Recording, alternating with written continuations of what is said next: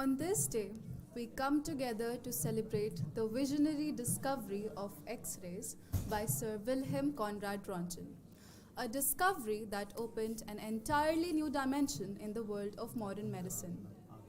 What began as an accidental glow in a laboratory more than a century ago today stands as one of the most powerful tools in modern healthcare. And as we all know, radiology is not just about images and scans. It is about seeing beyond what our naked eyes can see, about detecting the unseen, and about saving lives silently every single day. A very good morning to our esteemed dignitaries, distinguished guests, respected head of the department, esteemed faculty members, and our dear friends. I'm Manzila Halim. And I'm Ikra Farzan. We are the students from the Department of Radiology and Imaging Technology. It gives us immense pleasure to extend a warm and heartfelt welcome to you all for this national conference organized by our department in proud association with the Society for AHAFR. Before we proceed, we would like to briefly acknowledge our collaborating body, that is AHAFR, established in the year 2021. It embodies a crucial truth that collaboration among health professionals is essential for enhancing patient care. In today's complex healthcare environment, a unified team of doctors, nurses, and all our allied professionals is what delivers the comprehensive, patient-centered, and coordinated care that our communities deserve.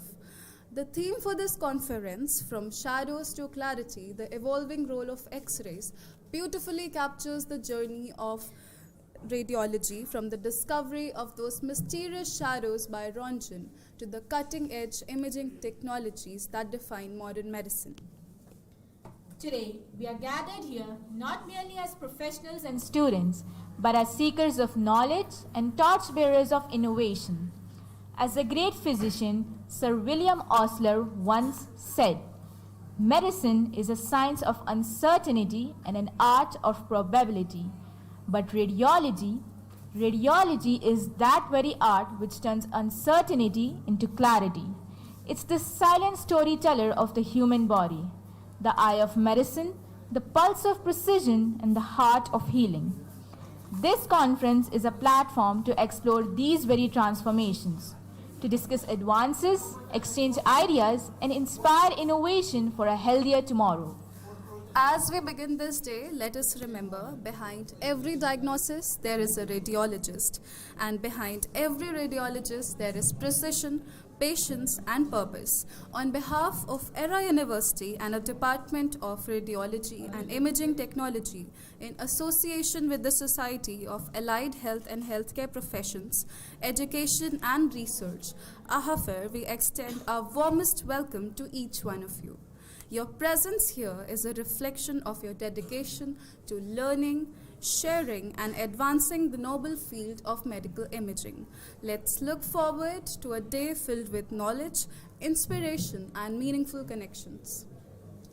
As a beautiful couplet says, "इल्म रोशन करे जहान का कोना कोना, जो सीख रहा है वो जीत रहा है," which translates to, "May knowledge illuminate every corner of the world, for the one who is learning is the one who is truly winning."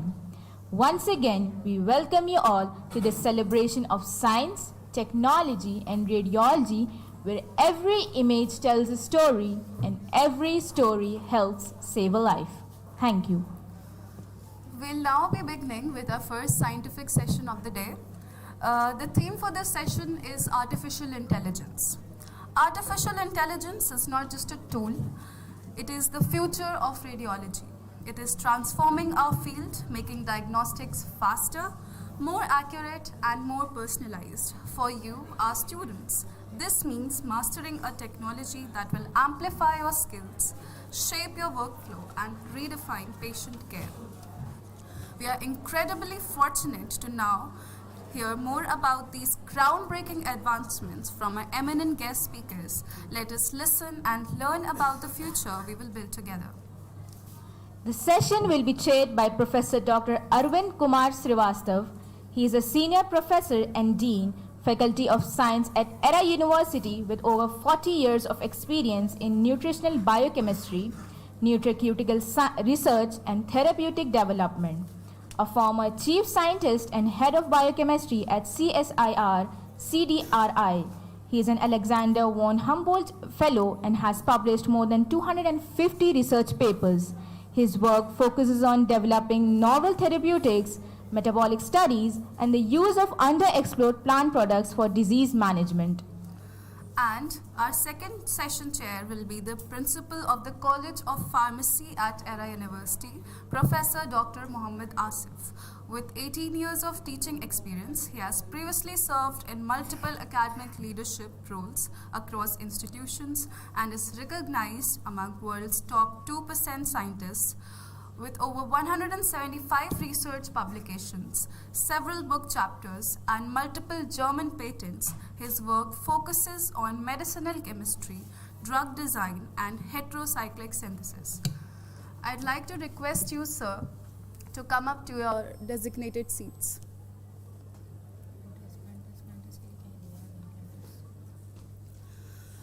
Now, I'd like to request our student volunteers to kindly present the token of appreciation to our valuable session chairs.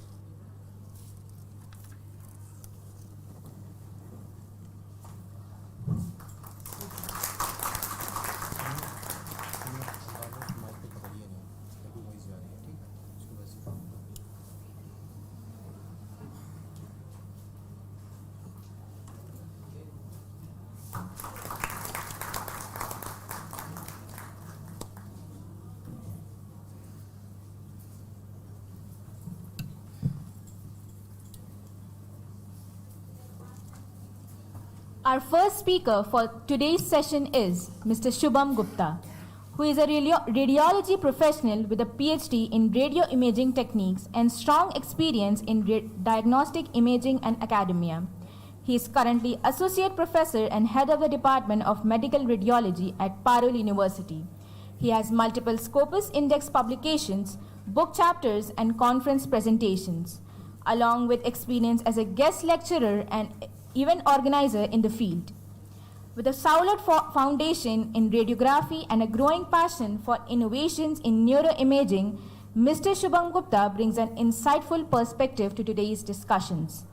It is a pleasure to welcome him as he presents From Shadows to Precisions, the transformative role of AI in neuroimaging, highlighting how AI is driving greater precision in understanding the brain. Let's give a huge round of applause for Mr. Shubam Gupta, sir.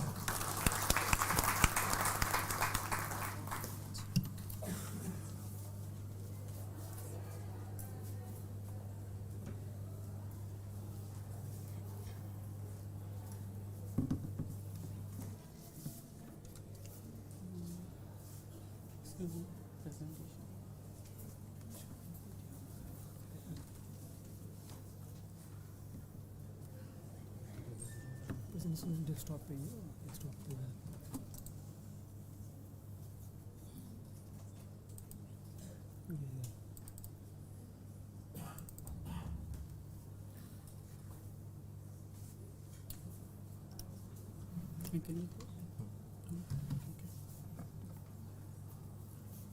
Hello, a very good afternoon, all the faculty members and the student. Am I audible at the back? मेरी आवाज आ रही है पीछे तक? Okay. So thank you for the brief introduction. Today I am going to present like how the shadow to precision, the informative role of AI in neuroimaging. Over here, I have referred the shadow word for the low contrast or low resolution. Like earlier, how we are using the conventional modalities, like if we are talking about CT, MRI, or X-ray. Related to that, I have used the shadow word for the low resolution and precision to make a clear image. So there are so many roles. Let me start with the brief introduction of like how neuroimaging has revolutionized our understanding of brain from the qualitative data to the quantitative data. And what our human eyes can miss, but AI won't be able to miss those structures. So let me give you a brief example, like a short example. Suppose if someone has gone for a MRI brain scan, and at that time the scan is normal, but after few months there are some mild cognitive changes occur. So in that, how the patient can collapse at, or how those small microstructures can be missed out by the radiologist or the one who are making the neuroradiologist for the clinical decision making. So there are some shadows era, that traditional imaging or the manual, starting with the manual interpretation. So if you talk about manual interpretation, the radiologists analyze the brain scan by eye, relying heavily on a personal experience and expertise. So there are so many things. Suppose if a single, let me give a small example of our radiology department. There are multiple of scans is being in a seconds or in a minute, but when at the time of interpretation or to make a diagnosis, it will take a huge we can call approx 20 to 30 minutes to read out the scan and then give a brief report. So that also the shadow era. Then it is a time consuming process, and subjectivity may differ from doctor to doctor. Suppose if the same scan is read by two different radiologists, their interpretation may vary.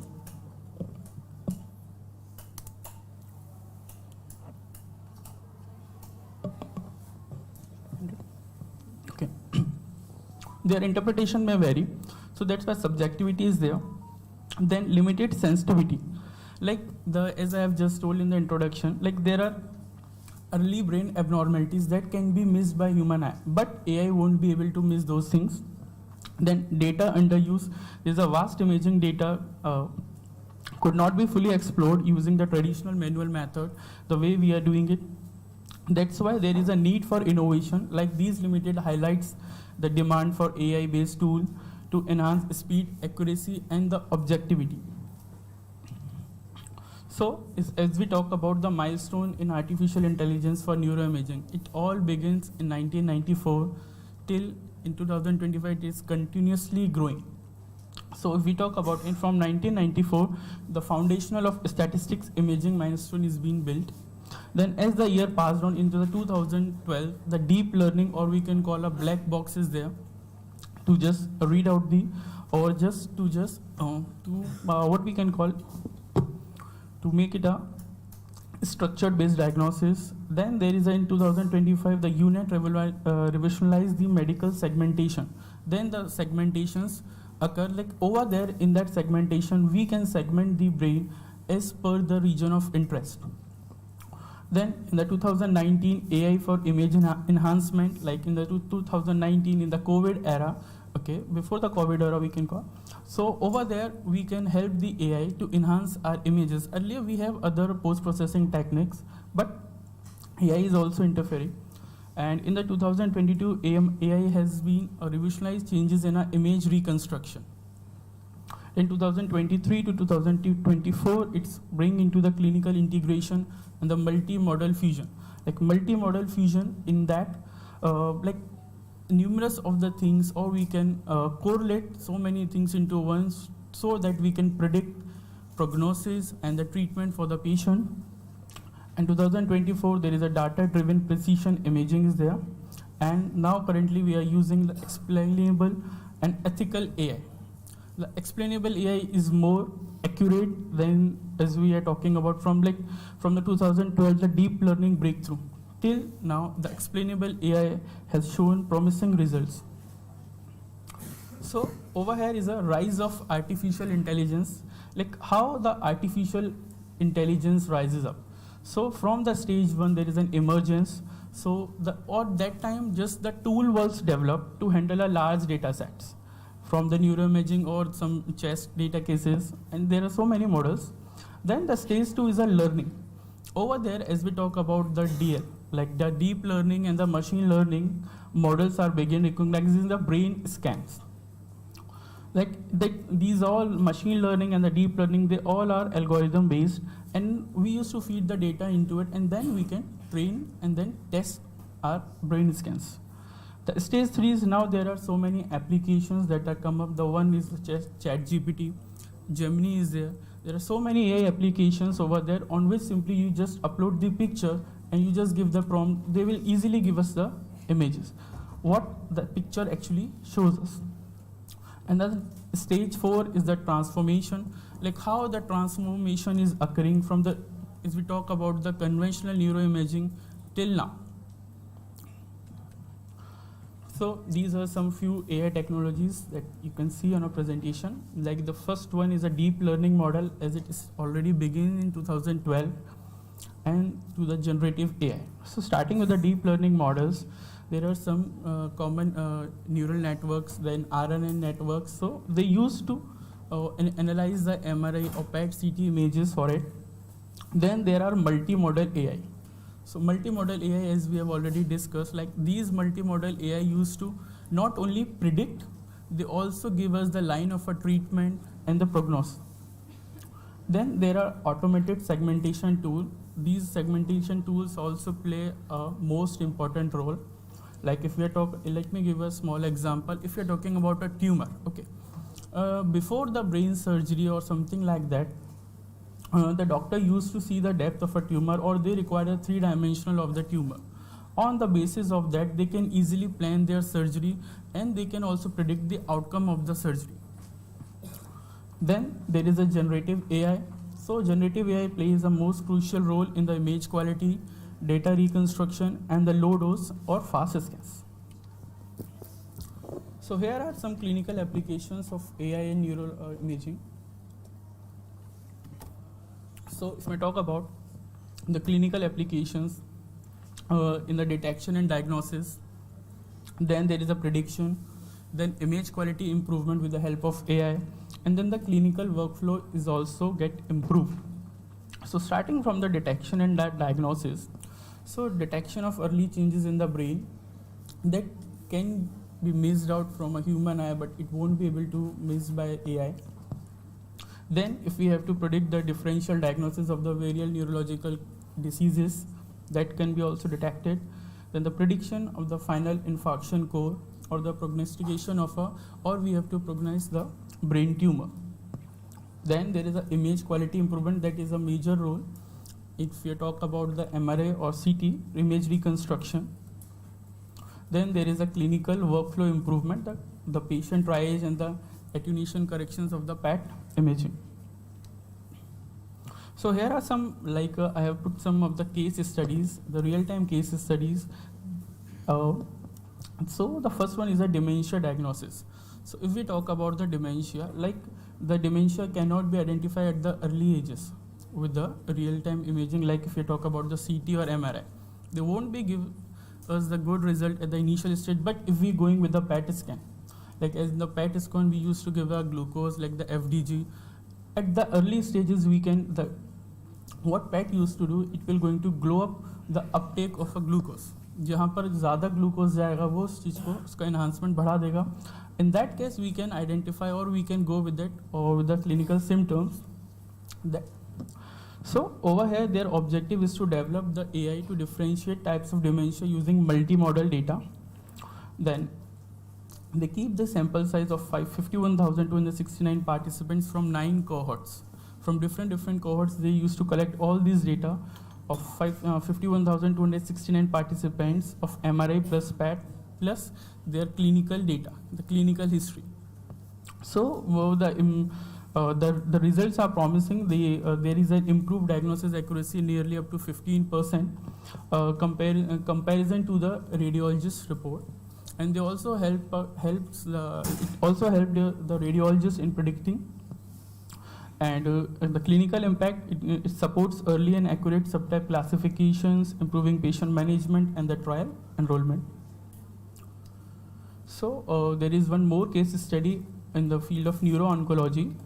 Same thing, they have also they also use a glioma segmentation for surgery and the radiotherapy planning. So same way, they have also obtained the 2200 MRI cases of 3 sequences, T1, T2 flare, and the T1 contrast enhanced. they also shows that in the manual segmentation time nearly up to take 1 hour to 2 or less than 2 minutes, and dice score is 0.85. They also this also help us in the faster surgical planning and more consistent contours across. Like the manual segmentations, for the manual segmentations we have a lot of softwares. For that we can like we have SPS Surfer, SPSS Surfer, and in that what we have to do, we have to put the image over there, and with the help of the algorithm we have to segment single structure alone. Like suppose if we have to segment the white matter or a gray matter structure separately, so we have to do it single, like individually we have to do. But now with the help of some AI software, and now with the AI enabled machines, the new machines that we are installing nowadays, they are also giving some applications into it. With the help of that we can identify the tumor or a glial cell volume onto it. So over here is a multi-modal, you can see AI assisted in the neuron oncology. So over here you can see the A. Do you have pointer? No, it's no problem. So if we look at the image at the A image at the down on the right hand side, so there is an integrated diagnosis over there. The first you can see the neuro-oncologist and the radio-oncologist, they used to precise and the prognose the patient with the personalized treatment. Second, then they transfer the patient to the radiologist, neuroradiologist for the automated detection and the tumor segmentation process. Thirdly, how it helped the neurosurgeon in the intraoperative diagnosis and the surgical margin assessment. And the fourth one is a neuropathologist. How after the surgery is being done or before the surgery, if they have to do any staining or any blood reports they required of related to the tumor, they can easily go on into it. And then there is a one for the molecular pathologist. There is an new what we can call, there is a new development of AI with the radiomics. Over there the cell and the AI can interfere these radiological images. Then there is one more case that I have put is for the stroke detection. So there is a one inventor, like there is one scientist who developed a 𝐷𝐿.ai image. So 𝐷𝐿.ai is just, we have to feed the scan into it and it will give us the prediction, or it will detect a large vessel's occlusion. So their clinical implications is also a faster detection, faster thrombectomy, and the improved patient outcomes. So over here is an image of these how this AI used to work into it. So in a you can see a biological neural network that we have already, the receptor, like how we used to see the cat, and how that same thing appear if we are going to correlate with the AI images or something like that. If I give you a simple example in day-to-day life, there is a one trend called Ghibli trend. We used to feed our AI with our pictures to the AI, and it's going to convert those images into the cartoon models or something, images like into it. But then there is one more, is a computer neural network, CNN, convolutional neural network.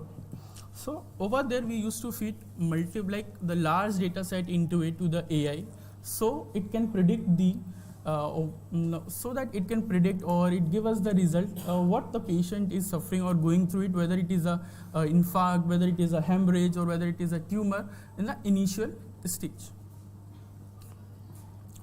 So this is the most promising one, the explainable AI in neuroimaging. So their objective is to improve the transparency and trust in AI decision making.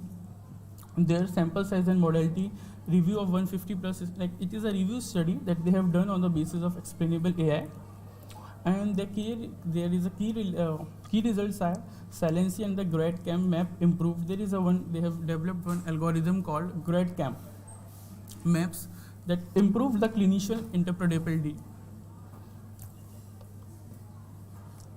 So clinical impact, if we talk about the clinical impact, it increased acceptance of AI tools for clinician use and the regulations. So over here is one image of multi-modal integration. Over here you can see is starting with our brain scan. Over there at the top in the blue, it's written the scan. Suppose if the patient is going for a brain scan, at the same time, this predictive model used to, we feed our blood sample into it for the ctDNA, like circulating tumor. It will going to predict out the epigenomics and the fragmentomics and the genomics alterations. Same time, the patient CSF can be also aspirated out for the genomic alteration and for the faster prediction. Then, if we are going with the tissue for the transcriptic and the molecular pathology. Fifth one is like they have calculated the clinicals or the demographic data related to age, race, gender, and the electronic medical record for the diagnosis, prognosis, and the treatment response. So, if we talk about the future of AI in neuroimaging, so there are certain things that AI is helpful in many ways.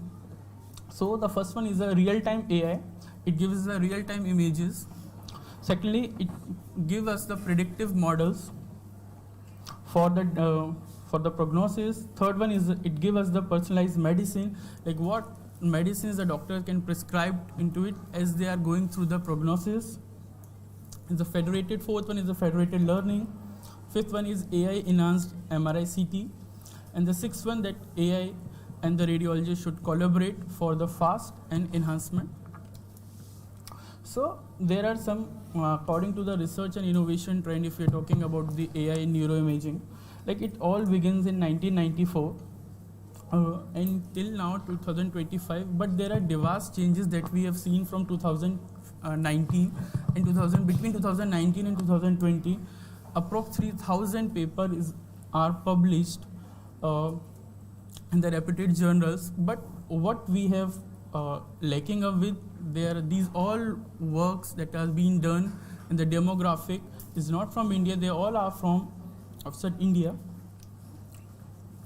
So there are some brain imaging tools, the evolution of brain imaging tools in the AI era. If you're looking out from the 1994, it all is with the statistical package management and the FSL, the free surface software. The modalities were like functional MRI, the PET, MRI, and it helped us in the giving us a statistical mapping and the brain structure. And that used to analyze the functions. Then from 2012 to 2018, we come up with the deep learning and the machine learning algorithm into it that give us that are useful in segmentation detection and the lesion analysis. And from 2019 to 2022, the deep learning reconstruction, fast MRI and MRI tools, it gives us the contrast enhanced faster scans. In 2024, in the they have come up with the clinical AI, like the dementia and to differentiate oncology. In the 2025, the explainable AI interpretability. So the conclusion is that so AI unlock deeper insight. Like if we are going deeper into the with the AI, with the help of the neuroimaging, it gives us the promising result in the automation, pattern and the predictive analysis. Then conclusion, the clinical application shows clear benefits and faster imaging time. Then we require the ethical regulatory as we are using the patient data onto it. And there are some real world case studies prove that AI is a reliability in different neuroimaging conditions. AI will not complement, not replace radiologists, but it will going to give us a more efficient and the precise healthcare system. So these all are the references. Wonderful talk, Dr. Shubam Gupta. Now the paper is open for discussion. If anyone has any query, can clarify.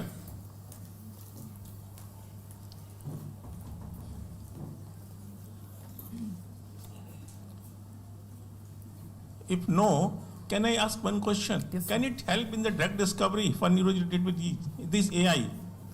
Sorry, sir. In the drug discovery, can AI help Yes, sir. It can help. in the drug discovery? How? Yes, sir. Like as we are talking about, like AI will going to help us in developing the biomarkers and all these things. I am not deep into the drug, Okay. but there are this what It has a scope. Yes, there is Okay. an scope. Thank you. In the future. Sir, one question from my side. How we can validate this AI generated data? AI generated data, Yes, sir. sir. How we can validate these Yes, data? sir. Like sir, these data, there are so many open platform where we can see these data. Like these data are already uploaded over there with the with the authorized body, with the ethicals, all the data sets. Like sir, if I'm going to give you a small example of this cancer oncology data that recently I have taken out from one website, they are giving us the record of that these all data are, but not are from the, but from so the basic one is a biobank. If you're using the biobank data, they have already given these data are already validated, or for you can validate this data with the help of the concerned person. Like if it is of drug discovery, we can go with the drug scientist or someone, or if it is of radiology, we can go with some radiologist or something. Actually, sir, one problem is arise when we write the paper and referencing by using different AI tools like the Gemini, DeepSeek, ChatGPT, but the reference mostly are the Yes incorrect. sir. Yes sir, this is the problem with the references. We are not getting the exact reference. Other data also be changed. No sir. This is the Not- possibility. Yeah, there are the Yes. possibility, but So sir, how we can validate? like sir, there is one more application like the AI one is a perplexity. Yes, it's also- Perplexity. Perplexity is also AI. But sir, it won't be giving that much unrealistic references as ChatGPT and Gemini are giving. It usually take us to the site. Similar result given by Yeah, perplexity. there are also. some, but there are some. But we cannot rely on reference for ChatGPT. There are no further questions. Thank you very much, Dr. Shubam Gupta. Thank you, sir. And we invite the next speaker, Professor Durgesh Dwivedi.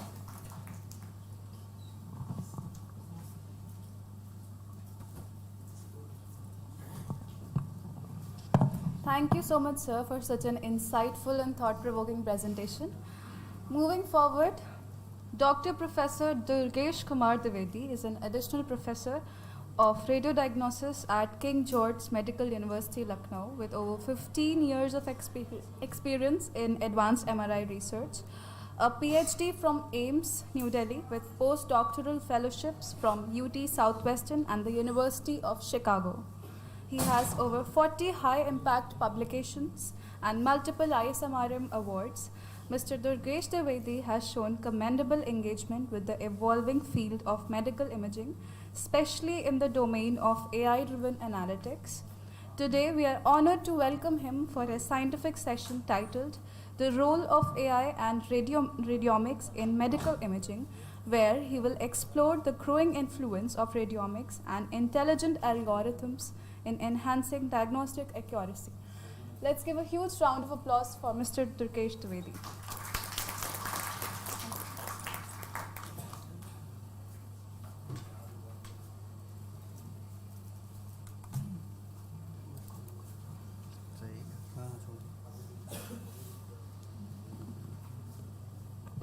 Thank you so much for the wonderful introduction. A special thanks to Professor Abbas Mehdi sir. I could not meet him. Maybe we'll meet during the inauguration. And also, I'm highly thankful to Dr. Usman for inviting me at this gathering. So this is my first time I'm in Era University.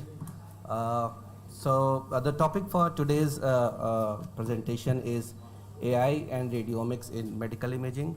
So I request chairperson, if I'm overshooting the time, you can pause me. And I also want this to be interactive. You can pause me, you can ask me any question. I don't consider this as a traditional kind of conference where one-way talk. If you have any doubt, any query, anything, just feel free to ask me, okay? So the agenda for today's discussion is, I will briefly touch upon what is AI, what is machine learning, what is deep learning and all. And then of course, we'll go a little bit in details of those methods. Then we'll touch upon what is radiomics, and I'll present some of our work that has already been highly cited and published also. I'll briefly touch upon the role of AI in medical imaging and also robotics, clinical application of AI, and then we'll discuss current challenges and future directions.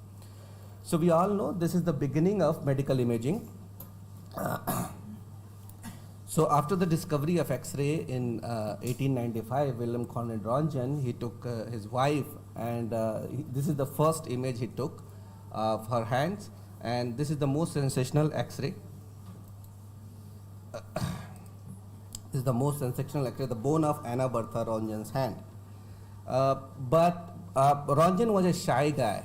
He was not like that fond of like giving lectures in all the conferences and all. He was pure scientist, pure physicist guy.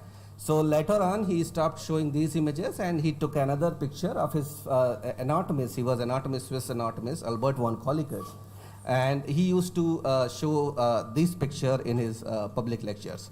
So this we all know, and this is the first guy who got Nobel Prize in Physics in 1901 when the Nobel Prize started that year.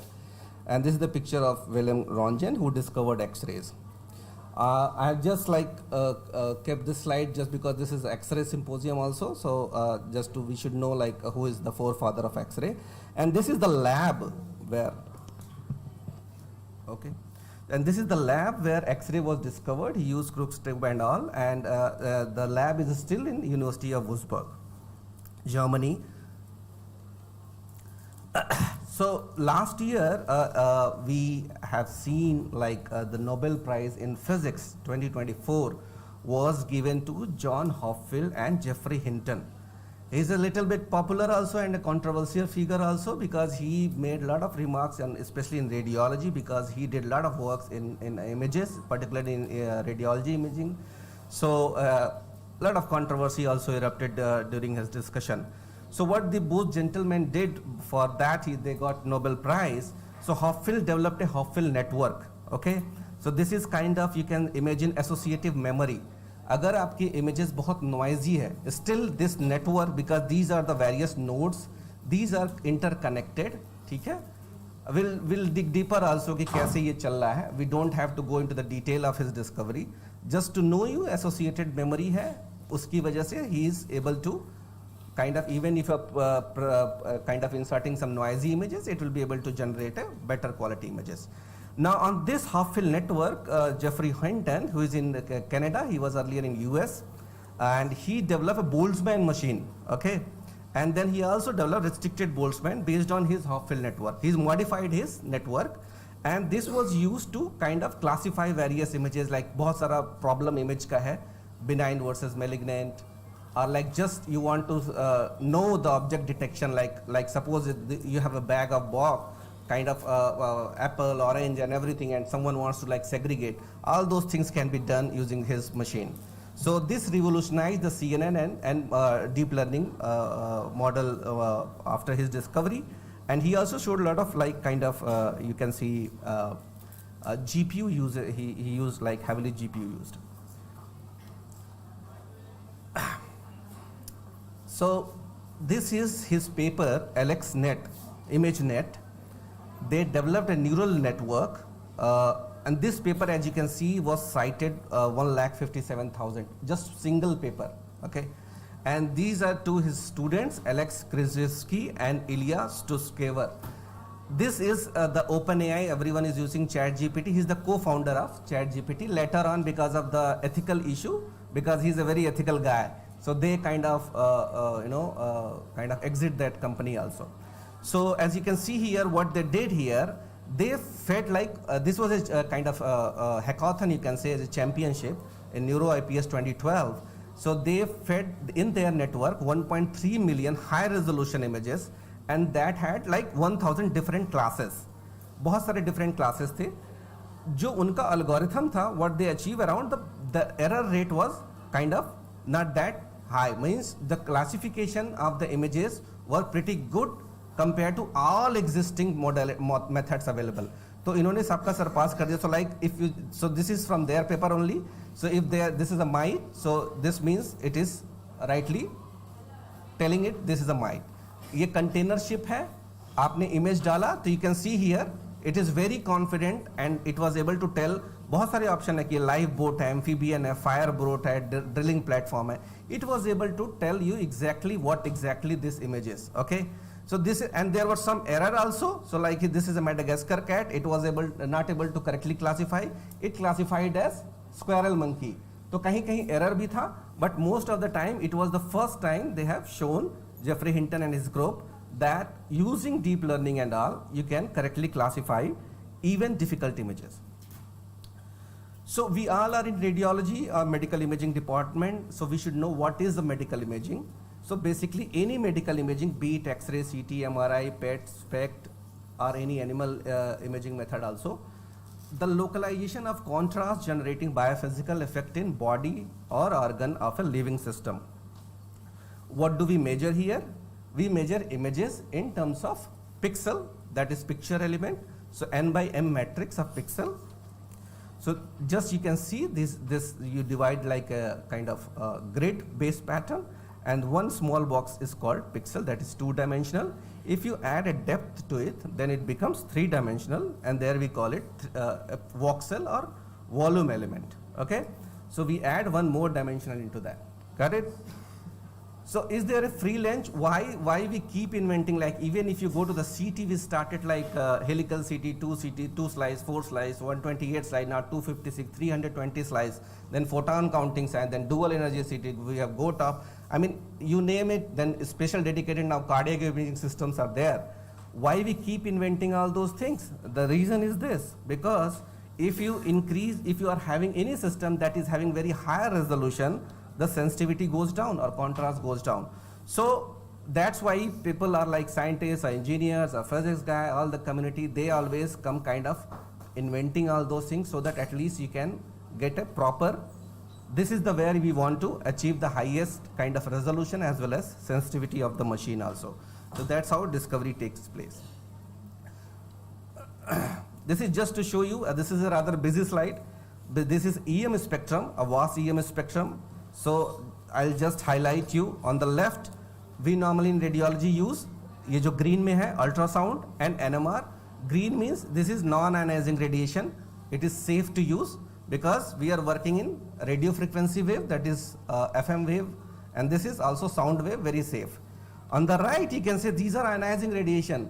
I think following talk, Dr. Verma and all, they will be discussing all the radiation safety and all.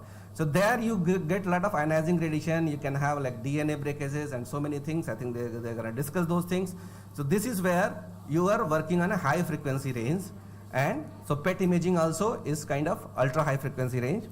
And these are ionizing radiation. Coming to the AI, today's topic. So AI, ML and DL. We call it like AI, ML, DL. Okay, in traditional colloquial term. So AI क्या है? अगर AI को simple शब्दों में समझा जाए, so AI is a bigger umbrella. So if anyone is using your phone and you are opening your phone using your face detection, that is AI. Okay, nothing else.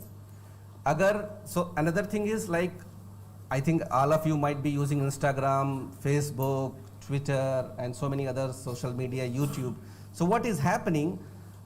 If they are surfing a lot of like clothing, garments, like girls are fond of like shopping and all, they will be getting a lot of shopping materials and all. I'm a news freak, so I'm getting all the Washington Post and New York Times, all those feeds comes to my kind of apps because they see the person like the interest, and based on that they tailor it because you cannot see everything. India का ही news अगर हजारों लाखों news निकल रहे हैं तो you will not be able to walk through everything. So they will, so based on AI and deep learning only you are getting all the news feed. So आप जो देख रहे हैं अच्छी चीज़ें देखिए, अच्छी चीज़ें करिए, वहीं आपको न्यूज़ परोसा जाएगा. नहीं तो फिर if you start seeing something like which is not good also, so you will get all those images also. So that's where like a lot of ethical AI is also coming, and like how we can control all those things because they can influence your mentality also. If you are weak or like your mental status or cognitive status is not that good and you are keep getting all those messages, you will not be able to understand what exactly is happening. Is it true or is it false or is it deep fake also? So those are the things I think you should be careful on that. Coming to the definition part. So AI is a bigger umbrella, a program that can sense, reason, act and adapt. ठीक है? Machine learning is a subset of AI where you can use algorithm whose performance, इसमें हम बहुत ज़्यादा coding programming नहीं करते हैं. AI, ML, DL सारा कुछ इसमें बहुत ज़्यादा मैथमेटिक्स इन्वॉल्व है, लीनियर अलजेब्रा इन्वॉल्व है, calculus involve. It's not that easy also. since we are given app जो company बना के back end से दे रही है, we are just clicking, we are using, we are just user. But actually those who are developer, or we are developing also, it's heavily mathematics, it's heavily physics, okay? Then the deep learning, why suddenly it is so popular? So this is the guy, you can say, deep learning has revolutionized AI. क्यों? Deep learning की वजह से, जो अभी आपने Hinton को देखा था, इसके पहले जो नोबेल प्राइज मिला था, neural networks. But the problem with this deep learning is it requires huge data. अभी इंडिया में कहीं भी, like I mean he has also presented before me, none of the larger studies we are able to produce. The reason is our data is scattered, we don't collaborate, we don't discuss amongst ourselves, we work in silos. But in US and all, if you see even Europe also, they are coming together and they are generating a lot of things. So it is a subset of machine learning in which multi-layered neural networks learn from the vast amount of data. All right, so any questions so far? कोई doubt है किसी को? ठीक है. So early efforts of AI जब शुरुआत में आया था तो वो सब ह्यूमन कैपेबिलिटी बहुत अच्छा परफॉर्म नहीं कर रहा था. It was not that good. Now in this graph on y-axis you have performance, on x-axis you have time. So human का अगर आप पहले से ape world से देखेंगे, and till date we have evolved over the time. जो हमारा intelligence है, जो conscious level है, वो over the years slowly build up हुआ है. I mean maybe centuries ago we developed more and more. So you can see this is the how our performance. It is not like that. It is like kind of this exponential growth you can see. But AI was suboptimal in the early days. AI was nowhere to the human intelligence. But what happened over the time, these algorithms kept on improving upon themselves because we are feeding lot of data into that, good data. ठीक है? AI में क्या है, आपने अगर garbage डाला है तो garbage ही मिलेगा. That's the problem. अगर बहुत सारा noising, so that's not like common term we call it garbage in, garbage out. कूड़ा डालेंगे तो कूड़ा ही दिखेगा. ठीक है? So means what? Even if you are putting all the X-ray or CT images, it should be proper contrast, it should be proper pre-process. So many steps are there before doing all the deep learning step. Now current state of AI जो आजकल use हो रहा है, of course we all know Tesla company, even our like ADAS and all the Mahindra and all Indian companies also. So a lot of self-driving vehicles जो है वो सारा AI use कर रहा है. Speech recognition software we are using in our department, Dragon, Cognito and all, बहुत सारा जो software है, आप बोलते जाएंगे automatic typing होता जाएगा. ठीक है? It is so good. You say backspace, you can say delete, it will delete the word. So it does act like your computer and it is so quick. If you just have to kind of tune your software. 2-3 बार आपके, क्योंकि सबके जो tongues हैं, सबके speeches हैं वो अलग है. Then coming to the classifying brain tumors and also like LLM chat GPT we already discussed. This is also kind of a part of AI. Future में क्या है, like in India CDSCO and all, even in FDA US, we'll get a lot of kind of approval of those AI apps. It can assist in performing surgeries. Human intelligence improves as we learn from AI also. Then there is another term called federate learning. This is for privacy preserving model training. Like a lot of people are not comfortable in sharing their data, so there comes the federate learning. Current rules of AI in radiology is humongous. You can see here, supports in pre-processing and reconstruction. It can denoise the data, it can enhance your image quality, it can segment your organs. Lesion detection is very easy. So anything you can imagine in radiology imaging field, you can do it using AI based tools, or even you can generate or you can develop your own tool. Disease monitoring, disease predictions. As you can see here, this is a scanner. You pre-process and reconstruct the data, you can denoise the data, you can segment liver or anything, whatever you are interested in. You can segment the lesion also, if there is a metastasis or primary tumor. You can classify benign versus malignant also. And then you can disease monitoring, progression also, and then of course you can do the survival analysis. Now before going into the more detail, let us understand what is an artificial intelligence. Artificial intelligence होता क्या है? क्यों इसको artificial बोला गया है? ठीक है? So anything that computational system mimics human cognitive, जो human cognitive जैसे हम सोच रहे हैं, इसी को अगर computer mimic करता है, that is artificial, means intelligence in artificial forms. So neural network inspired by brain's interconnected neurons. So here I have rotated this image. So this is our brain kind of neurons and synaptic channels. Okay. So you can understand जो कुछ भी हम artificial intelligence में करते हैं, everything is having synonymous with the brain. ठीक है, जो brain में चल रहा है वही हम कंप्यूटर में उसी को हमारे साइंटिस्ट लोगों ने समझा कि why don't we replicate what is happening, not fully. इसीलिए अभी lot of discussion is going on cognition develop. जब robots खुद से ही विचार करने लगेगा, खुद से ही अटैक करने लगेगा, that becomes a very problem. So like lot of discussion is going on in US and all, to have like even Hinton is wholly opposed of like doing kind of like genetic and all those research was also stopped. So इसमें भी थोड़ा discussion हो रहा है. जब consciousness आएगा, जब खुद से विचार आने लगेंगे, वो अभी उस लेवल पे पहुंचे नहीं है. So just to quickly walk you through, so you can see here these are artificial weights. It is kind of synaptic strength. Summation, this is another function. This is kind of as compared in brain, dendritic integration in soma. Then activation threshold, this is the threshold function. This is means neuronal firing. So यहाँ से आपको क्या होगा, जो neurons हैं after a certain threshold they kind of activate potential transfer करते हैं, and some of those potential kind of activates other neurons also. उसमें क्या होता है, कुछ inhibit होते हैं, कुछ activate ज़्यादा होते हैं depending upon the potential and also like integration, all those things. Then we add a bias term. Bias is type kind of you can tweak your activation function also.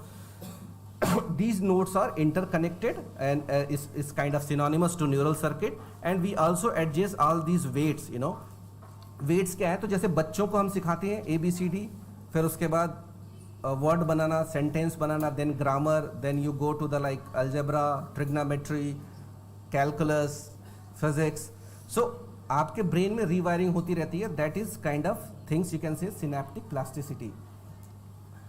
Alright, I'll just show you one formula here. So this is the basis of any AI tool. Y equal to F summation of W summation WI into XI plus B. इसको क्या समझना है? This is your output. हमने यहाँ 3 input दे रहे हैं. 3 input in the sense आप सोच सकते हैं कि various pixels, textures and all those features we are feeding. We change this weights also. इन दोनों को मल्टीप्लाई कर दिया. अगर 3 नोड है तो 3 बार W1 X1 W2 X2 W3 X3 इनको सम करेंगे प्लस B, हर बार B भी जुड़ता जाएगा. ठीक है. And this is the function. This can be sigmoid function, ReLU function, all those things. ठीक है. So this is just written here. Now this is a single perceptron. एक न्यूरॉन की बात हो रही है. ये बहुत लिमिटेड रोल में करते हैं, तो it is like just hyperintense region, thresholding के लिए यूज करते हैं. Most of the time we use the layering of those perceptrons. ठीक है. This is called MLPs, multi layer perceptrons. It add hidden layers allowing non-linear mapping for complex tasks like lesion quantification in MRI. So in coming to the radiomics, I have been given to discuss radiomics also. Just briefly, radiomics क्या होता है? Imaging, segment कर लिया, feature extraction कर लिया, and you do the analysis. Bob Gilly is in Florida, Tampa. He defined conversion of digital medical images into mineable high-dimensional data. This is the definition of Gillies. We use this guideline before doing any radiomics analysis. So what we did, we used a role of radiomics in the prediction of tumor grade and necrosis in clear cell RCC. I'll skip this slide. So what we did in our lab is we used T2 weighted MRI. We used 3-dimensional DC MRI.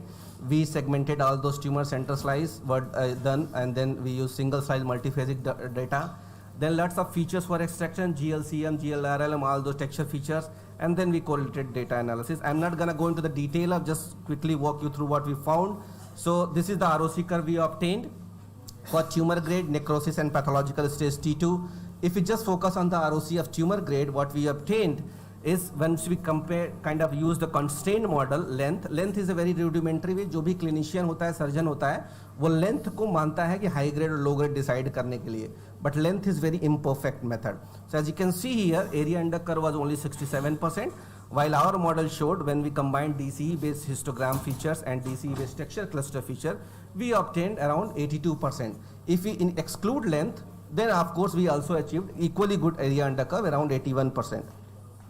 So our radiomics analysis of T2 weighted and DCE MRI was superior to the tumor size in the prediction of high-grade clear cell carcinoma, and radiomics analysis improved the prediction of necrosis in clear cell RCC compared to the tumor size. Now how do you perform? कैसे करते हैं AI? So first you need to have a good question. कोई भी problem research question करने से पहले, like I think sir also like we are getting a lot of references wrong and so many things. So these AI tools are not there to write a paper.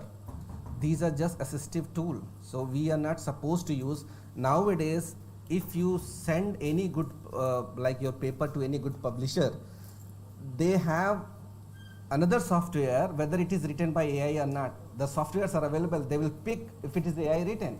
So right away they will reject it. So there is no need to write. You can include, because we used to have like Grammarly, Quillbot, all those softwares were earlier available. आप उसको grammar से ही कर सकते हैं, because we are not that good कहाँ articles use करना है, कहाँ preposition use करना है. But the writing full paper should be done by yourself, ourselves. Okay. So first you decide the good question, like in here midline shift measurement of in a low field MRI. Then you collect the data, you acquire a lot of data, good data. You do a lot of pre-processing also. Then you start doing model training. ठीक है. Training जो data set है आपका 3 तरह से होगा. ठीक है. एक data set क्या होगा? Training. दूसरा data set क्या होगा? Validation. तीसरा क्या होगा? बोलिए भाई, लिखा है यहाँ पे. There are 3 kind of data set: training, validation and test. We split those data sets 60-20-20 or 80-10-10. Okay. So training, and then a lot of things are there like loss function and L1, L2 regularization and all those things. And then of course you can analyze and validate the data. Dr. Dwivedi, please conclude within 5 minutes. All right, sir. Okay. So deep learning, so machine learning is like, as you can see here, we do a lot of feature extraction and then classification. In deep learning, we don't do feature extraction. The network itself does the feature extraction as classification. So coming to the CNN, as you can see, by sliding window fashion, we can generate the kernel and that convolve with the features. All those things can be done in the CNN. So these are the CNN models. So we have convolution layer, pooling layers, and so many layers are available there. So this is a typical kind of, as you can say, LXNet, VGG, VGG19, all those networks are available for the deep architecture. If someone asks you what is the difference between ML and DL, so this chart will show you what is the difference. So you apply statistical algorithm in machine learning, deep learning you use neural network. ठीक है. Deep learning में बहुत ज़्यादा data का use होता है. It takes a lot of time. The key thing is here you use GPUs. ये बहुत expensive है. इस कंप्यूटर पे नहीं आप चला सकते, burn हो जाएगा. ठीक है. So now why we are doing deep learning? Because our computational ability has increased. We have a lot of pervasive data available, substantial investment. बहुत सारे कंपनी का पैसा भी लगा है, गवर्नमेंट भी बहुत सारा फंड कर रही है. I'll skip those in the interest of time. So I'll just show you this. So as you can see here, this is a Tesla Optimus robot made by Elon Musk. It's simple. देखिए कपड़ा ये तह लगा रहा है, ठीक है. तो आप, as you can see, it is very complicated task, but a robot is doing very well here also. ठीक है. There are, I think, audio is not available. So this is a beautiful song also. So there, the dance of these robots are synced with those songs also. ठीक है. So I'll skip all those things. बहुत सारा funny moment भी है. These robots are not perfect also. So as you can see, ये नीचे उतरते उतरते गिर गया. ठीक है. So these are not that perfect also. That's why अब ये देखिए यहाँ गया मारने, खुद ही गिर गया ये. ठीक है. ये almost kind of dancing है and then he's slipped kind of things. ठीक है. So all those things happening, and as you can see here, so there are so funny moment. India में क्या किया है? इंडिया में so as you can see here, 𝐶𝐸RA robotics बहुत सारा DRDO और कानपुर के साथ मिलके ये लोग डिफेंस के लिए रोबोट्स बनाए हैं. This is the robot they have built in the collaboration of IIT Kanpur and DRDO. तो इसका काम क्या होगा? जो हाई एल्टीट्यूड है इंडिया का, जैसे गलवान और जगह, उस जगह पे जैसे काइंड ऑफ राशन पहुंचाना, बहुत सारा अदर काम कर सकते हैं. ये भी हमारे एक्सरे इंस्टॉल हुआ है, as you can see here quickly, just because this is x ray symposium. So ये ऑटोमेटिक सेंसर कर रहा है. So this is not pure AI, but some component of AI has been used here. हमने खाली command दिया. देखिए यहाँ कोई आदमी यहाँ नहीं है, ऑटोमेटिक एक्सरे मशीन पोजीशन कर रहा है चेस्ट पे. ये हमने कमांड दिया है. ये देखिए डिटेक्टर को सिंक कर रहा है, and this can be done using all those AI tools. Clinical application, AI can be used in noise reduction, artifact reduction, of course white matter abnormalities can be done. हम लोग CSF, gray matter, white matter की सारी quantification कर रहे हैं. Let's skip all the quiz. So for developing an artificial intelligence based algorithm, the three kind of image data sets required are A, B, C, D. Very good. B. So थोड़ा एक बार ताली बज जाए आप लोगों के लिए. The next question is, which type of layer in CNN is responsible for reducing the spatial dimension of input? No, dimensionality reduction. It's a pooling layer. ठीक है? So I'll skip also this one. AI in brain tumor segmentation. We do a lot of segmentation also. I'm just gonna show you briefly like what we did. So what makes a good AI app? It can assist radiologists, addresses common but tedious tasks. अगर बहुत सारा metastasis उसको count करना है, it's a very cumbersome job. Your AI app can be helpful in those things. ठीक है? This is a revolutionizing model that was developed in Stanford, ChessXNet. इन्होंने क्या किया था? जो 14 डिजीज है चेस्ट एबनॉर्मलिटी की, और सारा स्टैनफोर्ड के रेडियोलॉजिस्ट ने उसको किया था. अराउंड 100,000 चेस्ट एक्सरे को फीड किया इस नेटवर्क में, और इन्होंने दिखाया कि they are outperforming the radiologist performance. So that has kind of revolutionized in radiology and lot of debates were also there कि क्या मशीन ओवरटुक करेगा, बट ऐसा है नहीं. It will be mostly assistive, but in some parts it is very useful. I will show you what India is also doing. So what in our lab what we are doing, so ये हमारा काम है, we are doing prediction, we are using lot of auto ML based method, glioma का survival prediction and all. These are our students, postdoc and all, so they are doing a tremendous amount of work on this. Then we have also developed some super resolution based कि low resolution MRI ultra low field से लेके high resolution बता रहे हैं, because low resolution की machine जो है वो 5 करोड़ 10 करोड़ की है, 7 Tesla is around 140 crore. Okay. So this is, we developed a model. So our model is almost close to ground truth. We achieved PSNR around 29.95 and 0.96 SSIM. So this is the first time in India we are doing hybrid multidimensional. When I was in Chicago, we developed a sequence that's called HMMRI. So we are generating some tissue composition map. Again, I'm not going to go into the detail because this will be too much for this audience.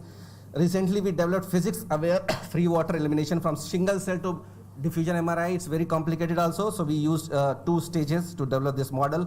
Now I'm about to finish. 2-3 दिन पहले की घटना है, last week. ये AIIMS से घटना है, ये बहुत ज़्यादा न्यूज़ चैनल में पॉपुलर हुआ था. एम्स ने क्या किया, AI जनरेटेड रिपोर्ट पब्लिश कर दिया. ठीक है, तो बहुत सारा डिबेट होने लगा, बहुत सारा न्यूज़पेपर में. So as you can see, this is a chest X-ray which was generated by AI.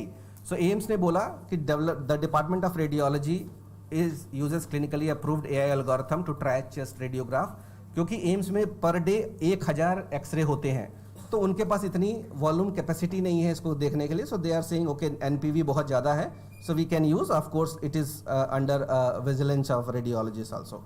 So this was a news article that published in like 3-4 days ago. So if AI based application at Ranjan was alive, as you can see here, Ranjan इस तरह से कुछ दिखते जो 1895 है. So AI is doing all those amazing things also. So what are the challenges in AI? Standardization, ठीक है, lack of consensus as protocol, feature definition क्या है, reproducibility is still problem. Stanford का developed जो model है, हो सकता है Indian में data set EU में काम ना करे. Validation, again we need a lot of multicentric study. Clinical and regulatory approval is still a big hurdle. Explainability AI is also needed कि आपने कर दिया तो actually कर क्या रहा है, क्या आपने किया कि ये मॉडल ने आपका ही generate. So this called explainability AI. Coming to the last slide, take home message. So radiomics and AI unlock hidden insights from medical images. Machine learning and deep learning is a combination of theoretical and empirical success. It is a very powerful and ubiquitous method in prediction tasks. Models are performing better with more diverse data set. More collaborative environment is needed, and human expertise remains essential alongside AI capability. With that, I'd like to thank you all for your patient hearing. I'm open for any questions. Thank you. Thank you. Your talk is very, very clear to everyone, but still, if anybody asks any question, 1 or 2 questions, they can be undertaken. कुछ तो पूछ लीजिए. हाँ पूछिए. Mic दे दो इनको, नजीम भाई.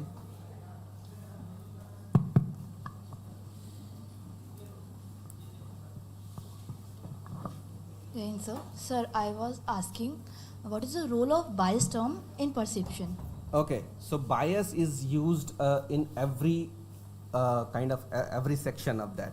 So bias ये है कि आपका जो output है, अगर output में कुछ it is because of imperfection of your model itself, उसको अगर change करना है, so एक term हम introduce करते हैं, that is to fix that outcome also, कि वो कहीं systemic bias या informational bias ना हो, उसको कम करने के लिए करते हैं.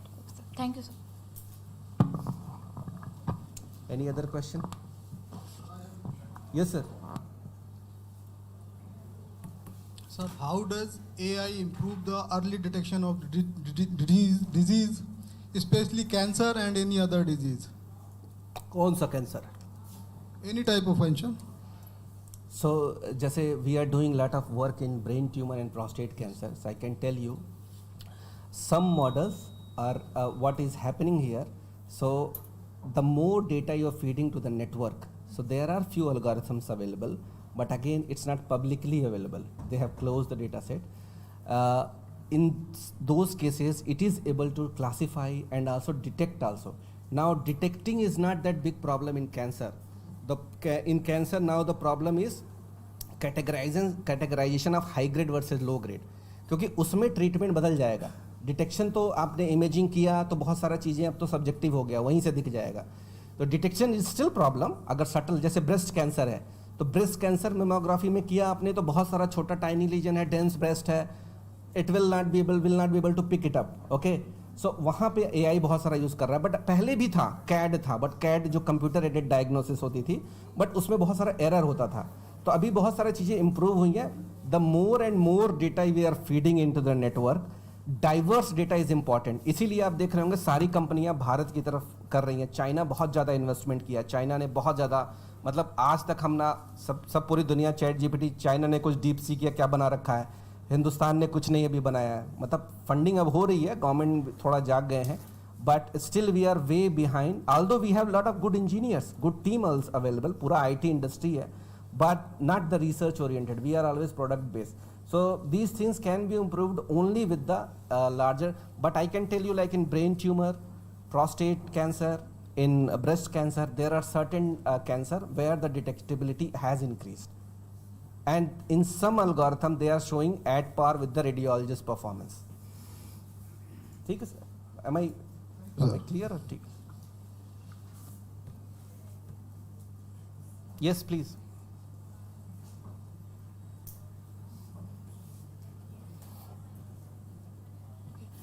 Sir, I think you already present many cases in your, I think AIMS, right? Yes. So, sir, how much time taking to train a model and on the how much data set you are using? It's just a query.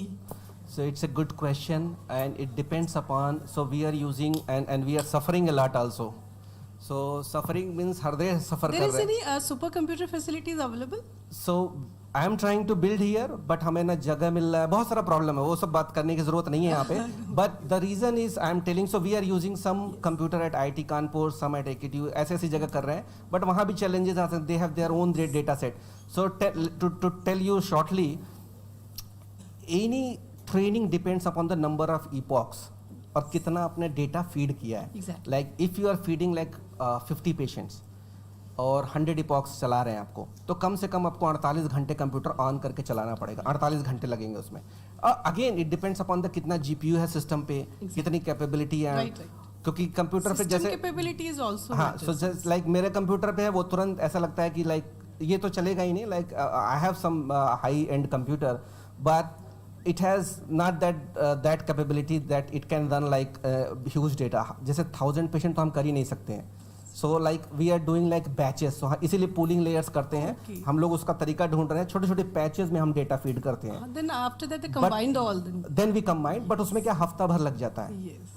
और अगर कहीं UPS light भी चली जा रही है, लखनऊ में कहीं कहीं कभी कभी लाइट चली जा रही है, तो उसमें UPS You have to start from the beginning. Yes. वो सब प्रॉब्लम है, practical problem. But it depends upon the number of data set, plus आपका 2 डायमेंशनल इमेज है कि 3 डायमेंशनल इमेज है. बहुत सारा उसमें things come into the play. Thank you. Yes. Does it help in early detection or the staging? Say it again, sir. your AI, does it help in early detection of the disease or the staging of the cancer? Both can be done. Yes.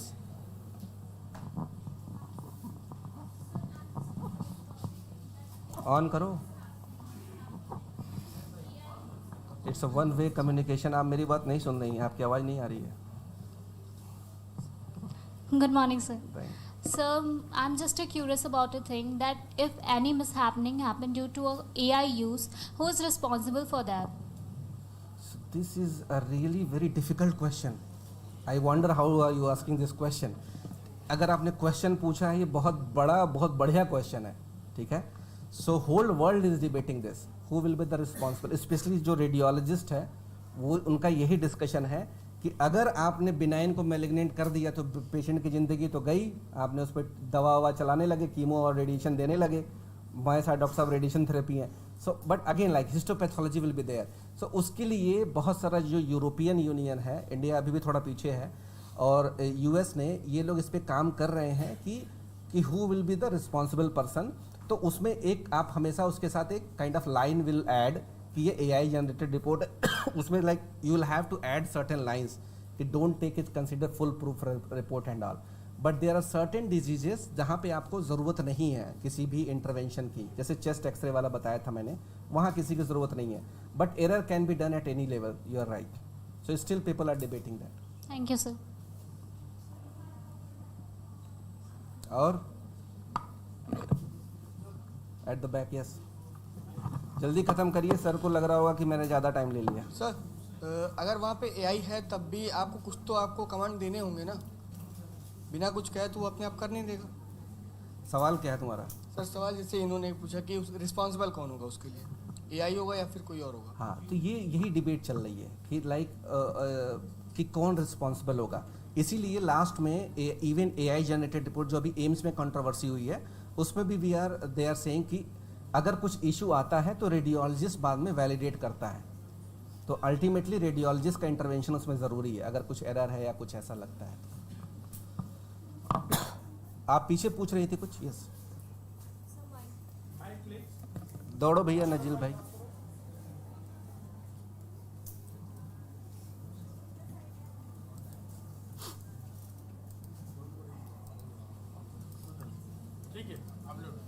Sir, in radiomics, what is the use of mathematical algorithm, or what do we get from mathematical algorithm?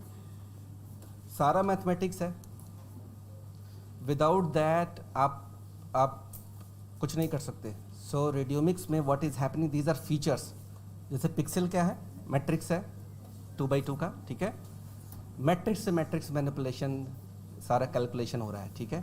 तो ऐसी क्या question था, sorry sir. What do we get from mathematical? या so जो जितने features हैं, ठीक है. सो जैसे हम लोगों ने GLCM, grey level concurrence matrix बोलते हैं, ठीक है.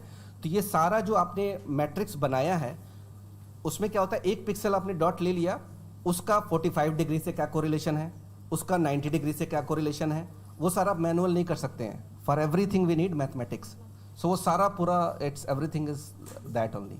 But if you are developing, अगर जैसे मैंने बना के आपको दे दिया, हमने एक वेब बेस, जैसे हम लोग ChatGPT यूज़ कर रहे हैं, बैकएंड में क्या हो रहा है वी डोंट नो, ठीक है.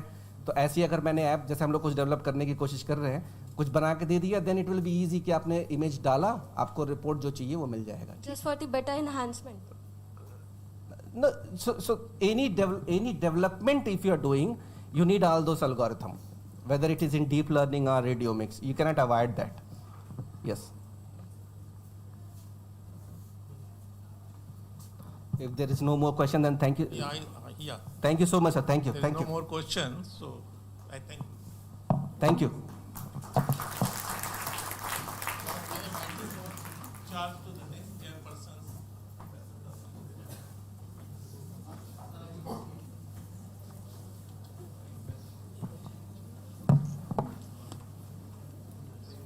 Thank you, sir, for delivering such a clear, informative, and engaging talk. Now, I'd request Professor Dr. A.K. Srivastava to felicitate our first speaker, Mr. Shubam Gupta.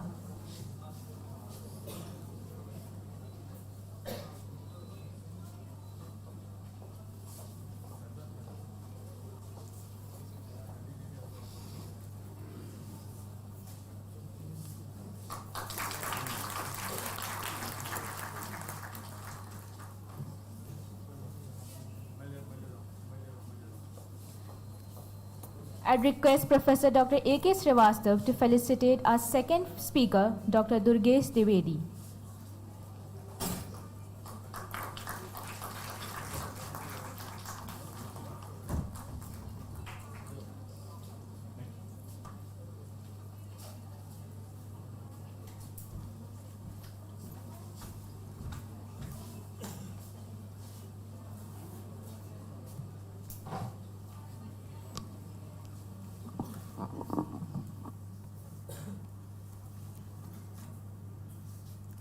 I'd like to thank our esteemed session chairs for chairing this session.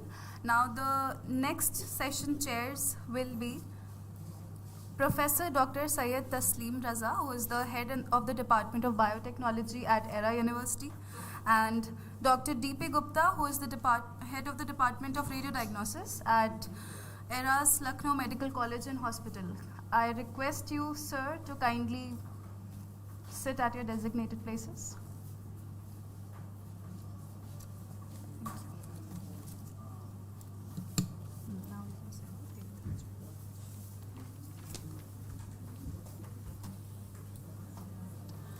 The third speaker for this session is Dr. Professor Tirit Raj Verma, who is a professor of medical physics in the Department of Radiotherapy at King George's Medical University, KGMU, Lucknow, with over 14 years of teaching and research experience. Dr. Verma has published extensively authored book chapters with Elsevier and Bentham Science and led ICMR and CSTUP funded projects. His accolades include the AMPI Best Player Award 2023, Meritorious Medical Physicist Award 2021, and INSA Visiting Scientist Award.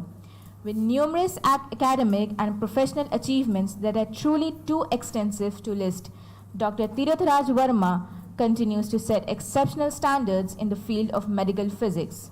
We are honored to welcome him today for his scientific session on radiation safety and quality assurance, the rising role of AI. Let's give a huge round of applause for Dr. Tirit Raj Verma.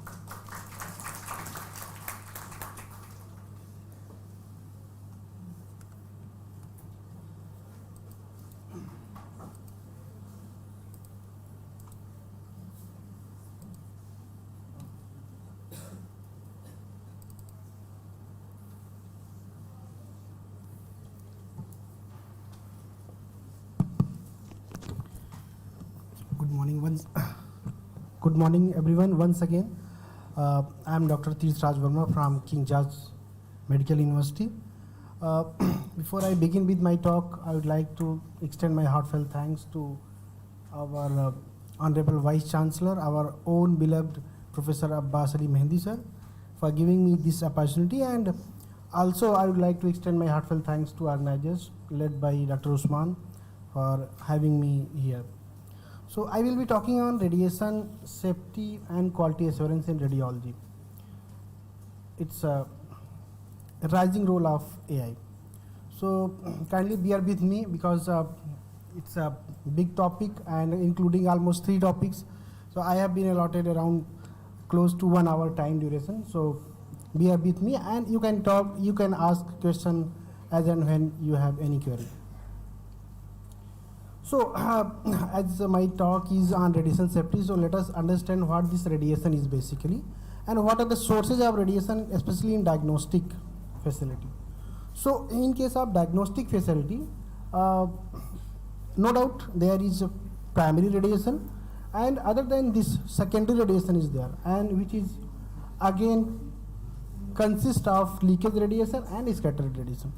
So let us understand it because it makes a basis, it makes foundation for whole of this presentation, because scattered radiation is something that is originated after interaction of the primary radiation, and this is the, as far as radiation diagnostic image quality is concerned, scattered radiation is the main culprit of all this technological development. Why I am saying like this? Because this scattered radiation reduces the image quality, and for that enhancement of image quality, more or less these technological developments are happening.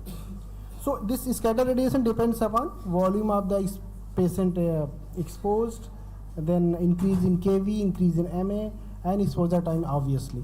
So with this background, and I take it that you all are very much known about hazardous effect of ionizing radiation that is used in diagnostic facility. So I am not going in detail why we need radiation safety. So I take it that you are already aware of about the hazardous nature of ionizing radiations. So as far as radiation safety is concerned, we can divide it grossly in two categories: built-in safety and operational safety. So mind it, this is just a didactic class. I have prepared it just like a teaching class, so you can make a query as and when you feel. So operational safety is something what we are dealing with radiation procedures and how to assure our safety while performing the procedures. So as far as this safety is concerned, this is assured with the help of philosophy of radiation protection, and in that justification is one of the most important pillar. So justification is something, having said that radiation is having hazardous nature also associated, so it should be justified in the sense that benefit involved should be more and more compared to the risk involved. So once it is justified, so radiological procedures should be optimized also. Optimized in the sense that the procedure should be completed in a way that as low as possible, least amount of radiation should be used. So once it is justified and optimized, although there is some chances that it can exceed tolerance doses that may consequent to adverse consequences. So to take care of that aspect, apex body in the country, that is AERB, has prescribed some dose limits. So like for radiation worker, it is 20 millisievert per year, averaged over continuous 5 years, and in a single year it should not be more than 30 millisievert in a year. Like public, it is 1 millisievert, and for trainee like you who is undergoing training, just studying, so they have also been prescribed dose limit, and that is 6 millisievert per year. So that is just a thoughtful approach. Means what should be there in our mind when we thought of our safety in diagnostic facility. So but how to realize it, because that is just a thought, then it has to be realized in day-to-day practice. So this is in this series, time is there, that is again an important pillar of this mechanism of radiation protection. So time, lesser the time, lesser will be the dose. There is no rocket science. So try to be there, try to spend less time as much as possible. Then second is the distance. Try to make a distance between source, radiation source, and you. So for example, if I make a distance double, then radiation dose will be 1/4 of the original one. So that is why it is said to be radiation follows inverse square law. But it is not always possible to spend less time and perform the procedure at some distance, because one has to be close and spend some significant time as well. So this is contrary to our requirement. So to take care of this important factor, there is another layering of security that comes in the form of shielding. So shielding is nothing but interposing high density materials between radiation worker and radiation source. For example, it's apron and lead line walls and mobile barriers. So these are the examples of shielding, which plays very effective and very practical role in case of radiation safety environment. So that was about thought and your approach. So how to realize and how to understand what is the mechanism, what should be your approach. So let us go one by one through some major radiographic diagnostic equipments. What should be additional precaution that we should take care of if we thought to make ourselves safe in the presence of radiation. So radiography is one of the equipment that is one of the most frequently used equipment in the department of radio diagnosis, diagnostic imaging. So as far as radiation safety is concerned, it is advised that operator should always operate the machine from the console or behind the mobile barrier. So this is for you also. If you are going to going in some job place, then you should follow these rules and try to disseminate this information to others also. So always use dose measuring devices like TLD. I will be explaining in my later slides. So you are always advised to wear these dose measuring devices, and try to provide attendant and caretakers this appropriate appearance for infirm patient. Sometimes in some pediatric patient, for example, is there. So for that, some attendant needs to be there, and so you should always try to provide apron or other shielding arrangements for them also. And no doubt, avoid crowding a patient relative staff inside the X-ray room. That is very often seen in the busy department, radio diagnosis departments. So next is mobile radiography. It is another radiographic equipment that is designed especially for not well patients. Means they are not in a position to visit department. So this diagnostic equipment goes to bedside, and that is why it is said to be this mobile radiography, portable radiography. So that also needs some radiation safety approach, like operators should operate it from 2 meter distance, at least maintaining 2 meter distance. And like earlier, TLD should be worn. Some dose measuring equipment should be there always while operating the this radiography equipment. So as far as radiation safety is concerned and radiation dose is concerned, this is just to emphasize again, with the help of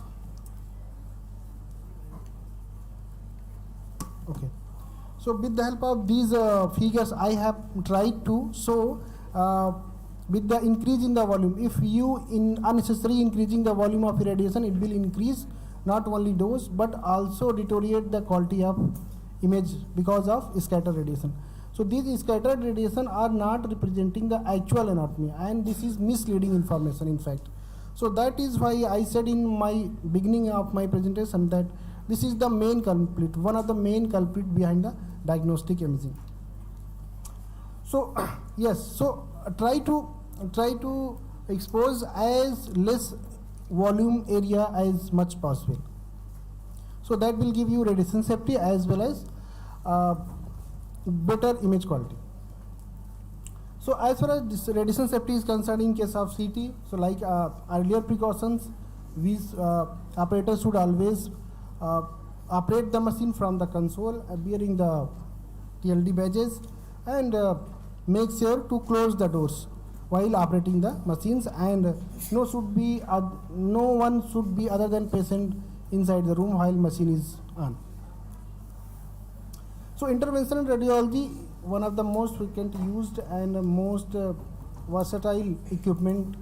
If as far as safety is concerned, radiation dose load is concerned, this is something like a X-ray based camera.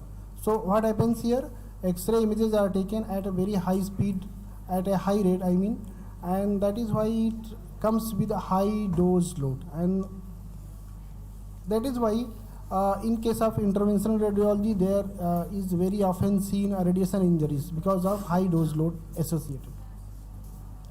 So as far as radiation safety concerned, so try to use this equipment, this interventional radiology equipment, X-ray equipment, in keeping gantry at 180 degree.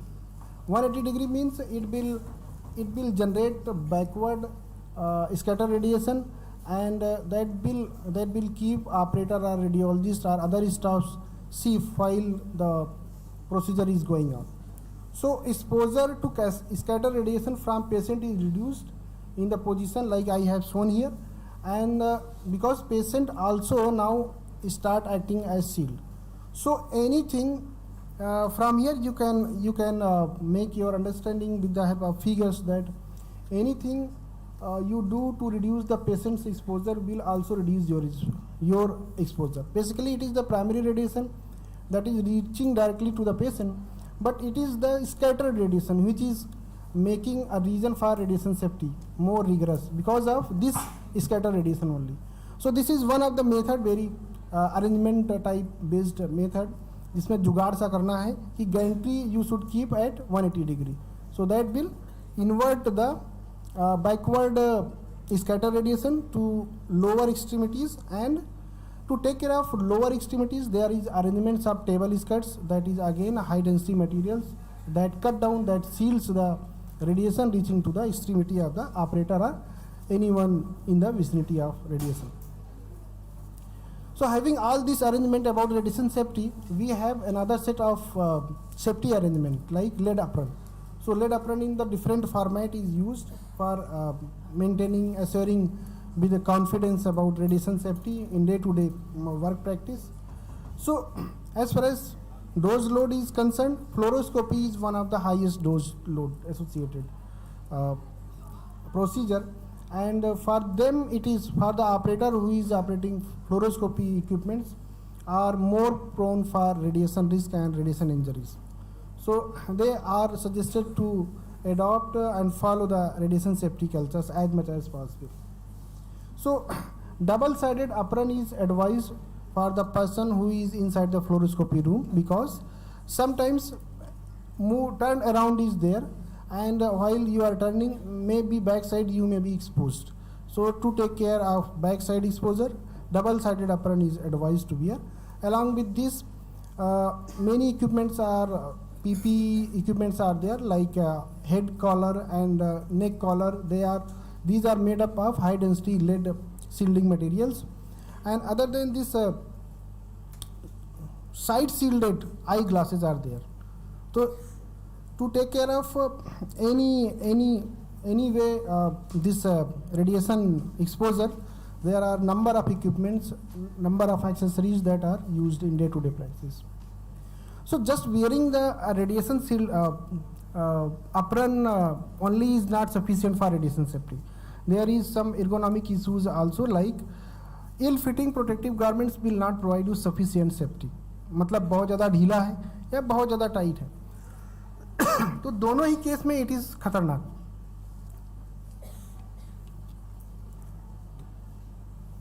Like I have tried to show it. If you are wearing overfitting, then there is a chance of exposure directly reaching to that particular person. So ज़्यादा अगर आपने tight पहन लिया, that will create problem in a procedure handling again, and you will spend more time. So more time means more dose again, and that is why it should be very optimized and comfortable, these PP equipments. So there is a RR gloves, and there are some equipment that give you false sense of safety also. False sense of safety का मतलब क्या है कि जैसे radiation reducing gloves है, sorry, radiation reducing gloves है, so they are provided to cut down any exposure to hands, extremities while handling this fluoroscopy procedure especially. So can anybody answer how this radiation reducing gloves will give false sense of safety?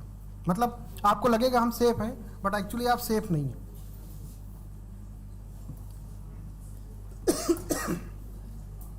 Actually what happens, this radiation reducing gloves क्या है कि ये high density material के होते हैं. When it comes in the path of primary beam takes it like something high density or thicker patient is there. So जैसे ही thicker patient वो feel करेगा system, then automatic exposure control system will get activated, and then it will start exposing with high potential difference, high kV, high current. So this is something like a false sense of safety.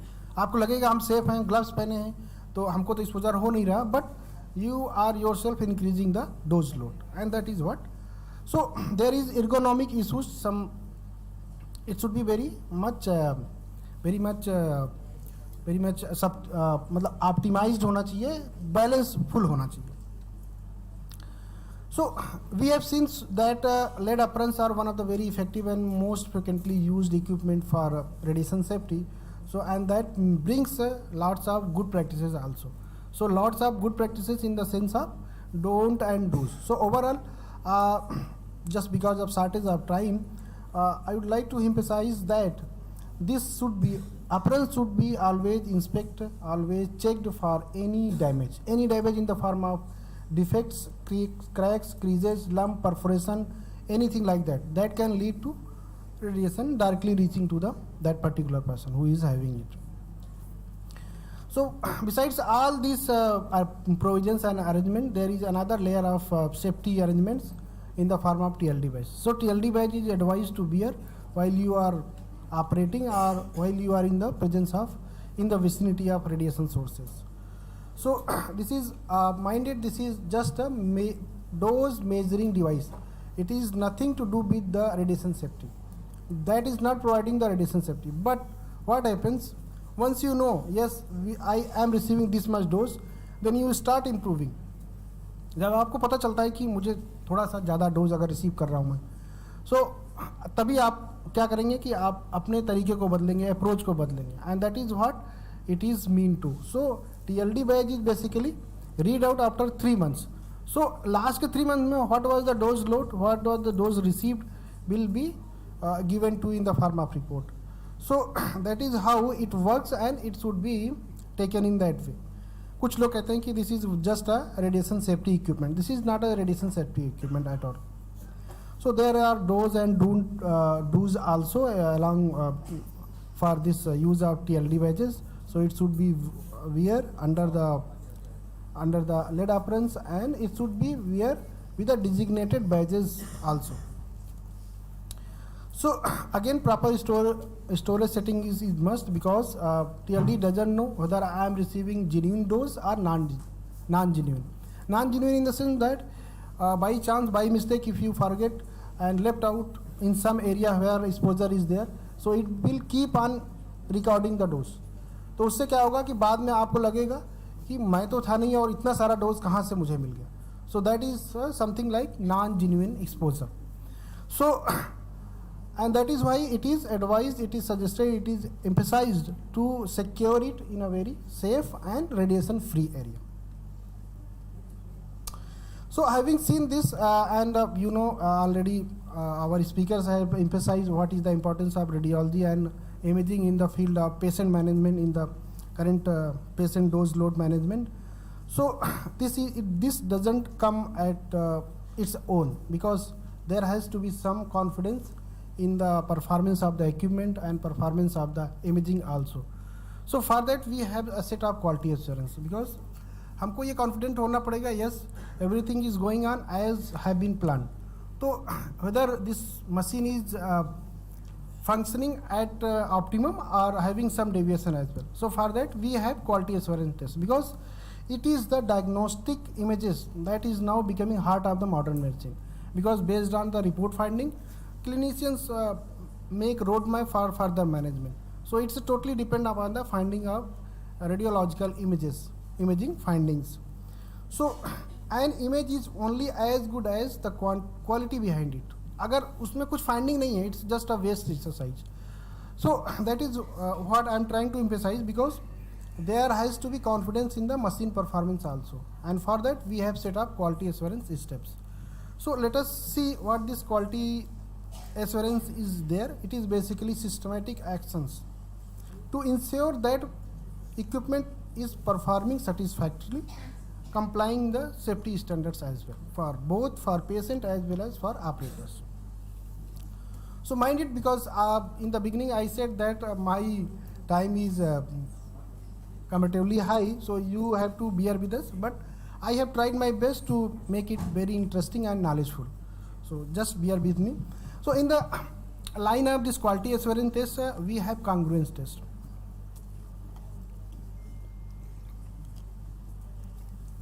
आप लोग को भी तो कराया जाता होगा ना कुछ तरह के practical. What is this congruent test all about?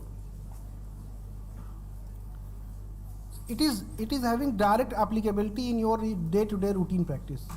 So congruent test is basically to verify whether light field is exactly following the radiation. This radiation is following just a light field. So what happens, जब patient आता है आप क्या करते हैं, चाहे वो x ray हो या एक्सरे हो, तो उसमें क्या करते हैं आप पहले लाइट फील्ड से देखते हैं कि कहाँ पर हमको एक्सपोजर करना है, and then you just make sure yourself, yes, this is the area where this our main radiation field will be exposing. यही मान के हम exposure करते हैं.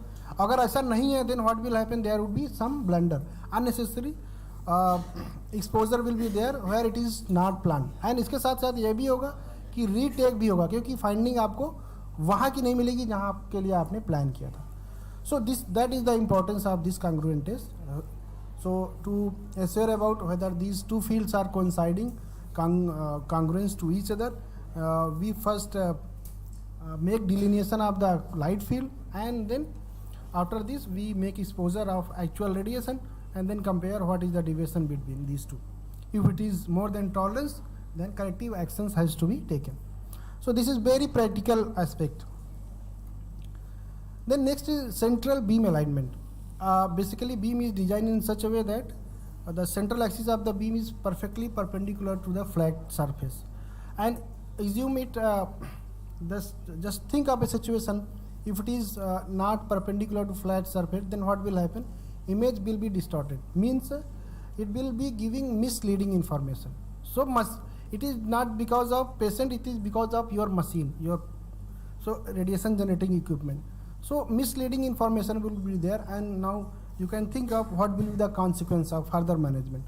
So it has to be within the tolerance limit, and for that we check this alignment with the help of beam alignment tool, which is just simply a cylinder having two radio opaque balls on the two sides.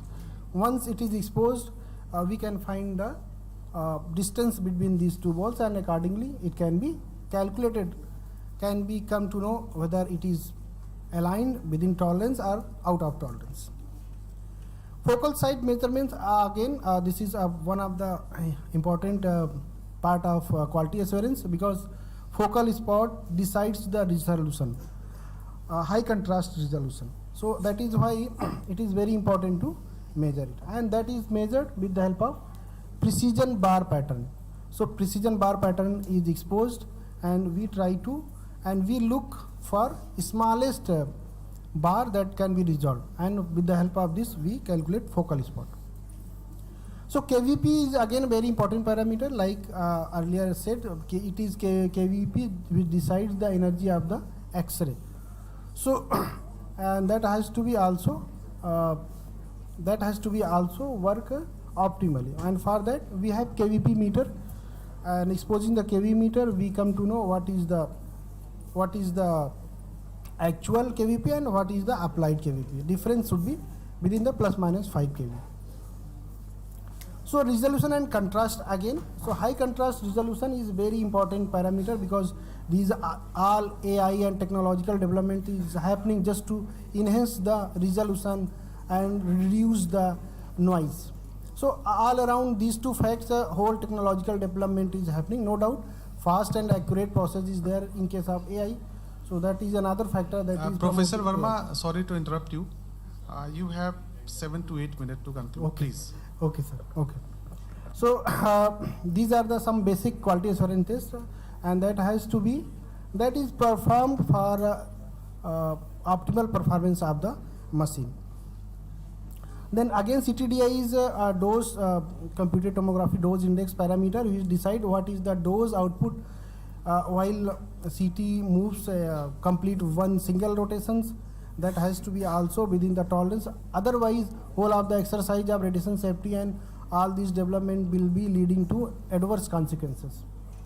So accuracy and uniformity should be there, and just because of shortage of time, CT number linearity should be also there, because if one same uniform material is exposed, then it should be represented by same number of same CT number throughout the cross section, and that is what mean to this CT linearity. And CT noise is basically local statistical fluctuations, standard deviation because of many regions, and that come in the path of high quality image. So it is something related to statistical fluctuation of the inside the volume exposed. So low contrast resolution is again performed and tested. If it is within the tolerance, then otherwise corrective actions need to be taken. And similarly, with the help of bar pattern, this high contrast resolution is quantified. So with this all these backgrounds, I have completed 2 of the section of my talk, like radiation safety and quality assurance. So, but with an ever increasing population, rising rates of illness, and an aging society, the demand for medical imaging is higher than ever before even. So healthcare sector has embraced a powerful new partner that is called AI. So from the beginning we have been listening about AI. So I would also try my best to throw some shade in the reference of radiation safety in the diagnostic facility. So while this AI may sounds complex, sometimes it sounds complex, but its role is very, very simple to help us do what we already do, but in a faster, safer, and with greater consistency. So we have been listening artificial intelligence AI word from the very beginning. So I just want to simplify it. It is just a method of mimicking the cognitive functions. So we are trying to train the machine something like what human brains does. So there is some type of machine learning, artificial intelligence, like I have shown here. So it is the machine learning basically. It is again mimic of the cognitive function. So I would like to explain it with the help of one example. Like अगर हम किसी computer को train करना चाह रहे हैं कि बहुत सारी emails आ रही हैं and you have to categorize it spam and not spam. So what will happen? We will train it with the help of thousands of mail just by marking it spam and not spam. So during this training, this system learns some unique features like certain keywords, sender address and formatting. And training के बाद फिर हम जब उसको कुछ अलग सा email देते हैं, then it can decide. So this is just a simple example of machine learning. Here there is no need of explicit programming for each of the tasks. Like generally हम करते हैं कि हर एक टास्क के लिए हमको कुछ प्रोग्रामिंग करनी होती है. तो यहाँ पर प्रोग्रामिंग के बियॉन्ड भी that system is getting it's self intelligence. So again, deep learning is another terminology that we have been listening from the morning. So it is a next level and again subset of machine learning. So again, I would like to explain it with the help of some one example. Like we used to use this mobile और face lock हम लोग बहुत सारा करते हैं इसमें. And just by giving hardly 3 to 4 pictures, we create face lock. लेकिन इसके बाद भी जब आप कुछ चेंज आता है फिर भी ये अनलॉक कर लेता है, जबकि हमने 3 से 4 हार्डली पिक्चर हम अपने फेस का पिक्चर देते हैं, फीड करते हैं I mean. So this is the something like machine deep learning. It gets some layering to make the decision. So जैसे अगर मान लीजिए कि आपके हेयर स्टाइल में कोई चेंज आ गया या लाइट में कुछ चेंज आ गया, then also it is very much capable to detect whether it is you or something else, and it unlocks by its own. So it develops some cognitive function by its own. So that is something like example of deep learning. So that was the some other story. But coming to radiation safety as far as AI application is concerned, so imagine करिए एक CT scan होना है, then क्या करते हैं सबसे पहले हम लोग, पेशेंट आता है and then what we do, we just make patient lie down on the couch and simply take 2 topograms. Topograms basically gives information of attenuation characteristic. Attenuation characteristic से क्या मिलता है, then AEC will plan accordingly कि कहाँ पर patient ज़्यादा thick है, कहाँ थोड़ा पतला है या हाई डेंसिटी है, low density, this that everything it will take care. So but one of the prime requirement of these CT equipments are there. The volume to be scanned should be centered at the isocenter of the equipment. इसमें से कितने लोगों को ये बात पता है? Volume should be centered at the isocenter of the CT machine. And if it is not so, then what will happen? This I have tried to show. अगर ये सेंटर पर नहीं है तो देखिए क्या हो रहा है. पेशेंट सेंटर नहीं है तो अननेसेसरी वो एरिया एक्सपोज हो रहा है जहाँ पर हमको एक्सपोजर की ज़रूरत नहीं थी. So again it will land up with the some information it is not for our use. And इसके साथ साथ क्या होगा, AEC will may deliver high dose or lower dose at the same time. So, and this is another example I am trying to show what will happen if you are not centering the patient. By the mis-centering of the patient, what will happen? So this is another example just to emphasize in terms of dose load. What will happen if you are not centering the patient? Like अगर आपने बहुत too close कर दिया tube की तरफ, तो it will scan with high dose load like 25 CTDI dose index. अगर ये properly centered है, then the scan will happen with 15 CTDI dose. So that is the difference of dose load if you are not centering the patient appropriately. So for that there is AI solution, and the things have been developed, algorithm has been developed, and now it is in use also at some places. So what they have done, they have used 3D camera, and that 3D camera utilizes to create some depth map as well as contour map. So with the help of contour map, what happens? System knows what is the contour of the patient, and according to that contour and according to the indications feeded and requirement of the scan, I mean indication and history of the patient, the system automatically adjusts the. Sorry to disturb, Dr. Verma. Please. Okay, sir. Okay.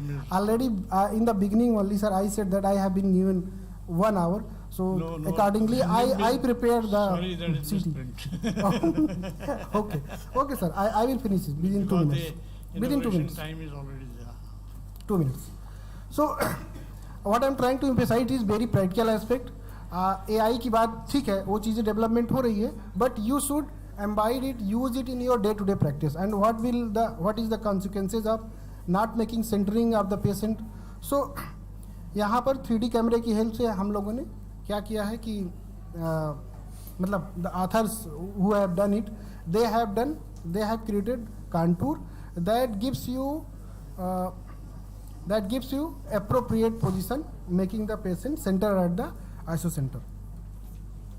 So again another issue is as far as radiation safety is concerned, scan हम लोग क्या करते हैं, जब भी scan करना होता है तो हम ज़्यादा स्कैन रेंज लेते हैं just to avoid any situation of missing out the information, कुछ छूटे ना, इसलिए हम थोड़ा ज़्यादा expose कर देते हैं. So this again lined up with the unnecessary dose to unintended normal tissues. So noise reduction is always again a issue. जैसा कि मैंने शुरुआत में ही कहा, noise है या फिर ये जो fluctuation है, that is behind all this technological development including AI also. तो यहाँ पर क्या हो रहा है कि with the help of deep learning algorithms, authors have developed some algorithm that is converting the noisy images into the clear image. और यहाँ पर क्या कर रहा है, क्या किया गया है, simply जो noisy images हैं उनकी हेल्प से हमने ट्रेन किया एल्गोरिदम को, और noisy इमेज के करस्पॉन्डिंग हमको क्लियर इमेज मिल रहा है, and that have been utilize during the reconstruction of the scan. जब आप रिकंस्ट्रक्ट करते हैं तो क्या होता है, जितना भी रॉ एटेन्यूएटेड डेटा है वो सब कुछ पिक्चर के फॉर्म में कन्वर्ट किया था, और इसी दौरान डीप लर्निंग का उपयोग करके they are now creating with clear images with the low dose.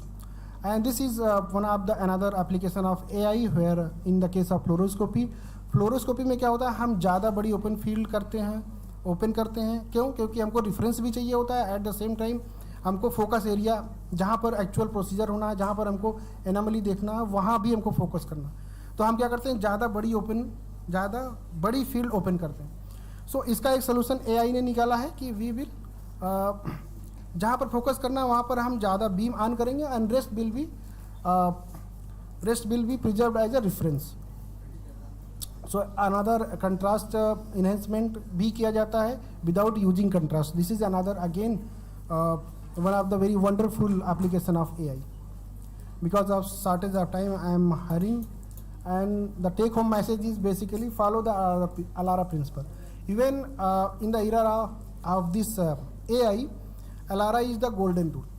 कितना भी हो जाए फिर भी अगर आपको हैंडल करना है, प्रोसीजर करना है, then you have to follow ALARA principle. So periodic quality assurance plays very important role as we know, and teaching awareness and training is must, because if you know then only you can act accordingly. So a smart approach in a fluoroscopy and CT procedure should be followed, and integration of AI is really a game changer that is improving diagnostic accuracy along with keeping the radiation safety as well. So AI is increasing efficiency and productivity. Along with this, early detection and telehealth expansion is also making it in reality. With this, I am closing down my presentation. Thank you, chairs.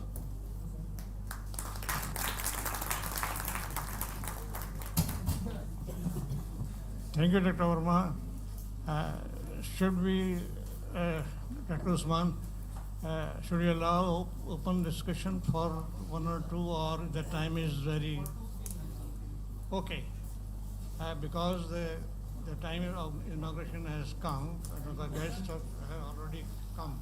So please, in a very short 1 or 2 persons, a very short, very precise, any question they can. Yes. Say it loudly, no problem. I can hear.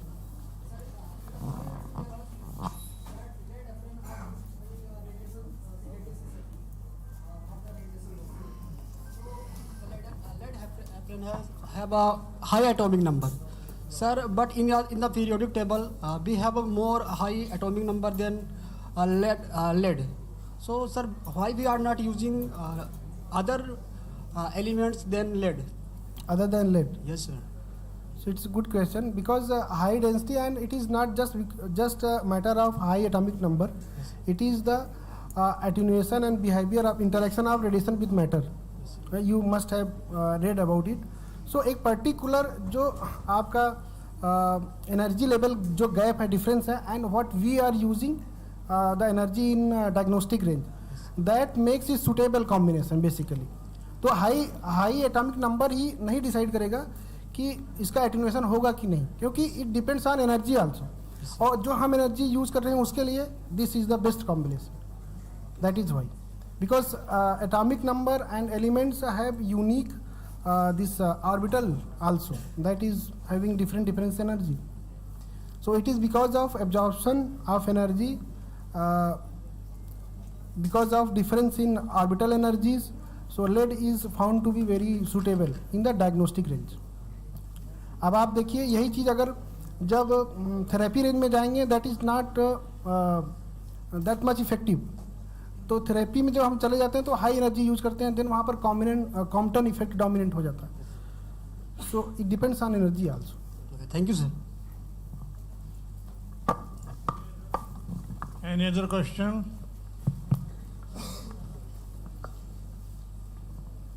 Quick.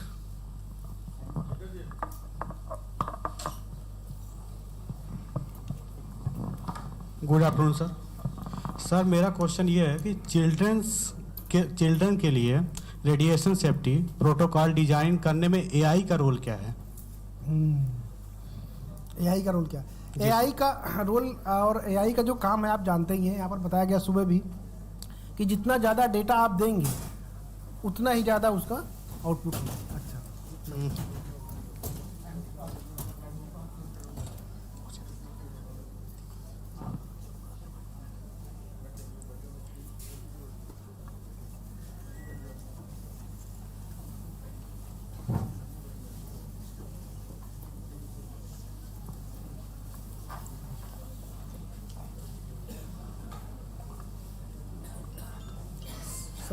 Am I allowed to answer? Okay, thank you sir. Actually AI के बारे में अभी आपने सुबह देखा ही कि जितना ज़्यादा आप डेटा देंगे उसके according that will respond. So and this AI is nothing but a sort of engine. जितना आप जैसे देंगे वैसे उसका आउटपुट होगा. तो AI का रोल आपने पूछा, yes no doubt.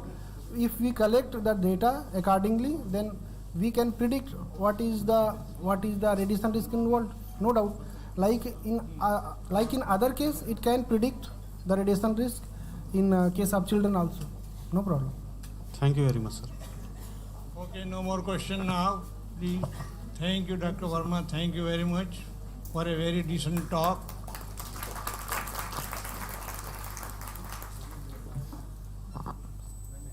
Thank you so much, sir, for such an enlightening presentation. Now I'd like to Hello. Hello. Now I'd like to request our session chairs, Professor Dr. Syed Taslim Raza and Dr. D.P. Gupta, to kindly felicitate Professor Dr. Tirit Raj Verma.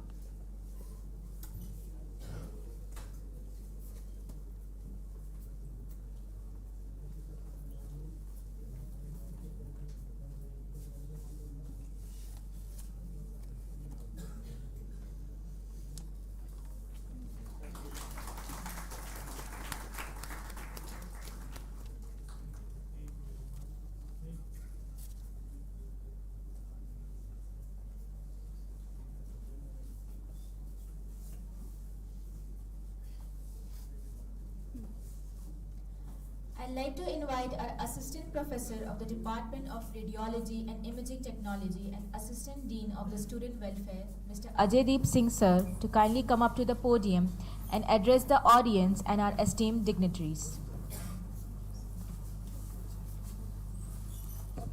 Thank you, students.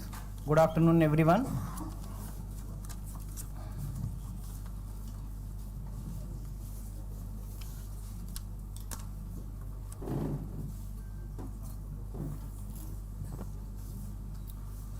माननीय कुलपति महोदय, कुलपति महोदया, विशिष्ट अतिथिगण, संकाय अध्यक्ष, संकाय सदस्य, देश भर के प्रतिष्ठित विश्वविद्यालयों और महाविद्यालयों से पधारे विद्वान प्रतिनिधिगण व छात्र छात्राओं, मैं Ajaydeep Singh, assistant professor radiology and imaging technique, Era institute of applied health sciences research, अत्यंत विनम्रता के साथ आप सभी का राष्ट्रीय सम्मेलन एनसी रिटकॉन 2025 के उद्घाटन सत्र में हार्दिक स्वागत, वंदन, अभिनंदन करता हूं। यह सम्मेलन विभिन्न प्रतिष्ठानों से पधारे एवं विशेषज्ञ शोधार्थियों तथा छात्रों की उपस्थिति से अलौकिक है, जो इस मंच को विचार विनिमय, नवाचार एवं शोध संवर्धन का एक अद्वितीय अवसर प्रदान करता है। आप सभी का यहाँ उपस्थित होना इस कार्यक्रम की गरिमा का महत्व और ऊंचाइयों तक पहुंचाता है। अब इस कार्यक्रम की औपचारिकता को आगे बढ़ाते हुए मुझे अत्यंत सम्मान और कर्तव्य परायणता के साथ हमारे विशिष्ट अतिथिगणों को मंच पर आमंत्रित करने का सौभाग्य प्राप्त हो रहा है। सर्वप्रथम मैं अत्यंत आदरपूर्वक मुख्य अतिथि प्रोफेसर डॉक्टर अब्बास अली मेहंदी, माननीय कुलपति एरा विश्वविद्यालय से निवेदन करता हूं कि कृपया मंच पर पधारकर हमें अपनी गरिमामयी उपस्थिति से गौरवान्वित करें।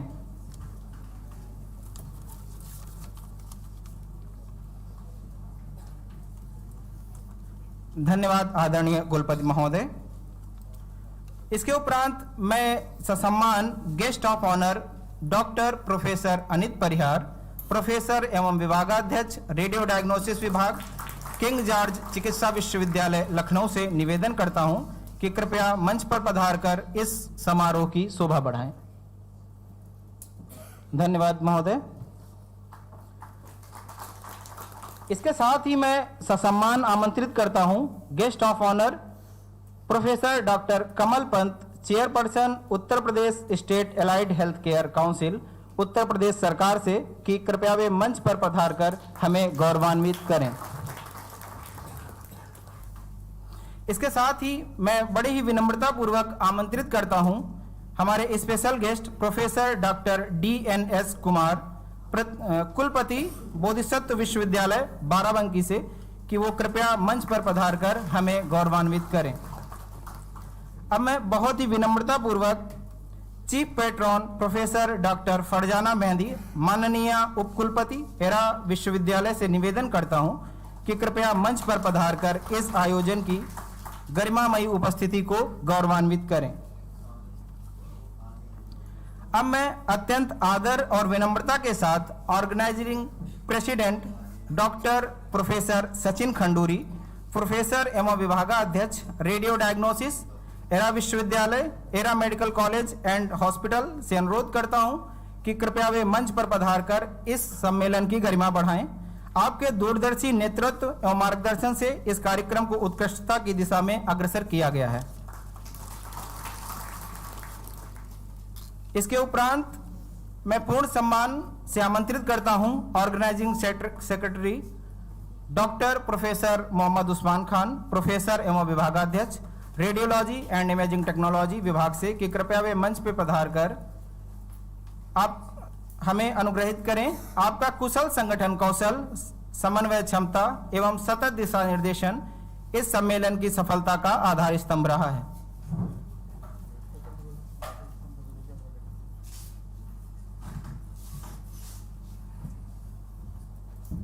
धन्यवाद महोदय। अंत में मैं मंच पर विराजमान सभी महानुभावों तथा देश भर से पधारे सभी प्रतिभागियों का एरा विश्वविद्यालय की ओर से हार्दिक स्वागत, अभिनंदन एवं आभार व्यक्त करता हूं। आपकी उपस्थिति ही इस आयोजन की सबसे बड़ी शक्ति है। धन्यवाद।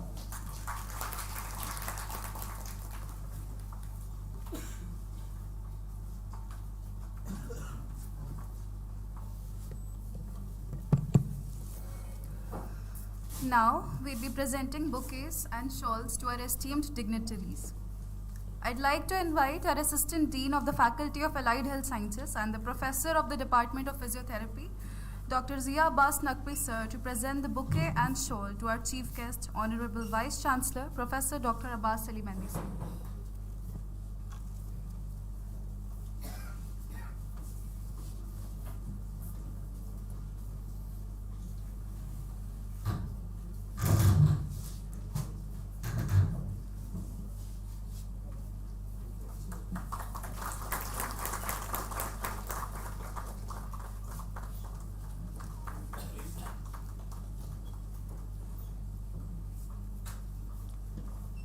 I'd like to invite the head of the Department of Medical Lab Technology, Dr. 𝐂𝐸𝐳𝐿 ma'am, to present the bouquet and shawl to our esteemed guest of honor, Professor Dr. Anit Parihar sir.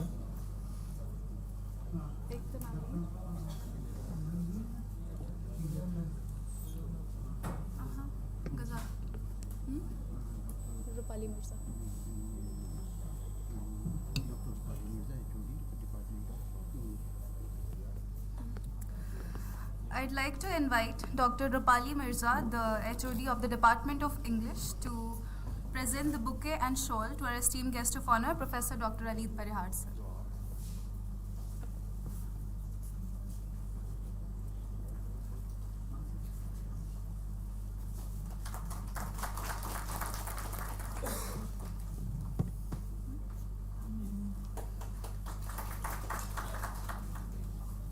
I'd like to invite the head of the Department of Optometry, Mr. Sunil Kumar Gupta sir, to present the bouquet and shawl to our esteemed guest of honor, Dr. Kamal Pant sir.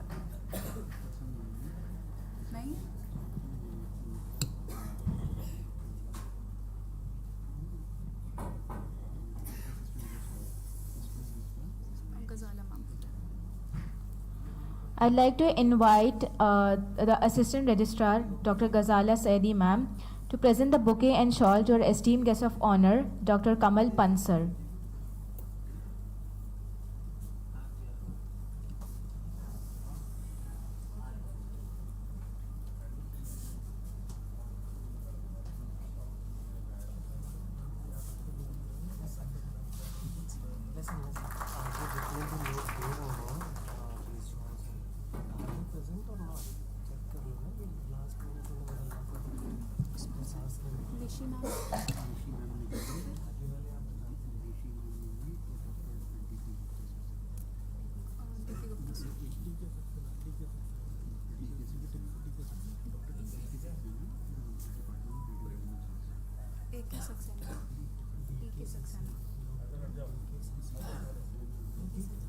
Department of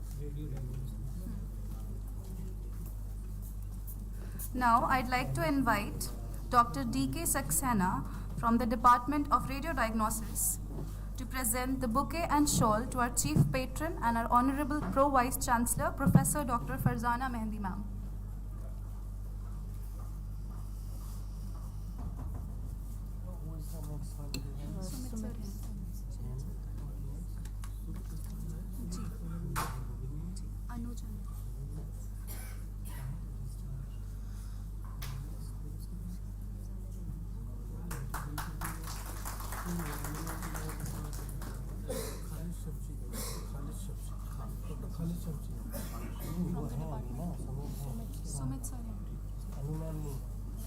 I'd like to invite the head of the Department of Physiotherapy, Professor Dr. Sumit Asthana sir, to present the bouquet and shawl to our organizing president and the head of the Department of Radiodiagnosis, Professor Dr. Sachin Khanduri sir.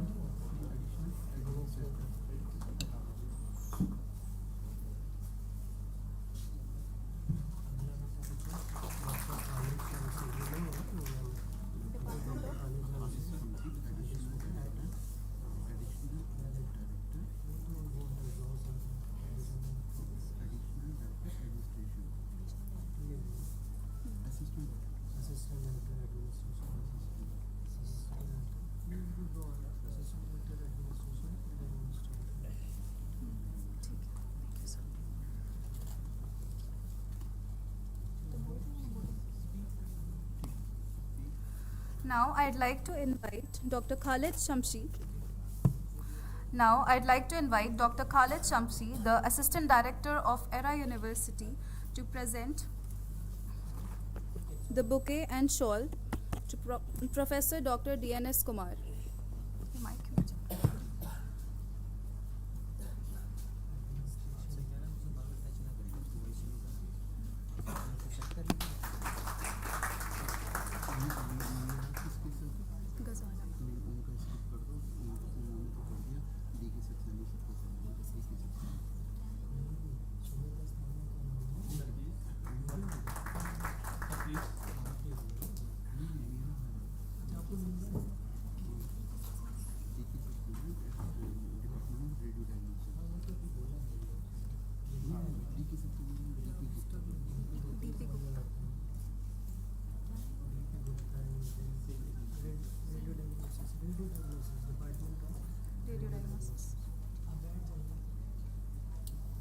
I'd like to invite Dr. D.K. Saxena, Department of Radiodiagnosis, to present the bouquet and shawl to our organizing secretary and the head of the Department of Radiology and Imaging Technology, ERA's Institute of Allied Health Sciences and Research, Professor Dr. Mohammad Usman Khan sir.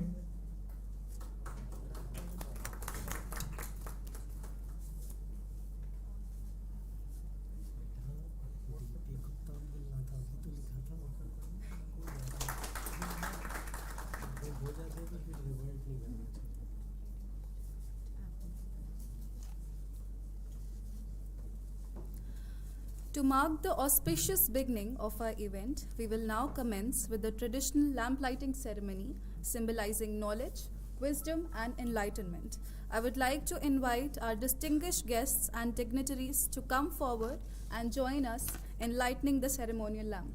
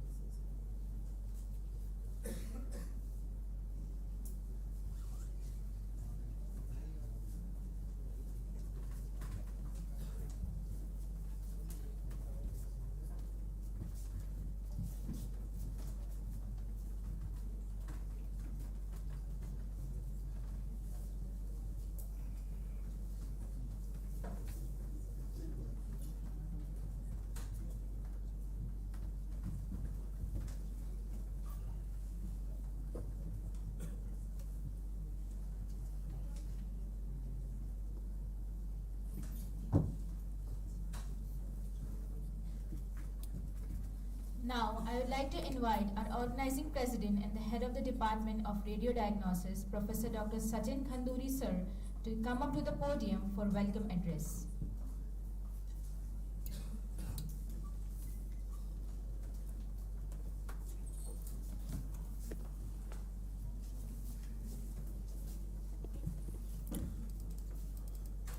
Good afternoon, everybody. It's a great privilege and honor, and seeing the attendance outside on the park garden and attendance here, we're all very happy and honored to welcome you all. It is my privilege to be associated with this institute for the last 25 years, and the people who are responsible for this, for maintaining and motivating me for the last 25 years are all sitting on the dais. Dr. Abbas Mehdi sir is the person who gave me the joining letter here in 2000, and Dr. Farzana ma'am. So these are the people who kept me motivated and see this journey for the last 25 years. Our radiology department and RIT department have reached this level, and that we are hosting this level of conference. So thank you to the management of Era Medical College for promoting us, for sustaining us, and Dr. Usman Khan for working very hard for this. So we started with the 1 or 2 X-rays and 1 ultrasound. So sir and ma'am know, and today we host around 20 plus ultrasound machines, state-of-the-art technology, 20 plus ultrasound and color Doppler machines. We have the world's fastest CT, Somatome Force, 384 slice, Siemens. We have the world's fastest and the best MRI, Magnetome Vida, Siemens. We also have a permanent magnet MRI, 0.4 Tesla, Hitachi. So machine-wise, we come with we can fight with any institute. Dr. Anit is also here. He'll also tell you that our machines are very good, very high caliber. So this department has improved day by day, and today we boast of so many technician students who are doing so well everywhere. Because here in our training of RIT, the technicians do not only get to learn in lectures throughout the day, they have a disciplined roster. The university here has a very disciplined format of every student. They know which student has to go to which class and which are the extra classes they have to attend. So everything, right from anatomy to every discipline they are taught, and gradually they are practically also trained side by side in the evenings. So we also have a very good theory team, and we have very good teachers of practical. So practical technicians are different, and the teachers and technicians who are teaching the theory are different. So RIT course in ERA is superior to much superior to other places, because our faculty, theory faculty is different set, and the practical faculty is a different set. So that way our students are learning a lot, and they are all doing well wherever they are posted, in government and private. And similarly, our JRs are also getting very good training. We boast of one of the best JRs in the UP, and most of the JRs are publishing papers. Lot of paper publication is being done from our department as well. So currently around every JR in my department has around 9 publications average. Last year our department published 28 publications in research papers. So academically and practically also our students are doing well. So both the radiology department full of JRs and the RIT department full of residents are learning and improving day by day. So I welcome you all for this 2-day academic feast. You will get to know what ERA is doing. You will also get to know the levels of people like Dr. Durgesh are doing in KGMC. So welcome you all and best of luck. Thank you.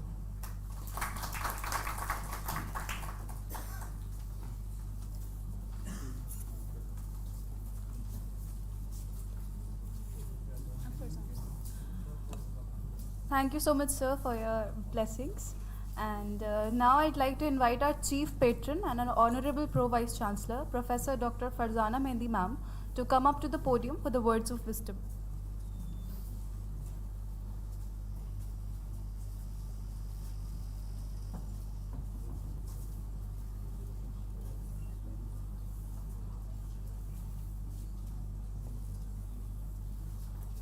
Good afternoon. Respected chief guest, guest of honor, special guest Dr. Khanduri. It gives me immense pleasure to be amongst all of you today, and would like to extend a very warm welcome to all the dignitaries and all the delegates who have joined from various places in India, and also a lot of students from Lucknow.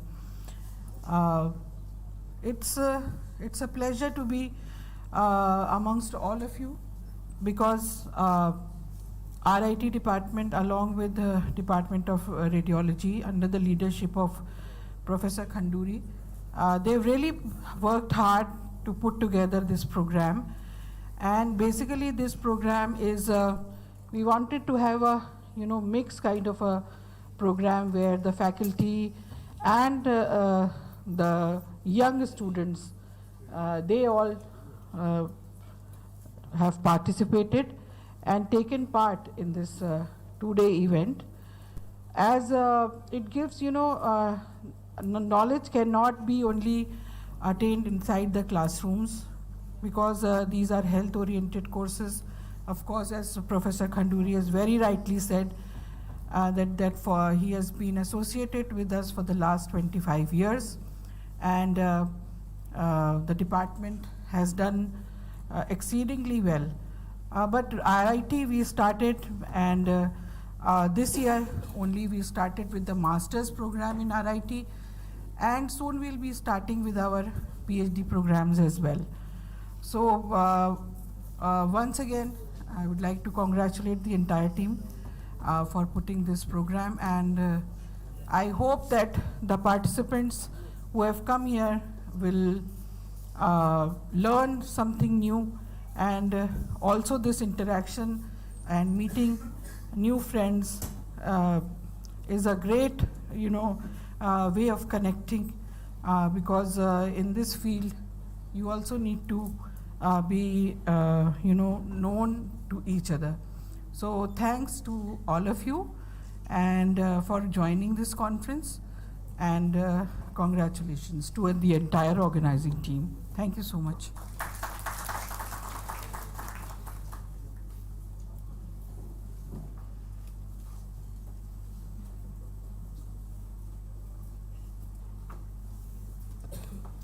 Thank you so much, ma'am, for your valuable words. Now, I'd like to invite our esteemed guest of honor, Professor Dr. Anit Parihar, sir, to come up to the podium for his speech.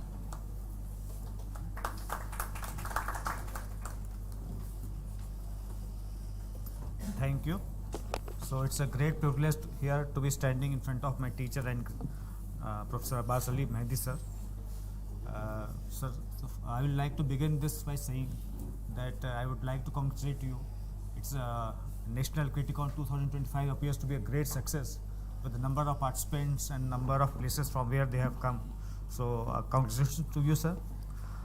I would also like to take this opportunity because I can see that there are all the major stakeholders of allied healthcare. So educator and administrator Professor 𝐵𝐴𝐳𝐚𝐥 sir, who is the Vice Chancellor, Honorable Vice Chancellor of Era University.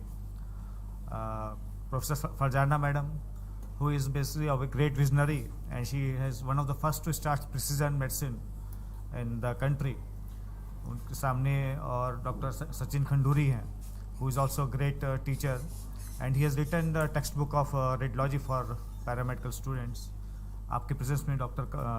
Kumar हैं, he is a Vice Chancellor of Bodhisattva University. तो आप सब educators हो गए हैं, और regulator हमारे भी साथ में बीच में हैं, चेयरमैन यूपी स्टेट काउंसिल के और ऑफ अलाइड हेल्थ केयर का, और हमारे सामने फैकल्टी बैठे हैं और स्टूडेंट्स बैठे हैं. तो मैंने एक बार बीच में देखा, I am assistant dean in paramedical faculty of paramedical sciences KGMC. मैंने देखा कि पैरामेडिकल साइंसेस के जो कोर्सेज विभिन्न चल रहे हैं उसमें बहुत विभिन्नता है, चाहे उनका नोमेनक्लेचर हो. प्रॉब्लम क्या है नोमेनक्लेचर की? जब एडवर्टाइजमेंट होते हैं तो आप जब अप्लाई करते हैं अलग अलग डिग्री से, तो कौन सी डिग्री वहाँ पे मान्य होगी, कौन सी नहीं होगी, एक ये दिक्कत आती है. कोर्स का ड्यूरेशन भी अलग अलग है, इंटर्नशिप का पीरियड अलग है आपका. उसके बाद मैं देखता हूँ करिकुलम में भी कुछ अलग अलग चीज़ें हैं, एग्ज़ाम के पैटर्न में भी अलग अलग हैं. तो मेरा आप सबके सामने बस एक यही एक मुद्दा उठाने का है कि हमें धीरे धीरे नेशनल अलाइड जो हेल्थ केयर प्रोफेशनल की जो काउंसिल बन गई है, उसने ये सब चीज़ें दे दी हैं, रेगुलेटर ने अपना दे दिया है, which is has been made on the line of national medical council. So हमें धीरे धीरे अपनी जो भी चीज़ें अलग अलग चल रही हैं, कोर्सेज़ का नाउनक्लेचर हो, ड्यूरेशन हो, करिकुलम हो, इसको उसके हिसाब से कर लेना चाहिए। उन्होंने 10 कैटेगरीज में नेशनल अलाइड हेल्थ केयर के प्रोग्राम को बांटा है और अभी कुछ कोर्सेज उनके आ गए हैं, 13-14 सर कोर्सेज आ गए हैं। तो हमें देखना पड़ेगा कि हम उनके हिसाब से चलें, जिससे कि जो बच्चों का भविष्य हो वो हिसाब से हो, क्योंकि हमारी जिम्मेदारी है इनको गाइड करना। तो ये एक बड़ा इंपॉर्टेंट मुद्दा मैं उठाना चाहूँगा। हम सबको इस पर ध्यान रखना चाहिए कि हम जब नए कोर्सेज शुरू करते हैं या कोर्सेज जो चल रहे हैं उसको कैसे आगे ले जाएं। और सेकंड में जो मैं मैडम फरजाना मैडम की बात को ही आगे रखूँगा कि आप सब लोग आए हैं, जो स्टूडेंट्स हैं, फैकल्टी हैं, ये बहुत अच्छी अपॉर्चुनिटी है हमारे। आप लखनऊ शहर में आए हैं, लखनऊ शहर बड़ा नफासत पसंद भी है और एजुकेशन एक एलीट यहाँ का वो भी रहा है, पढ़ने लिखने में भी हम लोग काफ़ी हमेशा से आगे रहे हैं। तो आप यहाँ आए हैं, कुछ लर्न कर रहे हैं, आप प्रेजेंट करें, एक्सचेंज करें आइडियाज़, और कोलैबोरेशन के लिए एक नेटवर्किंग भी होती है कि आप कहीं अलग अलग जगह से कोलैबोरेट करना चाहते हैं, कहीं और ज्वाइन करना चाहते हैं, तो ये बहुत अच्छा मौका है। और इस सब के लिए हमें बहुत शुक्रगुजार रहना चाहिए प्रोफेसर अब्बास अली मेहदी सर का, फरजाना मैडम का, कि ये उन्होंने सोचा कि हम नेशनल क्रिटिकल 2025 पे हैं। तो ma'am thank you and thank you for inviting me. Thank you.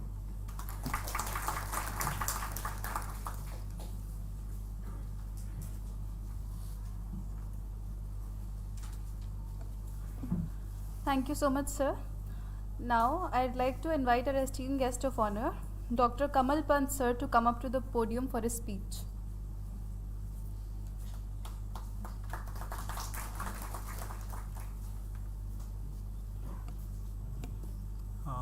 Good afternoon to all of you.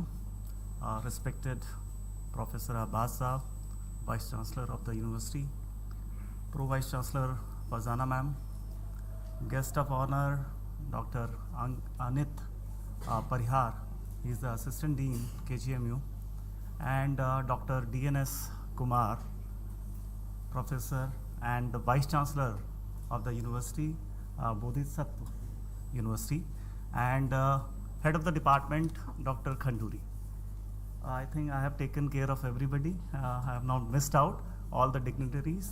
Apart from that, Professor Usman, who has taken the lead in organizing this event as an organizing secretary, and all the faculty and faculty colleagues of the university, from RIT and all dear students. And particularly, there are student delegates are more in number, there are professional delegates are few, but obviously this is something which is very important for the educational purpose, and these kind of events are always required. I took this invitation with a purpose. There was another purpose which Dr. Anit has already said, that the council has been made and now there is a voice for all professionals who are being left out till to date when they are not being called a registered professional. You were not being given, or we were not being given the identity so that we can be recognized in the public.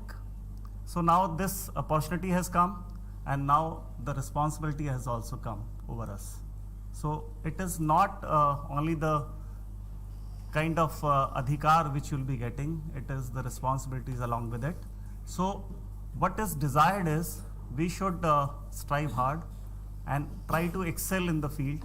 The most important thing which Dr. Khanduri has already told you, that it is not about theory, it is all about practical. And how you execute the theory in your practical life, that will make a difference. Because everybody is almost being taught the same. Now how a person from the same class can excel and the other person is not able to get the best. So now the demand which Dr. Anit has already said, that there should be a common curriculum, and already he has mentioned that the curriculums have been made. Now there will be a uniformity across the country. There won't be any other nomenclatured program, and for radiological imaging technology and I'll say medical physicist also, because it has come under the domain of this council.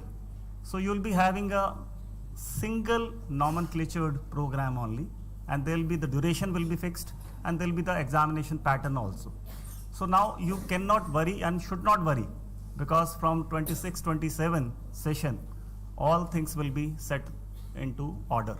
So I hope that you all will contribute some way or other way, and I thought this being an opportunity so that I can interact with radiological imaging technologists and budding radiological imaging technologists too, so that I can put across my point how the UP state government is working on it, how the council will work, and very soon you will realize the things are moving. Now I have been given the command as a chairperson, and I hope that I'll be able to serve it in a better way for all the 10 broad categories. Thank you so much.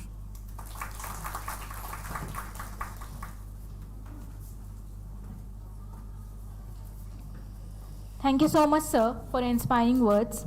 Now, I would like to invite our chief guest and Honorable Vice Chancellor, Professor Dr. Abbas Ali Mehdi, sir, to come up to the podium for his generous words of blessings.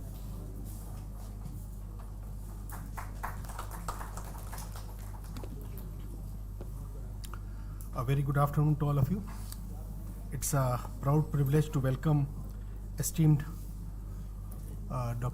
Professor D.N.S. Kumar, who is the Vice Chancellor at Barabanki, a new university which has been established recently. So welcome, sir. And it's a pleasure for us to have Dr. Pant here, who is an old friend, and he has been our mentor for quite a long period of time, and he comes always whenever we ask him to guide us, to help us and assist us in number of ways, whether it is board of studies or faculty meetings. Always he comes, and it's a pleasure to see him at the helm of affairs at this newly established council. So I hope that this council will make the framework for a proper teaching, training, and evaluation of the graduates and postgraduates in this interesting field. My dear friend, Dr. Anit Parihar, we have been colleagues at King George Medical University, and he's an eminent person from radiology and radiodiagnosis, and he's doing wonderfully well at King George Medical University. So welcome, Dr. Parihar. Dr. Khanduri has been our friend and colleague for last 25 years, as he said, and it's an eminent person in radiology who has contributed a lot, both academically and clinically, in the field of radiodiagnosis. And he has been the person who established the Department of Radiodiagnosis at ERA, and he is leading it since last so many years. And under his leadership, the department is doing quite well, and lot many equipments, as he has already pointed out, are there, and that's why, because of his guidance and his support, the department is doing well, and our graduates and postgraduates, and also the technical support, which is from radio imaging technology, that is coming up and serving the society at large in a better way. So Dr. Usman joined us a few years back, and since then he is quite active. He is a dynamic person, and he has organized very enthusiastically this conference, and I'm happy to see that lot many delegates from different institutions have come here, and I like to appeal them to use this opportunity to gain knowledge, to exchange ideas, and to interact with the fellow colleagues, because these fellowships are very important and vital for maintaining contacts in future and for your own professional and career development. And I welcome all the esteemed delegates and faculty members who have joined this conference. ERA has been known for its excellence in teaching, training, research, and innovation in last 25 years of its existence, and we have been emphasizing on mainly on the teaching and training of the graduates or postgraduates who are going to come out of this institution, and that has been our main aim and thrust since the beginning. Our hospital is having, it's an NABH accredited hospital, which is having about 1,000 beds, and we have daily about 3,000 footfall in the OPD, and our bed occupancy in the hospital is also almost full, and we have got about 150 bedded ICU and HDU, which is almost all the time full, and most of the services are being provided at a very subsidized rate and all or free, and we are trying to cater the poor strata of the society in serving and in support of the nation building program, not only providing the trained manpower in different fields, but also in the service by providing the healthcare services at for the public at large. And I'm happy that many people have come. I'd like to ask them to use this opportunity and have a look of the campus. Although we don't have a very good campus, very elaborate campus, but we do have one of the best teaching and training setup here. So I'm sure that you will gain knowledge and you will get new insights, new ideas to use it in your future. And I compliment the Department of Radioimaging Technology for organizing this interesting feast, and use this opportunity for 2 days to the best of your ability so that you gain knowledge and you gain new friendships. Thank you and compliments.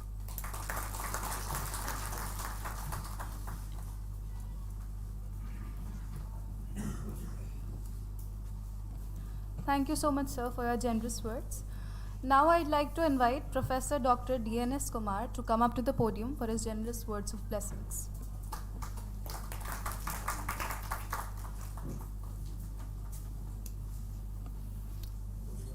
Good afternoon to everyone. Honorable Vice Chancellor Dr. Abbas Ali, Pro Vice Chancellor, Chairperson of Allied Council, UP Dr. Pant, Dr. Pariyar, and Dr. Sachin, and Dr. Usman.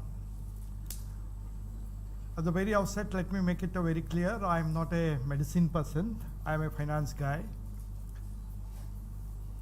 Keeping note of national education policy, which is in existence and implementation from 2020 onwards, there are 5 aspects of national education policy: information, knowledge, skill, attitude, and competency. When I heard all the people sitting on the dais, how truly on this campus NEP is getting executed.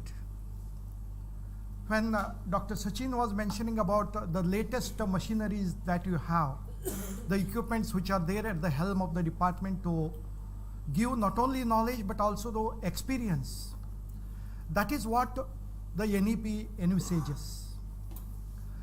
When I recall, when I was a director at Christ University, a professor of engineering comes to me, and I was in the department of research, asking some funds that he wants to do a research on breast cancer.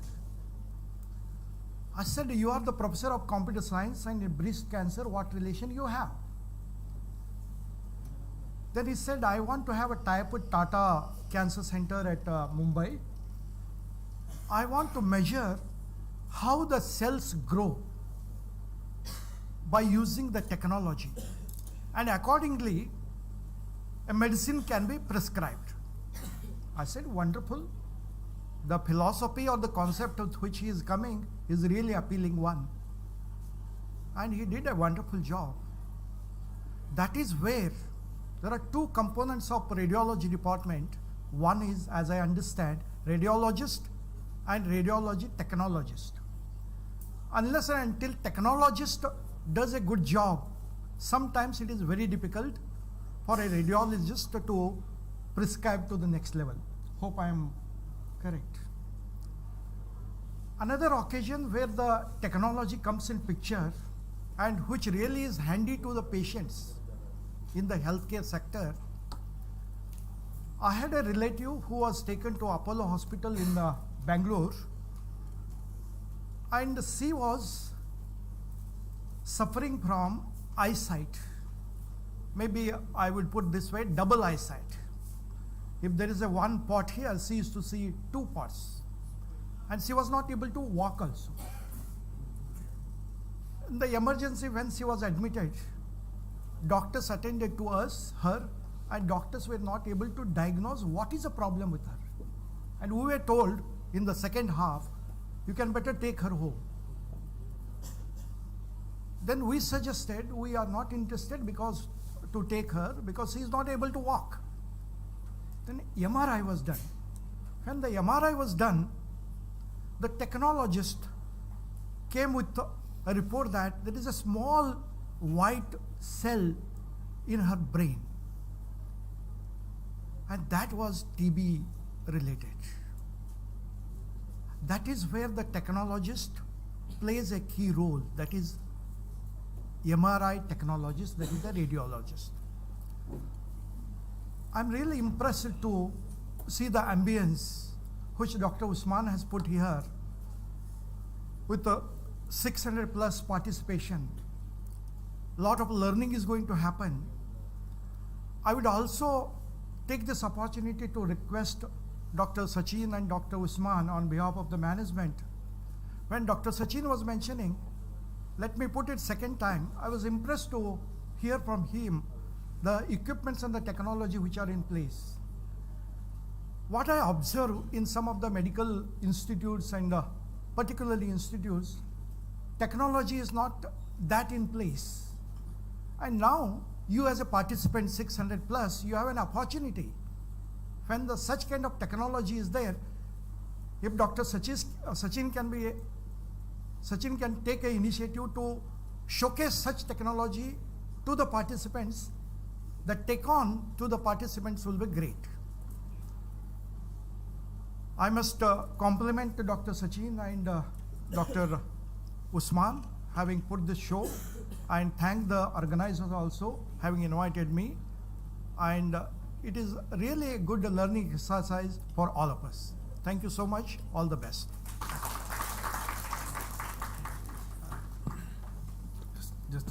Yeah, as sir has said and suggested, I and Dr. Usman have decided that in groups of 20, all participants will be welcome to our department. We'll give a departmental tour of the radiodiagnosis department where sir is telling us, and definitely we have the world's fastest and the best machines, and of course the costliest machines. So we would like to show you all the latest BMD that we have, the 1000 MA Fuji system that we have. We have around 6 to 8 X-ray fixed machines. All the good machines we'll show you. So if you want and you are interested, we are welcoming you all for a departmental tour whenever you have time, and in groups of 20 we'll arrange that, and one of our technologists will be with you. So Dr. Usman with permission of Dr. Abbas sir.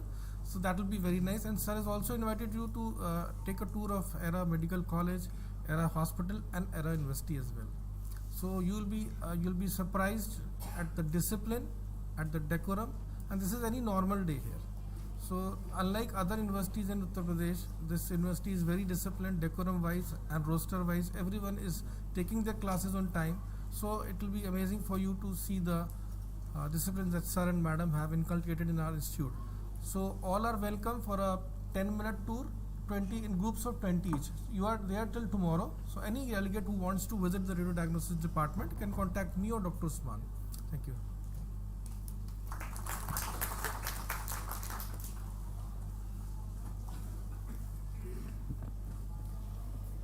We'll be beginning with our felicitation ceremony now. I'd like to invite our organizing president and the head of the Department of Radiodiagnosis, Professor Dr. Sachin Khanduri sir, to felicitate our chief guest and our Honorable Vice Chancellor, Professor Dr. Abbas Ali Mehdi sir.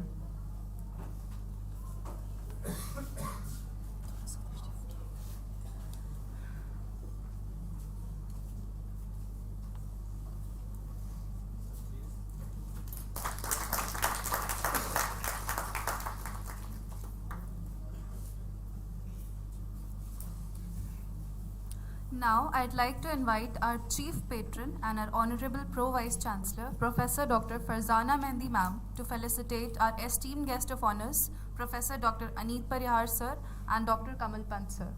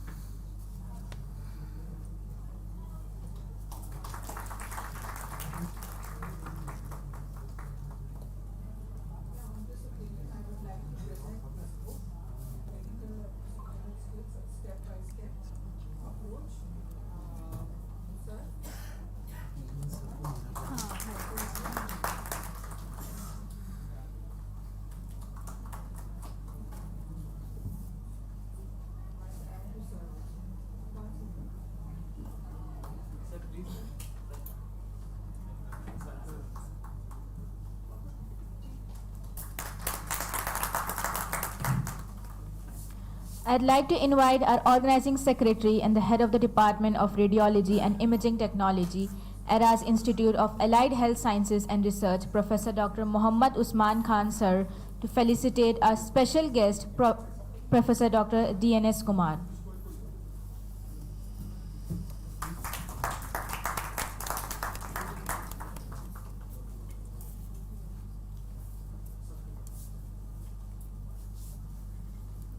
Now, I'd request our organizing secretary and the head of the Department of Radiology and Imaging Technology of ERA's Institute of Allied Health Sciences and Research, Professor Dr. Mohammad Usman Khan sir, to come up to the podium for a humble vote of thanks.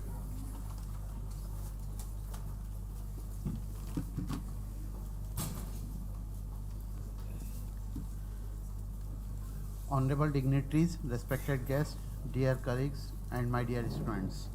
A very good afternoon to all of you are present here. It is truly been a great learning experience to all gather here today. On behalf of the Department of Radiology and Imaging Technology and the entire organizing team, it is my profound honor and privilege to extend my vote of thanks on this national conference, RITCON 2025.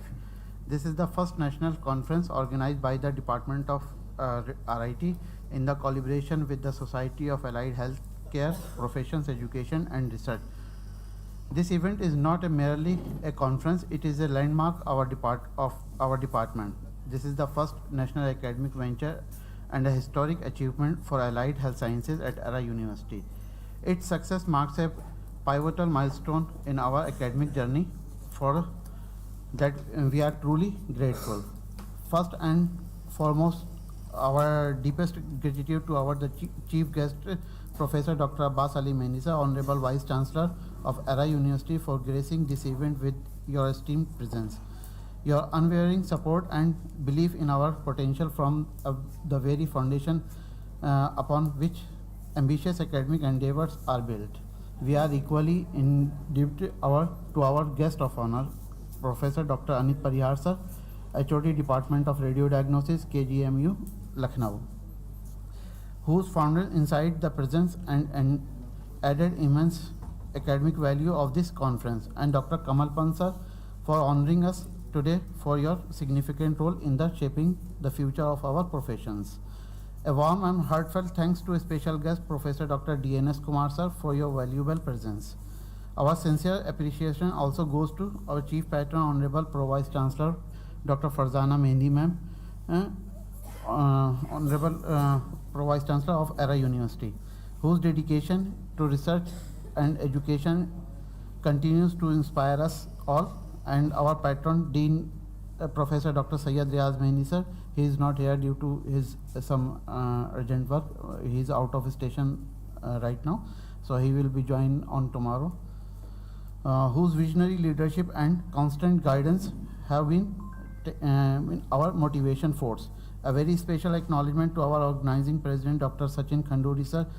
Your tireless energies, leadership and the unwavering commitment were truly the driving force behind the success of this conference. Thank you sir for coming. Apart from this, I would like to sincere thanks to all the organizing committees like Scientific Committee, Registration, IT, Audio Visual, Accommodation, Cultural, Media, and the Students Committee. Thank you so much to all of you, and definitely we will meet again in the next conference or the next occasion. Thank you so much. The session chair will be Dr. Professor Anuja Bhargava ma'am, who is the professor and head of the Department of ENT at ERA's Lucknow Medical College and Hospital, ERA University. I request you ma'am to kindly sit at your designated place.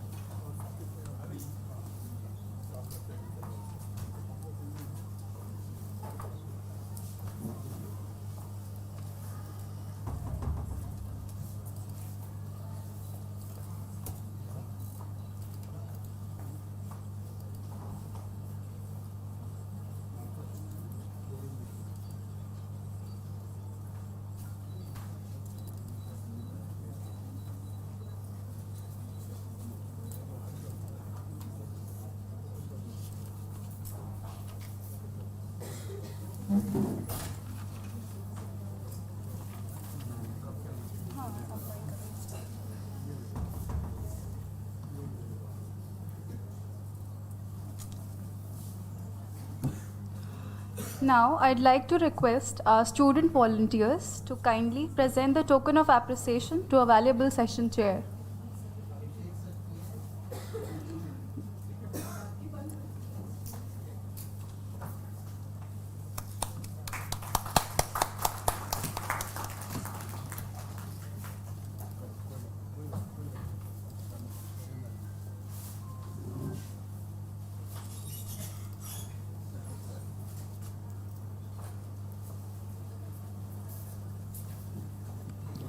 I'd now like to invite our next speaker, Mr. Abhishek Kumar, who is a radiology professional with expertise in medical imaging technology, currently serving as a radiology specialist technologist at 𝐂𝐸𝐹 Raebareli. He holds a master's degree in radiology and medical imaging technology from the University College of Medical Sciences, Delhi University, and has prior academic experience as an assistant professor at Rayat Bahara University, Mohali. His work encompasses MRI, CT, and advanced radiological procedures with active participation in research, academic mentorship, and multiple national and international conferences focused on radiological innovations and patient safety. We are pleased to welcome him for his session titled Breaking the Shadows, AI and Dual Energy Imaging for Enhanced Clarity, where he will explore how innovative techniques are improving image quality and diagnostic confidence. Let's give a huge round of applause for Mr. Abhishek Kumar.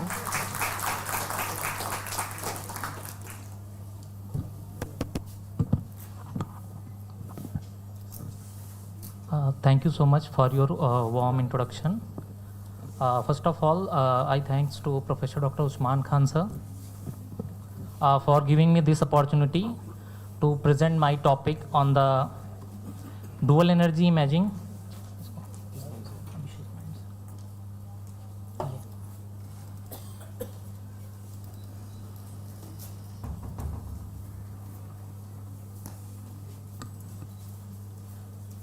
So, as per the theme of this conference, that is the from shadows to clarity, the evolving role of X-rays.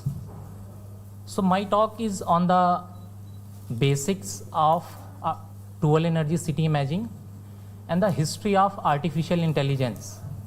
So, where the artificial intelligence was started and where we are today. So, as per the theme from shadows to clarity, in 1895, William Conrad Ranjan discovered the X-rays in 1895, and today's the time of functional imaging and artificial intelligence. So, this is a quick journey from history to the present, and this is the journey of artificial intelligence from 1950 to 2023. So, where we started, in 1950, there is a spark imagination by a scientist, Alan Turing, and he asked a question, can machine think? Yes, in 1956, there is a term artificial intelligence coined in Dartmouth conference. The movement became the official birthday of artificial intelligence. In 1966, the first chatbot is born, that MIT created the ELIZA. It is the grandmother of today ChatGPT and Alexa. Now moving forward, in 1970, there is a drop in artificial intelligence due to low funding. That is the AI hibernation in 1970. And in 1986, there is a brain behind the AI, that is neural network and back projection algorithm, give computers to ability to learn from the mistakes. And this become the backbone of modern deep learning technology under the umbrella of artificial intelligence. So in 1977, there is a war between man and machine. So there is John McCarthy is the father of artificial intelligence. He coined the term artificial intelligence in Dartmouth conference in 1956. And this is the first chatbot, like today we are using the ChatGPT. In 1966, there was a first chatbot called Eliza. And in 1997, there is a man versus machine. This is a, excuse me, pointer.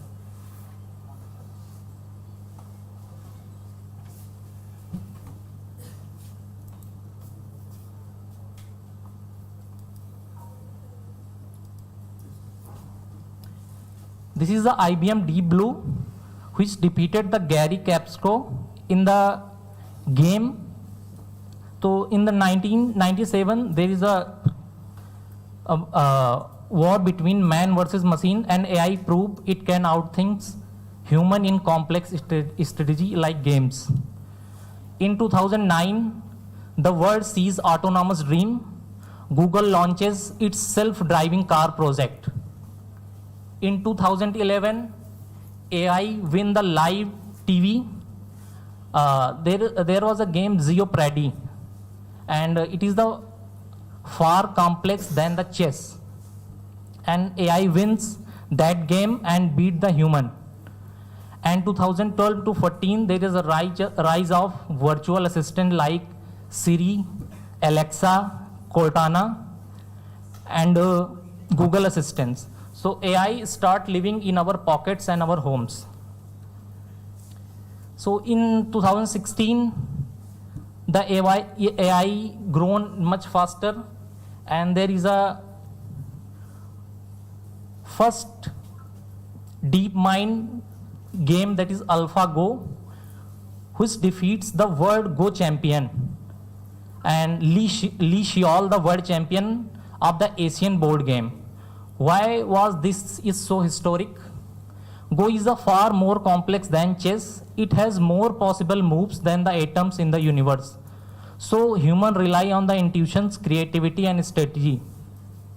So in 2023, there is a arrival of GPT-4. So what is the take-home message? That is, as a technologist or radiologist, we stand at the intersection between the anatomy and the algorithm. So together we are entering a future where every pixel tells a clearer story. So in radiology, AI is not the future, it is our partner, our lens, and our second set of eyes. So just go with the artificial intelligence. So now I'm not going to detail about the AI and moving to my topic, that is dual energy city imaging. What is the dual source city and where the motivation came? So it is interesting to know that is dual energy concept is as old as city itself. In 1973, G.N. Hounsfield takes the two images, and this is the first paper that is published by Godfrey in Hounsfield in British Journal of Radiology. And the concept of dual energy imaging is as old as cities, and he took the slices at one is 100 kVp and another one is 140 kVp. So the concept came into 1973, but adopted in around 2005 to 7, the dual energy city came. And this is the fundamental principle behind any attenuation in the body or detector. This is called Beer-Lambert law, that is I is equal to I naught e to the power minus mu x, and that attenuation depend on the energy, effective atomic number, and mass density. As see in this graph, this is the basic fundamental principle behind the dual energy city physics. How dual energy city is working. Here you can see there is a iodine that is coded with red color, calcium or bone coded with the yellow color, and water with the blue color. Here is a 3 regions. In this pointer region, you can see this is the low energy level, this is the high energy level at 140 kVp, and this shaded region is the city beam energy range where single energy city works. So what is the key limitation of single energy city? क्यों हमें dual energy city का concept लाना पड़ा? आप अगर यहाँ पे clearly देखें कि लोअर एनर्जी जब हम यूज करते हैं सीटी स्कैन में, like when we are using the 40 kVp, there is a predominant effect that is photoelectric. But in this region, CT uses the 120 kVp around the mean energy of 60 to 100 kilo electron volt. And this is the higher energy region. Just listen carefully. When we are using this region, like low energy level, and there is a predominant photoelectric effect and there is a spike in the iodine, that means iodine attenuates much number of X-rays than the calcium, because iodine have more atomic number than the calcium. So you can easily differentiate that iodine from the calcium and water. This is the concept behind the low energy range. When we move to the single energy city like 120 kVp, जब हम single energy city use कर सकते हैं, that shaded region. अब यहाँ पे आप देख सकते हैं that red line, yellow line and this blue line close much steeper and close to each other, because in 120 kVp region there is a predominant effect of competent scattering, and in competent scattering the attenuation does not depend on the atomic number, it depends on the electron density. So in this 120 kVp region, you cannot easily differentiate the iodine, calcium and water. But in this graph, you clearly see in the x-axis there is a kVp, in the y-axis there is a CT number. So there are two things, one is iodine, second one is vertebra. Just listen carefully. When we are using the 120 kVp, see, there is a overlapping of iodine and vertebra. That means this is the key limitation of single energy CT. And HU value are overlapping here at 120 kVp region. But when we are using the 80 kVp, you can clearly differentiate the iodine and vertebra here. And in 140 kVp, there is a difference but less difference. So the main advantage of dual energy CT is you can easily differentiate the materials inside the body. And there was two scientists, Alvarez and Makowski, give the energy selective reconstruction algorithm in CT scan in 1975, and he tells the attenuation coefficient is the function of energy. So the concept of dual energy CT imaging is not new. It was historic when G.N. Hounsfield invented the CT machine, but the technical adaptation came into 2006 and 7. These are the three technology used by the different vendors for dual energy CT imaging. First one is dual source, dual layer. Second one is single source kVp switching. And third one is single source dual layer detector, that is sandwich type of detectors. First one is given by Siemens, second one is given by GE, and third one is given by Philips. So let's discuss one by one what is the advantage and the disadvantage of each technical adaptation. First, I am starting with the dual source dual detector. In this technical implementation, we uses the two X-ray tubes 90 degree to each other, and we take the simultaneous acquisition of data on two X-ray system.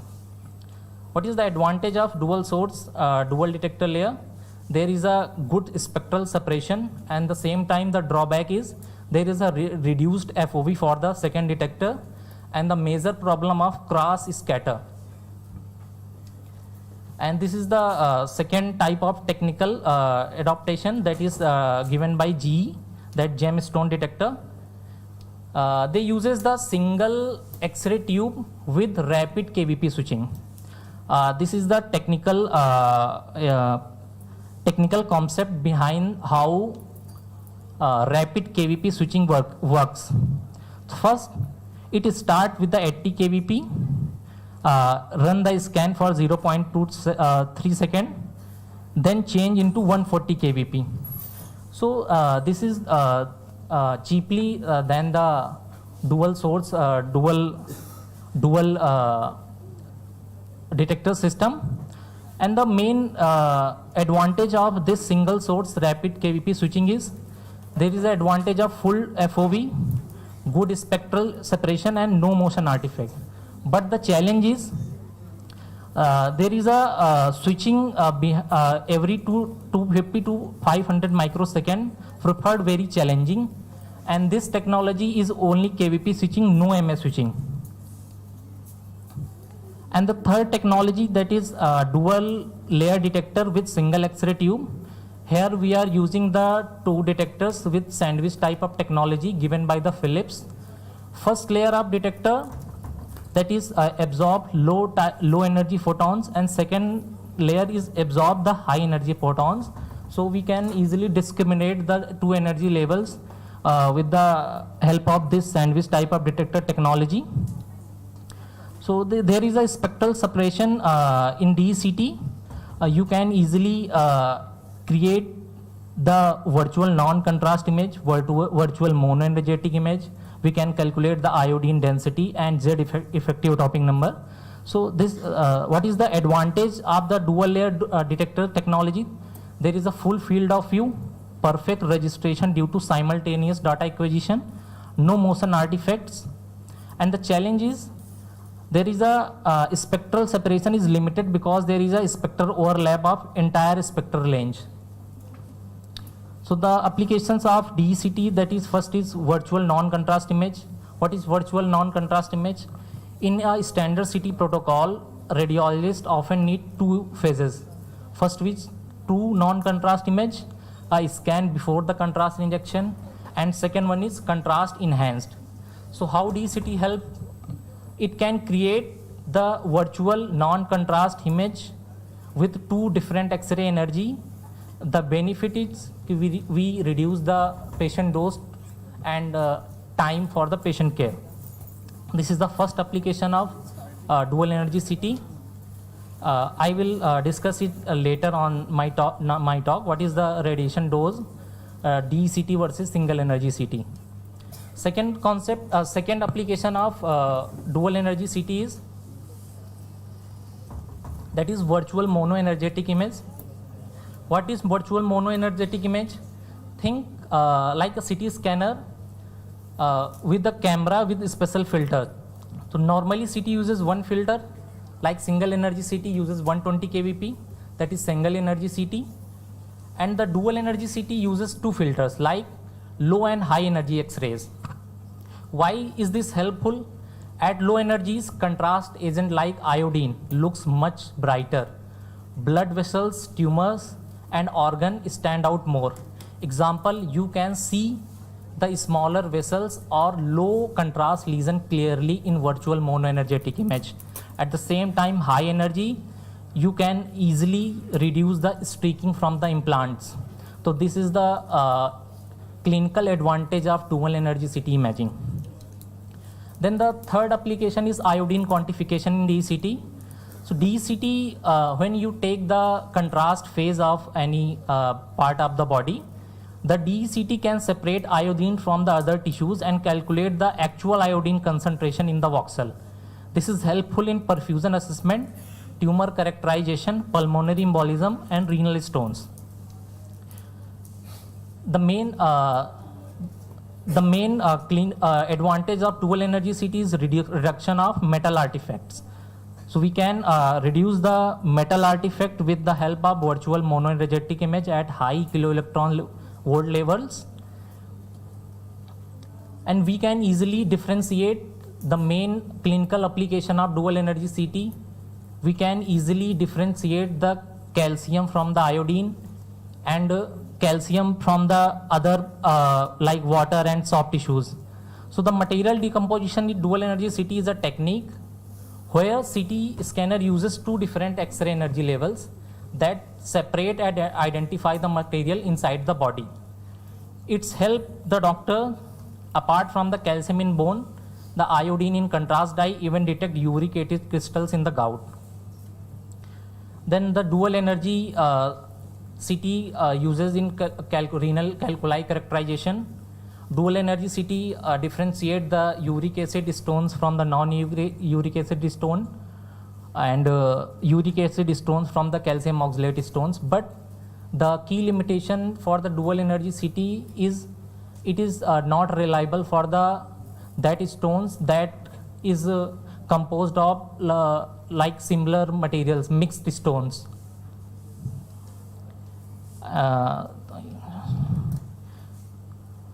So with the help of dual energy CT, we can distally separated or remove the bones from the vessels. This is the advantage of dual energy CT imaging in angiography.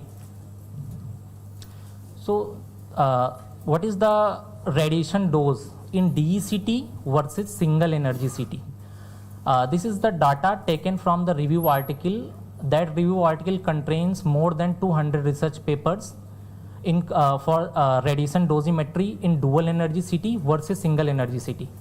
So I am going with the first type of dual energy CT, that is dual source CT with 2 tubes at different kVp. So what is the dose compared with the single energy CT? The dose from the dual energy dual source CT is comparable or sometime lower. For the rapid kVp switching, the dose for the dual energy CT is slightly higher. For the dual layer detectors is expected similar to the single energy CT. So I am concluding my talk. Thank you for your attention, and any question from the audience?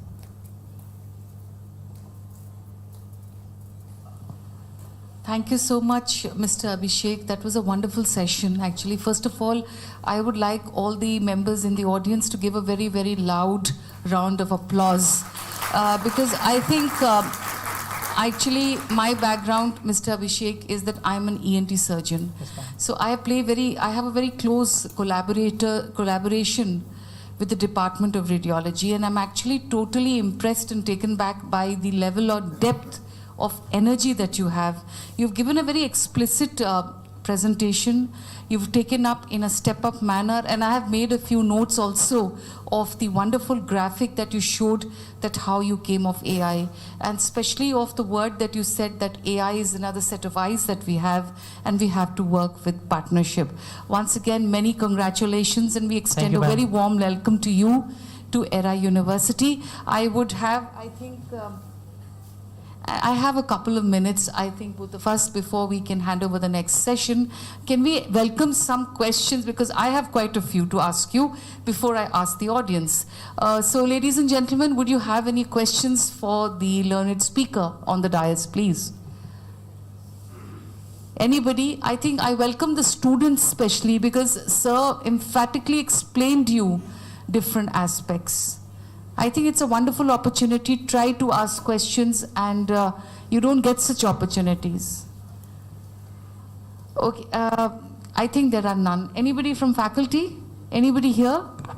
I would like to ask a question which is different from the session.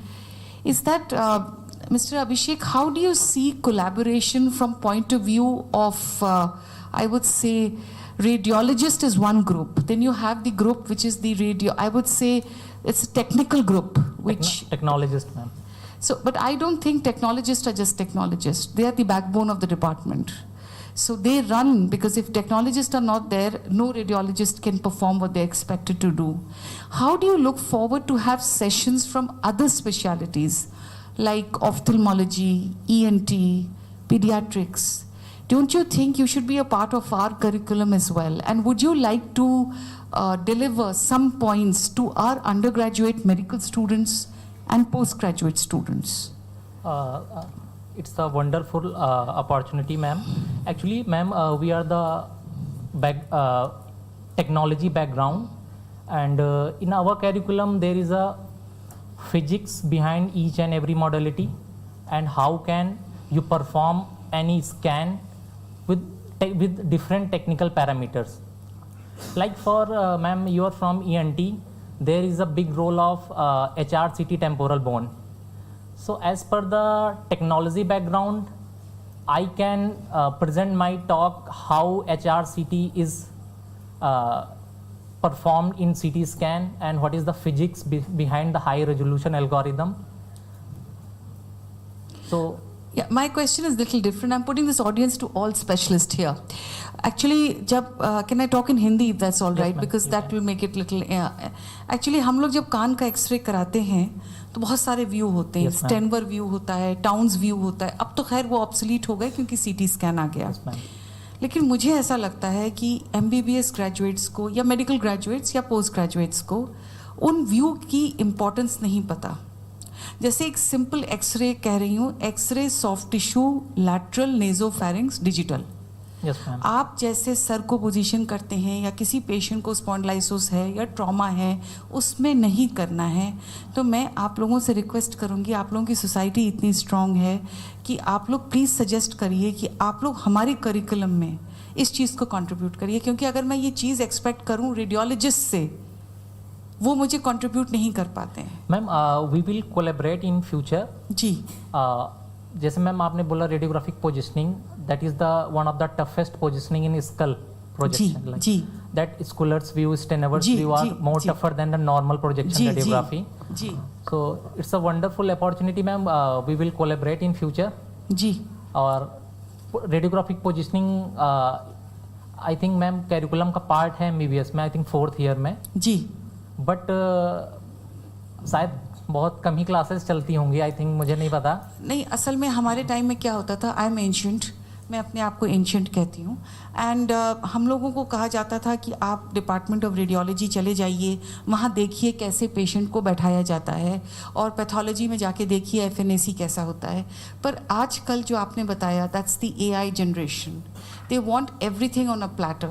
So I will really request Dr. Khan if he can come up with a module.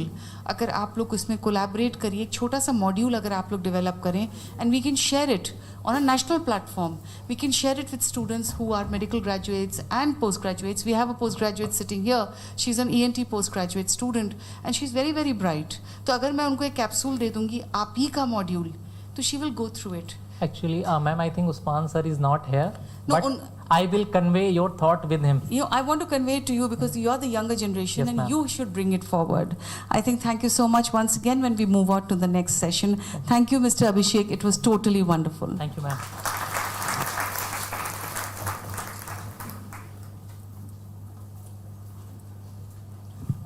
Thank you so much, sir, for your valuable insights.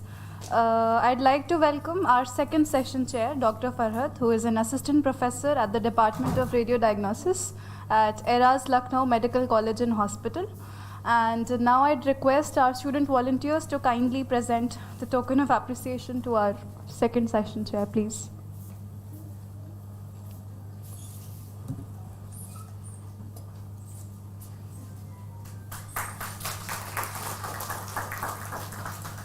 Thank you.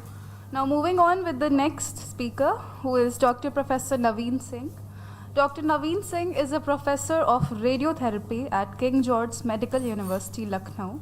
He is an accomplished medical physicist, notably serving as the Radiation Safety Officer and Assistant Controller of Examinations at KGMU.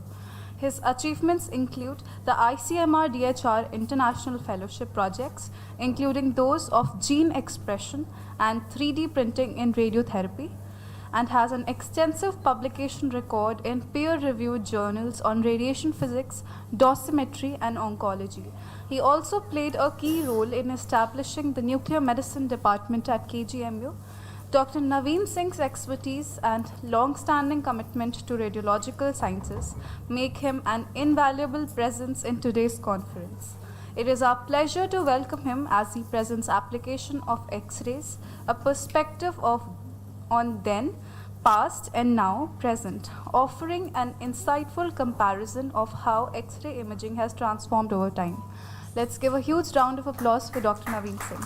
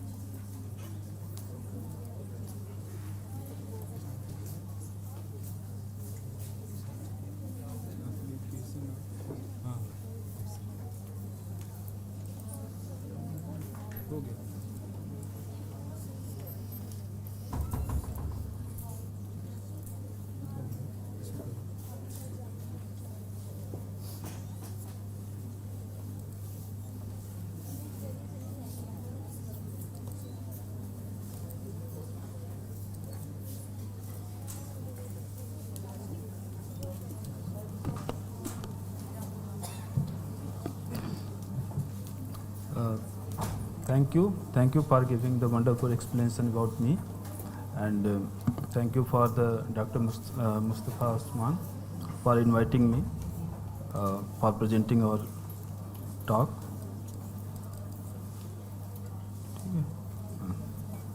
So already Abhishek ji is explaining about the CT, the physics behind the CTs, the very things.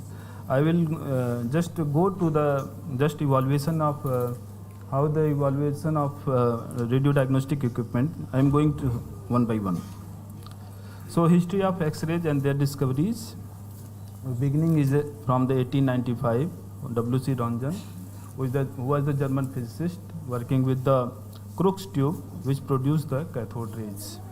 He noticed that the barium platinocyanide fluorescence screen several feet away began to glow. So this glow occurred even though the tube was covered, showing that the unknown penetrating radiations was being produced. And Röntgen called this unknown radiation named as X-rays. His first image was his wife Anna Bertha hands, the word first medical radiographs. So this is the history from where the X-rays was discovered. So this is the room where the Röntgen found the X-rays, and this is the image, first medical X-ray image by W.C. Röntgen for his wife Anna Bertha hand. So rapid spread and early use. After discovery of the X-rays, within a few months, X-rays were being used for the bone fractures, foreign bodies inside the body, for finding that, and for the dental imaging. So it was one of the fastest technological adoption in the medicines. Early operators sat next to the tube without protection, because at that time the radiation protections safety is not come into the existence. So they did not know about the value of this radiations. So they set near to the tubes without the protections. Long exposure, due to the long exposure, they feel that the burns, dermatitis, hair loss, and ulcers, all those things are coming. So at that time, as I had already told, the radiation safety did not exist at that time. So old X-ray tubes versus modern X-ray tubes में क्या difference है? How they worked? Actually, in the earlier, at the time of W.C. Röntgen, at the he used the Crookes gas tube, which contained the partial vacuum with the residual gas. X-rays were generated when electrons struck the glass wall instead of a metal target. Tube efficiency depends on the gas pressure, so this is a highly unstable. The major problems at that time was output fluctuated with the temperature and gas pressures. So the no control of kVp, MA and beam intensity. So produce high amounts of lower energy radiation. This caused the severe skin burns. So operators often held the tubes with bare hand at that time because they did not know about the safety from the radiation. So old X-ray tubes as a modern X-ray tubes. Here in the Crookes tubes, they are the partially vacuumed gas. They are partially vacuumed and some gas is available inside the tubes. This is the Coolidge tube. After that, in 1913, Coolidge has discovered another tubes which have contained the totally vacuums. So key innovation was that high vacuum, so stable function. Thermionic emissions, instead of ionizing gas, the cathode filament heated to release the electrons. And the tungsten is now the target or anode, so better X-ray productions. And all the output of the X-rays will control depends on the kVp, MA and exposure times. And what is the advantage of the rotating anode in this? So help dissipates the heat and enable high intensity short exposure radiography. So this is our modern X-ray tubes where the focusing cups are available for these things, and with the target is here for producing the X-ray. And this is the Coolidge X-ray tubes where the X-rays were produced from the ionizing gas. Conventional and unconventional early use of X-ray. Early conventional medical use is bone imaging, so fracture detection and alignment evaluations. Foreign body, we can find out the foreign body detection using the needles, bullets, chest radio. We can do the chest radiograph with the pneumonia, tuberculosis screenings, fluoroscopy, crude early fluoroscopy used direct, and extremely high radiation to the physician. And the another thing is dental radiography, so quick adaptation due to the clear bone contrast. These are the medical usage, conventional medical uses. So unconventional, which were not using in the medical purpose. So shoe fitting fluoroscopes were installed in the shoe stores. Customers put feet into a device to see the bones inside the shoes. वहाँ पर भी use करते थे, used widely from 1920 to 1950s. Normally जो है इसमें use किया गया, and childrens were expose repeatedly, later cancer reported. So cosmetic and beauty applications में भी इसका यूज किया गया. X ray use for hair removal, acne treatment and skin rejuvenation. These cause the dermatitis, ulceratis and cancer. Later banned completely by the authority. Entertainment and novelty में भी इसका use किया गया. X-ray demonstrations in fairs, circuses. Public viewed their bones often repeatedly for fun. So why unconventional use was stopped? Impact of radiation discovery. So 1896, first case of severe skin burn documented. Many radiologists developed the chronic ulcers, amputations and leukemia. After 1 year, in 1896, Mary discovers the radioactivity, experienced the radiation burns herself, and global scientific community realized these invisible rays were harmful. So after that, in the 1920s, the regulatory authority come into the existence for regulation of these radiations and introduction of the safety protocols at that time. So fluoroscopes declared unsafe, and that is the reason it was totally banned. Therapeutic cosmetic uses abandoned. Radiation measurement and dosimetry become the mandatory because of this radiations. And ALARA is the as low as reasonable achievable. This is the principle established for the safety protocols. So the result is all non-medical and unsafe usage were abolished worldwide with this. Now the present day application of X-ray, and most of the students knows about these things, plain radiography. Just take simple equipment hai, which can use for the taking the image of the body. So high resolution digital systems were evaluated, and post processing techniques are available with this high end technology for clear pictures.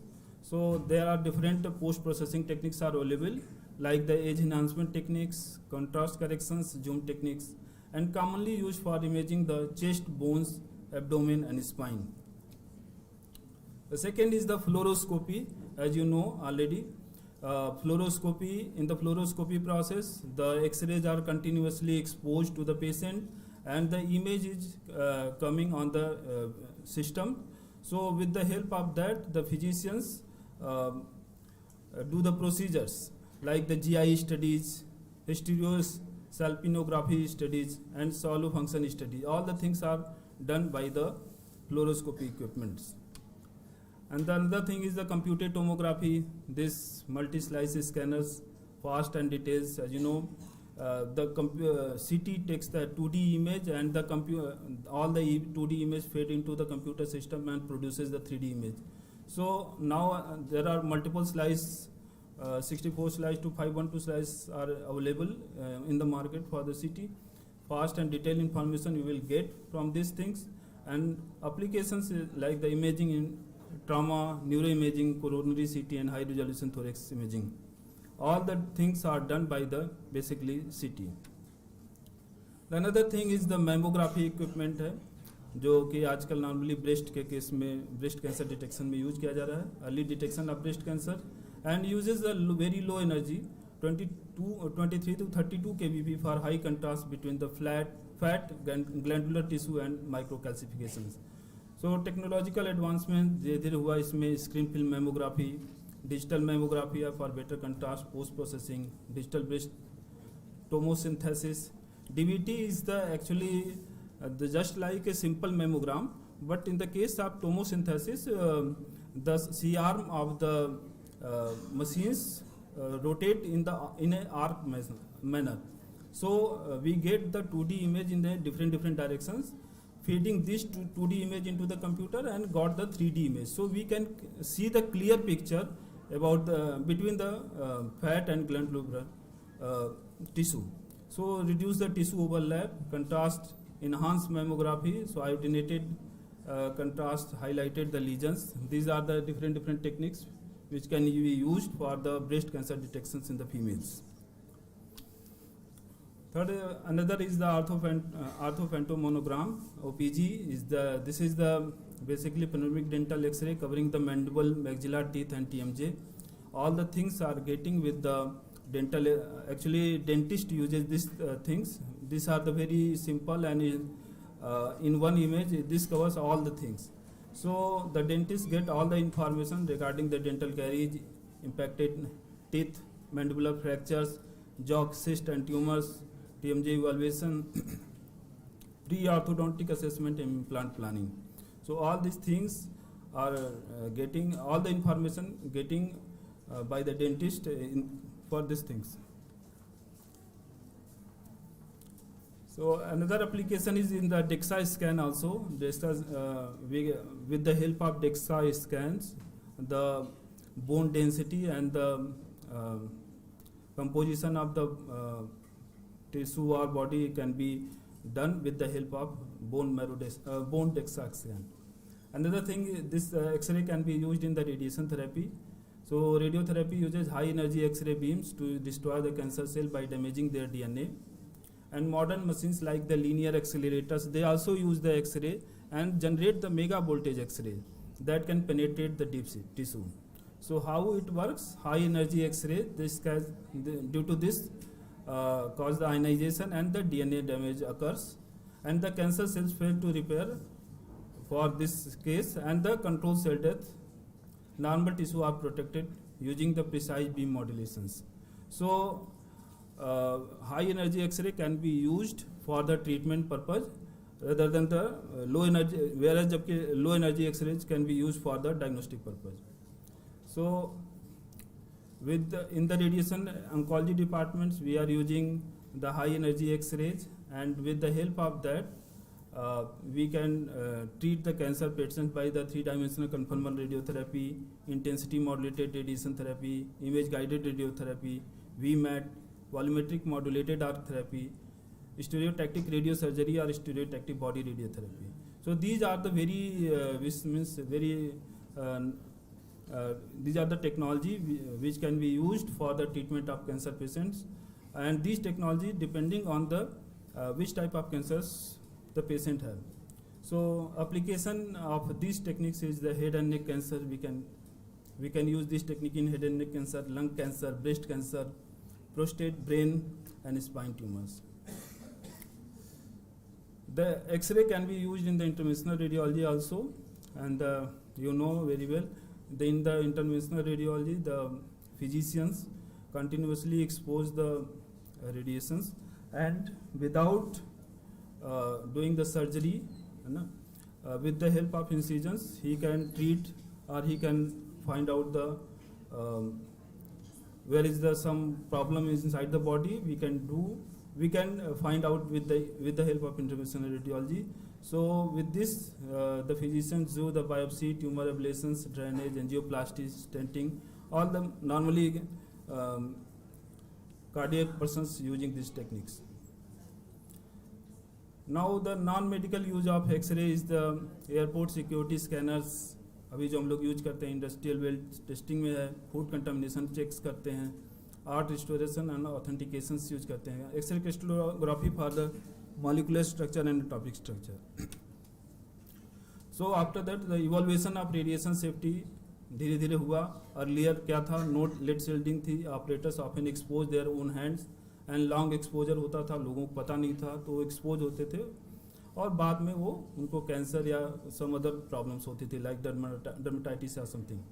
Now the after existing in after coming into the radiation safety protocols, we are using lead aprons, thyroid cells, lead glasses are used, controlled exposure rooms, TLD badge we are using regularly for when we are working in the radiation field. According to the government, it's a mandatory part for using the TLD. Filtration removes low energy harmful rays. Now at this time the filter we are using in the X-ray machine, so they can remove the low energy. Due to this, severe जो skin reactions था वो कम हो गया. Dose modulation in CT AEC है, iterative reconstruction method है, organ based dose reduction method है. So pediatric protocols हम लोग में रेडिएशंस को मिनिमम देने के लिए हम लोग एक प्रोटोकॉल फॉलो करते हैं, वो है strict equipment certifications is mandatory by the regulatory authority. So this is the future trends in X-ray technology. Photon counting counts individual photons, higher contrast, lower dose, better tissue differentiations we are using. Spectral or dual energy imaging में material decomposition है, differentiates calcium and iodine versus iodine, useful in stones, gout and tumors. Robotic and portable imaging में mobile CT units exist करता है, robotic arms या X-ray machines for trauma rooms. Ultra low dose imaging है, उसमें high efficiency detectors है, AID constructions है, safer for paediatrics है. So x rays evolve for unstable high dose tools to sophisticated digital imaging system. Application expanded across the medicine industry, research and security. Safety improved dramatically with the regulations and technology, and future promises higher quality image at even lower radiation doses. Thank you so much. Actually, I'm going just simply the development of the X-ray, how the X-ray equipment is developed from earlier stage to the current now. So these are the things. Thank you. Thank you, Dr. Naveen. Yes, and I will again request the audience to please give a very, very loud round of applause. Thank you. Because that's very important for somebody on the dais. Dr. Sahab, I have one point of concern, which has been a little bothersome for me. Aapke liye bhi hoga. We talked about everything, and the conference itself at the core is talking about AI. Yes. But if you move 100 kilometers from Lucknow, not even 100, I think 75 kilometers from Lucknow, yes, आज भी एक आम आदमी यही पूछता है कि x ray कराने से कोई नुकसान तो नहीं होगा. Forget about a CT and forget about an MRI. We are still, I would say, combating the initial taboos that we had कि एक्सरे बॉडी में करा लेंगे तो उससे वगैरह वगैरह होगा. As a part of your society, as a part of your department, do you advocate any awareness programs in the community to remove these taboos? Yes, ma'am. Actually, we are regularly organizing the radiation safety protocols to the in the different departments. Like the cardiology departments, regularly we are facing overdoses, and we got the reports from Atomic Energy Regulatory Board regarding these things. And due to this reasons हम लोग जो है regularly उनको training देते रहते हैं ma'am कि उसमें जो है कैसे आपको रेडिएशन से प्रोटेक्शन करना है. And with the help of some radiation shielding devices we are reducing the dose basically. Actually, my another point is, which I'm putting to everybody, for every one radiologist, how many radio technicians do you think we have at the moment in this state? I think at least 5, 6. I mean, what I'm trying to put forward is that radio technicians definitely outnumber the radiologist. Am I right on this? Yes. ये तो आप लोग बताएंगे. Which means they are the ones who need to be empowered with these advocacy programs. And this contribution has to largely come from your department. Because radiology, radiotherapy, radio technicians, and I feel radio technicians are the bridging gap between both these departments. So I will request you to do this, please. It will really help the common people. Actually, ma'am, in our university, we are regularly doing this program to the different departments. We are just giving the knowledge regarding the radiation safety, and most probably our faculty and staff also help us to do for the same. So मुझे नहीं लगता है कि अब ऐसा कुछ, मतलब देखिए हर इंस्टीट्यूट में एक अपना अलग प्रॉब्लम है. सो हम लोग को करना चाहिए, जो भी है रेडिएशन ऑन्कोलॉजिस्ट में है या रेडियोलॉजी में है, at least he can teach the about the radiation safety to the general public also who are coming in the department, and also together with the employ कि आप उसको शेयर करें इस चीज़ को कि क्या आपको रेडिएशन मिल रहा है और इससे क्या डिसएडवांटेज एडवांटेज जो भी है उसको देखना है. मतलब ये हम लोग की सभी की रिस्पॉन्सिबिलिटी है ma'am. This is absolutely commendable. I think there's a question from Madam. No, actually, hello everyone. A very nice talk. Okay, thank you. And I'd like to add upon this point. It's very correct. You have to raise awareness, but this will be in both forms. Give them awareness about what the possible problems can be. You could I would like to add deterministic and indeterministic effects, yes. like what we talk about stochastic and non-stochastic. So when we are talking about dosage, then the deterministic, it helps. You increase the dose, the possibility and risk factors increase. Sure. But what about the effects, the stochastic ones, the indeterministic ones? There, even a small exposure for a very little time, your genes has something to do with it. Yeah. So you can't help that. So one way of counseling patients that helps me actually in everyday life, and for example, even my relatives ask me, if it's so safe, then why do you run behind shields? Why do you go behind protections if it's so safe? So the one way of telling them is, you are exposed to radiation, whether it's X-rays or even environmental. Even the sun has rays coming out of it. So you compare it with the whole year, the annual dose that you're getting of radiation anyway. So one way is to compare. Okay? And that's what I want to add. जो भी हम लोग expose करते हैं for the benefit of the patient. Yes. So ethically, yes. If So we are doing the exposure for the patient, then it is okay. As low as reasonably achievable. That you've already mentioned that very nicely. Yeah. Thank you. Okay, thank you.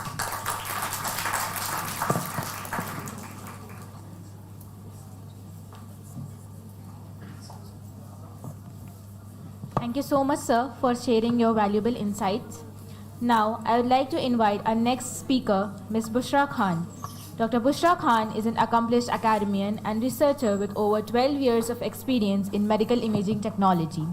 She serves as assistant professor and program in charge at Sharda University, Greater Noida, where she has successfully guided numerous postgraduate dissertations and undergraduate projects. Her expertise spans advanced imaging modalities including MRI, CT, and digital radiography, as well as quality assurance and radiological safety. A prolific contributor to national and international conferences and publications, she remains deeply committed to innovation, academic excellence, and the professional development of future imaging technologists. With a strong foundation in radiological imaging and her keen interests in emerging technologies, Ms. Bushra Khan brings an insightful perspective to the field. It is a pleasure to welcome her for her session on myths versus realities of artificial intelligence in medical imaging, where she will help us separate misconceptions from meaningful advancements. Let's give a huge round of applause for Dr. Bushra Khan.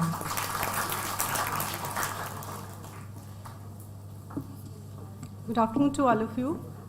First of all, I would like to thanks to Era Medical College to provide me the opportunity to stand there to share my knowledge and my expertise as well. And I will give the sum of tip for the students as well, because you are the future of radiology, of course.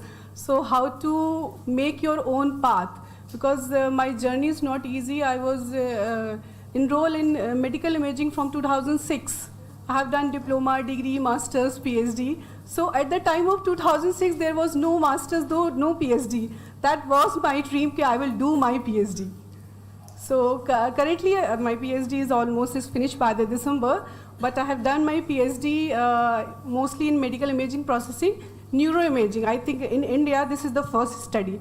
So I create my own way for the research. I also got the Guinness World Record for my research contributions as well.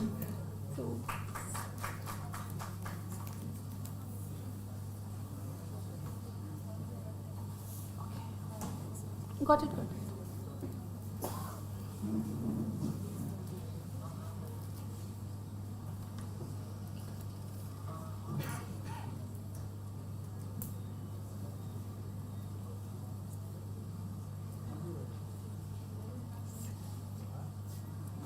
I'm not getting my PPT here.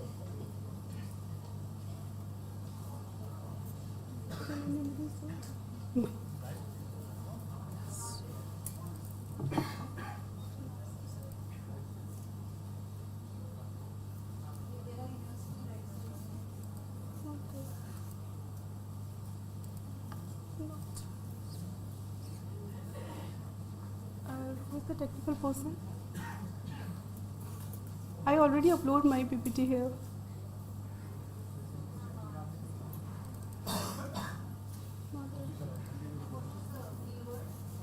There's myths and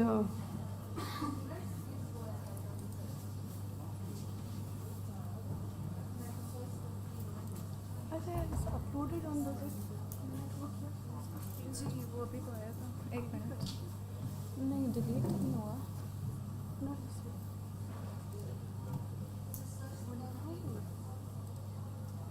myths MIT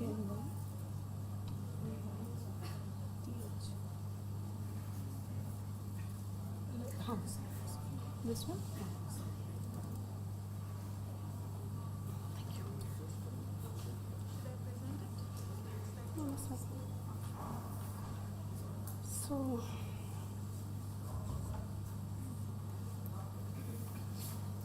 So there is a myths versus realities of AI. From the morning session, there is a lots of mini session about AI, what is AI, how it's built.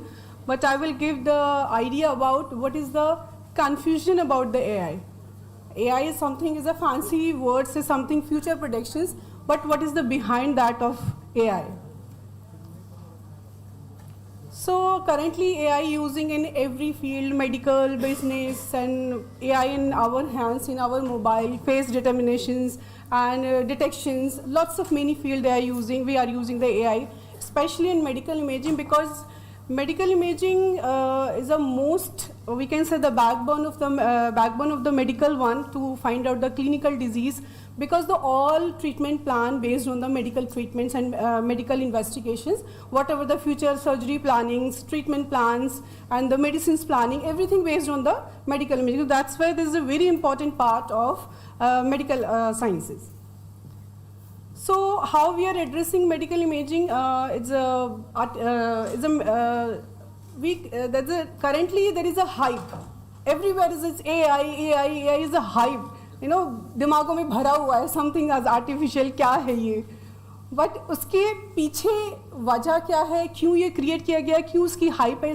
Of course is a big business. इसके पीछे financial benefits है, business है. चाहे वो medical field ले लीजिए, चाहे आप कोई भी field ले लीजिए. एक business का सबसे बड़ा इसमें point है. Academic हो, research हो, वो बहुत पीछे है. पहले एक business है. Because AI के नाम पे हर एक चीज़ बहुत easily sell हो जाती है. ठीक है, इज अ हाइप, ये हाइप क्रिएट किया गया है, बट इसकी कैपेबिलिटीज़ क्या हैं, लिमिटेशंस क्या हैं, you should be aware, because in the few of not much more than 5 years, मैं बहुत ज़्यादा नहीं बोल रही, 5 साल, we are bound to learn AI. अब हम बाउंड हैं, जैसे स्मार्टफोन के लिए अब हम बाउंड हैं कि बिना स्मार्टफोन के बिना अब लाइफ नहीं चल सकती, ऐसे ही बिना AI के बिना अब लाइफ नहीं चलेगी. और ख़ास करके जैसे कह रहे हैं ना कि माइक्रोसॉफ्ट ने इतने लोगों को निकाल दिया, Y? Because they are not adapting AI. It can be replaced if you are not adapting. आपको adapt करना ही पड़ेगा. You are not interested to learn, but you are bound to learn it.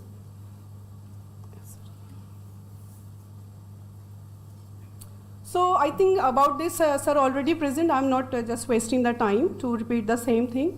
So these are the some key components to develop the AI techniques, machine learning, deep learning, NLP is already discussed, so again I'm not taking the time. That's, of course, that's the most important part to operating or develop the AI. I think ये सभी लोग थोड़ा behind रखते हैं कि सबसे important part क्या है AI को develop करने के लिए या उसको operate करने के लिए hardware. Skill चीज़ें तो हैं, उसको operate करने के लिए क्या चाहिए? You have to, while you're working with the AI or developing with the AI, hardware is very important part. So hardware ki, these are the some component, CPU, tensor processing. That means for the AI, the normal process is not working. Normal computer काम नहीं करते उस पे. Even normal laptops पे आप काम नहीं कर सकते, क्योंकि उसके लिए एक अलग algorithm के लिए अलग background चाहिए, अलग atmosphere चाहिए. So जैसे इसमें the few components, just like CPU, tensor processing, this is new word for you. This is highly advanced hardwares for, especially for such type of technique developing. Memory is a very important part now that these days there is a cloud base. आजकल cloud चल रहा है, तो cloud भी है, but there should be the hard drive memory, because while we are working with the AI or while we are developing with AI, we need a space. Because after to train the model, to train the processing, that's increase the data. If otherwise you have not enough data, not exactly the full one, even आपको 75% को full माना जाता है. अगर आपकी memory 75% हो गई, उसके बाद आपका software काम नहीं करेगा. तो we need a little bit of a large memory. Storage, again, if you have to store the images or either your data, you need the big storage. Working server is not working on the normal Wi-Fi and all. AI जब आप develop करते हैं या काम करते हैं, उस पर ये normal server पे आप काम नहीं कर सकते. You need a very consistent and the high quality of the network. So mostly they work on the server based. Network connectivity, of course, while we are doing the codings and doing the processing, there is a constant network is required. Supposed to be, even I worked while we are doing my PhD work, so I am just quantification, my fiber tracking. So there is a network is disconnect, just a few seconds. My processing is stopped. Then when they start their processing, they give the completely wrong data. There was the 3 days training. 3 दिन का था, then I have to start again. So we need a very consistent network connectivity, of course, cooling system. We need a very high cooling system to just cool down that type of system. Power supply, of course, there is a constant, a regular power supply. So for the AI, there is a divided into many categories. Basically, there is a 4 categories to develop AI medical tools, especially for the medical purpose. Using AI tools without programming, that means you can just download the software is already inbuilt AI based, so you can download it and operate it. Hire the software. I think this is the new word for you. कि software भी किराए पे लेते हैं, of course.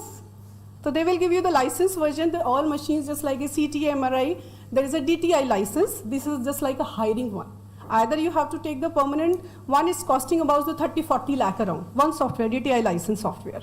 Then if you are hiring one, they will give you the 2 years and 3 years, whatever one. So you can hire the softwares and develop AI medical tools on sharing basis. Just like with the medical collaborations and the IT collaborations, diagnostics part you will do and technical part we will do. So we will contribute equally.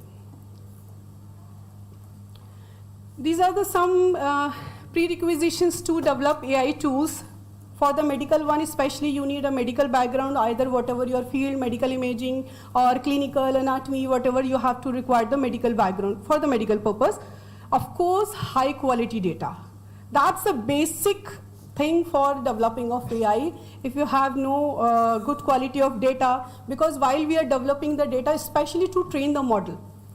Currently in India, basically in the research, there is the biggest problem, the data.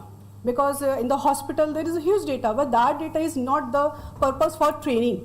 Because while you are start the training for model, while you are preparing the specific model, so you have to require the consistency of protocol, supposed to be NCCT. So that NCCT protocol should be same for the 1,000 or 100 patients. It should not be changed. Exposure factor should be same. Whatever the protocol you are setting for your model training should be remain same. And of course, the data quality, what the quality of the data, that means should be consistent. Diversity, for developing the good quality of model diversity, that means what type of diversity. Just like if we are talking about India, just like Kashmir, Kanyakumari, Hyderabad, this is the different diversities. But when we are talking about country, just like China, Africa, so there is a physiology completely changed. You know, if we are talking about brain, you know, brain having this cell gyres, that's called brain printing. You know, nature also giving that's brain printing is the unique for the individual one, just like fingerprint. That's also changed. That's called geometrical configuration of the brain. जो brain का geometrical configuration होता है, ये भी diversity के हिसाब से change होता है.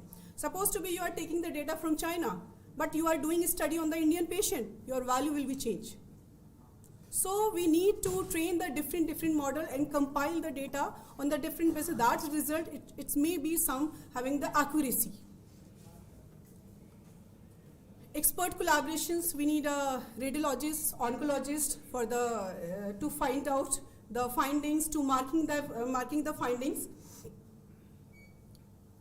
Of course, that's the backbone of AI, coders. That's because we are working in AI center, so there is lots of many faculty they are doing on code. While they train their models, they apply the different codes. And how to make the code, because to removing the artifacts, to adding the something, to speed up your model. So lots of million types of the code. Code is not to be already prepared, you have to make it yourself. वो codes बनाने पड़ते हैं, तो we need of course the expert coder and a software skilled based person for to develop the AI one.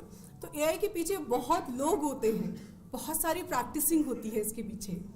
Validations is evaluations. In the morning session, we already discussed about the validation. External validation, there's the same thing. If we are developing model in India, so we should validate that data from some external or the international level. That means now our model will be validated. Because जो लोग research में आगे जाना चाहते हैं, PhD में जाना चाहते हैं, जब हम डेटा पे काम करते हैं तो उसमें एक क्वेश्चन ज़रूर पूछा जाता है आपसे जब आपके वाइवा होते हैं कि आपने डेटा को वैलिडेट कैसे किया. आपने तो ट्रेन कर लिया, you have to do lots of many hard work, or you create the model, you prepare the model, but what about the validations? तो validations वो आप किस तरह से ले रहे हैं, आप नेशनल लेवल पे ले रहे हैं और अपने सिटी लेवल पे ले रहे हैं कि आपने different even lots of many model template is available online. Kiger है, काइगर पे बहुत सारे कोड्स और मॉडल्स ऑलरेडी अवेलेबल हैं, तो आप वहाँ से वो मॉडल पिक करके भी आप वैलिडेट कर सकते हैं. जैसे I think if anybody is aware of MONAI, Nvidia तो सभी कुछ लोगों को पता होगा. Nvidia there is a software, Nvidia there is a graphics जो आते हैं एनवीडिया के आते हैं, तो Nvidia they develop, there is a one of the platform is MONAI. Explore it. MONAI में क्या है कि वहाँ पे डायग्नोस्टिक के बहुत सारे ट्रेंड मॉडल हैं. That's model is highly trend millions of data पे trained है, तो they having already model. Then you can pick up and you can train your own model. Monizer currently बहुत अच्छा काम कर रहा है क्योंकि उसकी जो टेम्पलेट्स हैं और जो उसके मॉडल्स हैं वो बहुत ज़्यादा एक्यूरेट हैं, तो आपके रिजल्ट्स भी वैसे ही एक्यूरेट होंगे. So how can AI be used in medical imaging? Automatic detections, quantifications and prioritizations. Automatic detections, that means you uploaded the image and ready-made, your report is already prepared. आजकल जो चल ही रहा है कि आपने सिस्टम में images डाली और आपकी रिपोर्ट बन के आ गई, तो ये प्रिपेयर की जाती है उसकी. क्वांटिफिकेशन जैसे CT आप लोग करते हैं, the very basic examples. CT में सिस्ट होती है, ठीक है, सिस्ट है, सिस्ट की फाइंडिंग आई, सो वो क्या क्वांटिफिकेशन है, HU वैल्यूज के अकॉर्डिंग आप बता पाओगे कि ये सिस्ट आपकी हेमरेटिक है या फाइब्रोटिक है या समथिंग फ्लूइड है, तो you will just put it the HU value, then it will find out. That means this is the quantifications. That means quantifications, there is a something number or numeric values included one.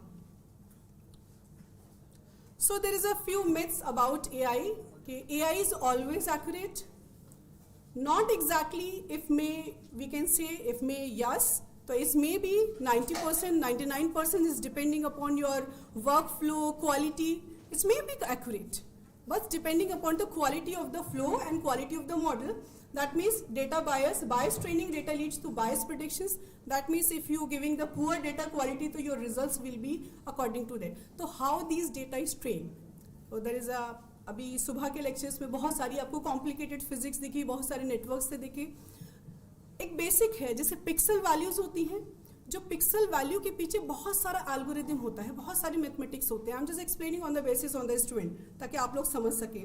जो उसके पीछे algorithm होती है, that means जब हम data को train करते हैं तो हम उसको मार्किंग करके ये बताते हैं कि ये वैल्यू कैंसर की है, ये वैल्यू सिस्ट की है. Madam, you have 5 minutes. या sure. Almost last 2 slides. So we are training that value, that algorithm values again and again. उसको बार बार हम ट्रेन करते हैं कि ये वैल्यू सिस्ट की है, ये वैल्यू ट्यूमर्स की है. So by the training of data, that means your model will be prepared. Of course, data quality, generalizability, model may be struggle with the data from the different institutions. That means diversity of the data. Adverse attacks, that subtle image modification can cause incorrect predictions. There is a very famous case currently, if you are going on the news, one of the US lady, she having the tooth extractions, she having just like ice pack. So AI traffic tool, they detect something mobile, so she having fine, she filed the case against that. She got the 2 lakh euro.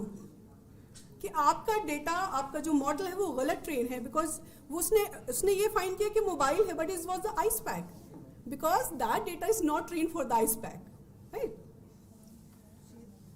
Myths, why some AI algorithm, particularly deep learning model, can be complex and difficult to interpret. Efforts and underway to improve their transparency.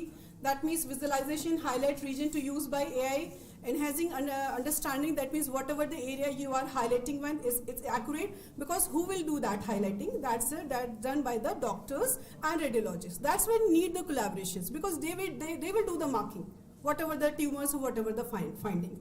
Saliency map and rule extractions. That's a very important part for the AI, regulatory approvals, because I think no country having such type of government rules, but only Germany in the first country in the world who prepared the bylaws for the AI. They're having the control, okay, how much AI you will use. The first country, Germany, they prepared the all rule, regulation and regulatory to applications of the AI. How much AI you can use, and they will control on the country. Then ethical consideration, of course, ethical consideration complex but crucial for responsibility of the AI. Definitely how much AI you are using and how much you will control the populations, and cost effective. Definitely cost is high, software cost, hardware cost, and who will develop that, that's the cost, of course, is implemented. Integration with existing workflow, that means integration is impactful, relatively straightforward to the implementations. So AI can solve all problems. Lack of standardized data, that means we have not very good quality of data. If we want to develop the AI, we need to develop the very good quality of the data, limitation, availability, and label data. Label, otherwise many companies and many software, they already giving you the label data. Otherwise you have to mark label, but that means labeling karna. वही उसकी marking करना, that means how much that area is tumor, that area is pathology, that's called label data. And address rare disease. Lots of many time we may missed out the disease or rarest one, because that model is not trained for that. That may be something finding. वो कुछ बोल सकता है कि ये कुछ है, but not exactly, because this is depending upon your training. आपने क्या information उसको दी है, वो उस पे depend करता है. Then improving image quality. So while we are processing the data, sometimes the image quality may be lost. बहुत सा data loss हो जाता है duration while we are doing the image processing.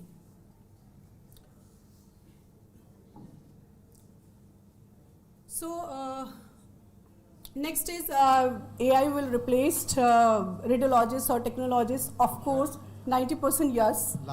Last year, sorry. Of course, yes, if you are not train yourself with the AI, but of course not if you will work with the AI. अगर आप AI के साथ काम करोगे, that means कहते हैं ना कि देखिए कंप्यूटर आया तो अपने साथ अपॉर्चुनिटी भी तो लेकर आता है. भाई आप देखिए खुद प्रॉम्प्ट इंजीनियर्स की नई वैकेंसीज आजकल देख रहे होंगे. जब आपके साथ कोई टेक्निक्स आ रही है तो टेक्निक के साथ उसके साथ अपॉर्चुनिटी ज़रूर आती है. तो आपको खुद को सीखना पड़ेगा उस चीज़ के लिए.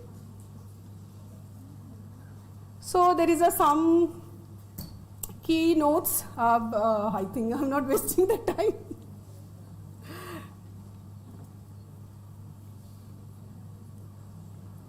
Thank you, madam. It was a wonderful presentation. Any questions from the audience?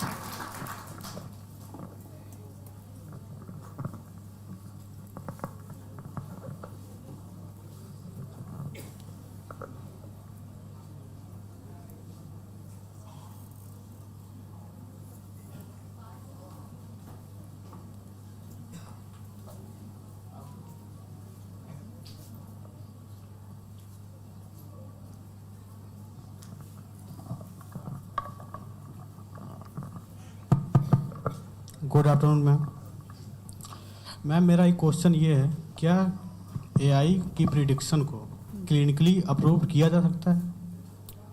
देखिए क्लिनिकली अप्रूवल्स वही है ना, इथिकल कंसिडरेशन है. Clinical approval it's depending upon your how you marking that your model. जो आपने इमेज जो डेटा आपने दिया है वही दैट्स द रेगुलेटरी.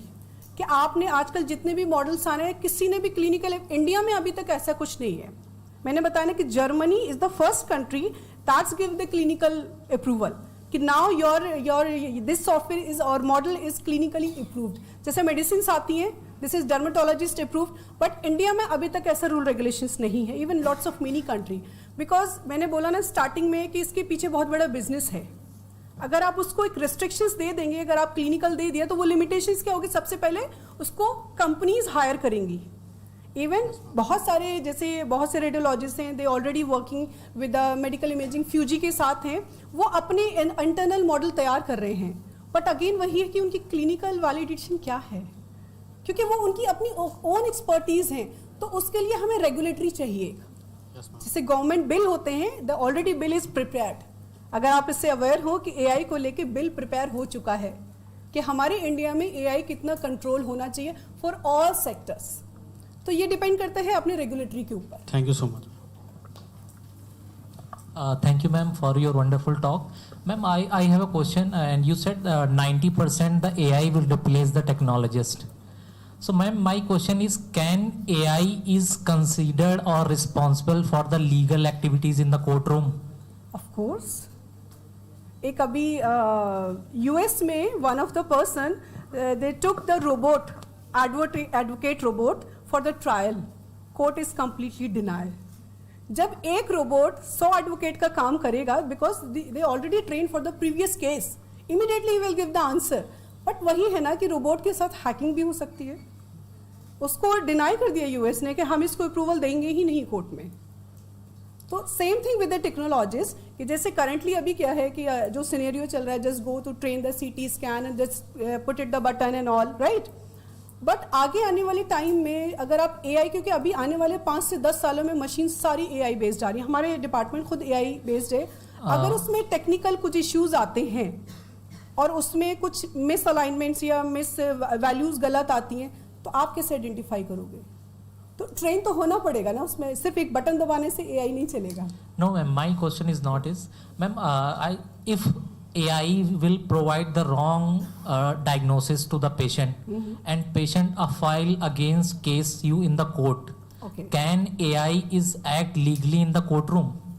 इंडिया में तो अभी तक ऐसी कोई रेगुलेशन नहीं. So how it will replace the human beings?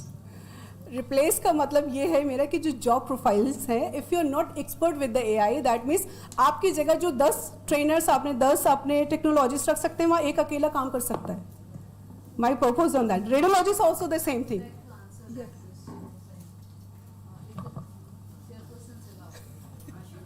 Yes, please.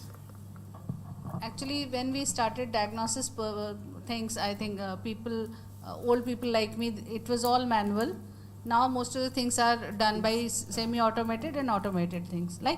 But in all the diagnostic results, always one line is written: the results should be correlated. Clinically. So always human intervention is the final say. So whatever machines can do, it's the human intelligence that decides whether this is right or not. So if you're saying the person is fine and result is something else, it may trigger you into thinking and maybe doing more, diagnostic test कि कहीं हो सकता है ये सही हो, मैं देख लूँ. In the morning sir already present the report now. और 3-4 चीजें already mention है, but वो controversy में आ गया already because उनका जब बहुत authentic है. They train the model in 10,000 patients, but again they comes with और that. दूसरी जगह यही है, कुछ चीजें जो ह्यूमन आई नहीं देख पाती हैं, लेंस. Yes. वो बड़ा उसको मैग्नीफाई करके it can be seen. So that work is done by AI, but ultimately it's the human intervention, human brain, human intelligence which should decide whether we should use it for that purpose or not, correlate with whatever our intelligence, our training, our experience is saying. So this is the gist of it. My main motive is not exactly replacing my name. You must be adapt AI. Right. So things will be faster, more, deeper, but ultimately it's human intervention which will decide. Always be there. Thank you. Thank you.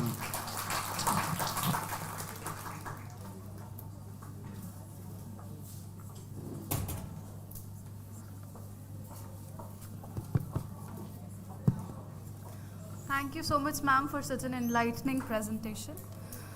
Now I'd request our session chair, Dr. Farhat, to kindly felicitate Mr. Abhishek Kumar.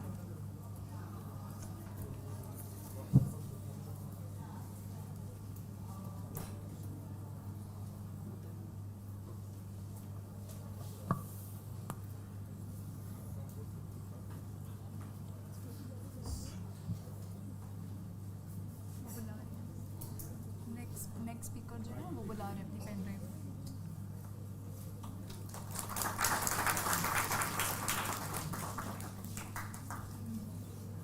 Now I request Professor Dr. Muhammad Usman Khan sir to kindly felicitate Dr. Bushra Khan.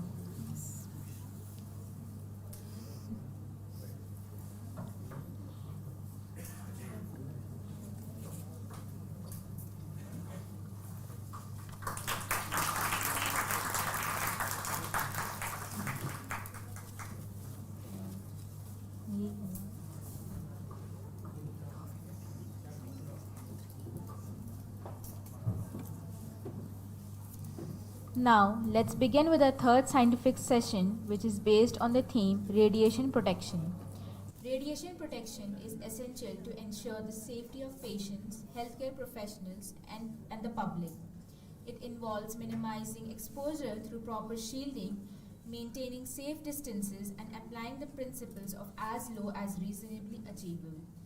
By following established guidelines and using modern protective technologies, we can promote safe imaging practices while preserving diagnostic quality.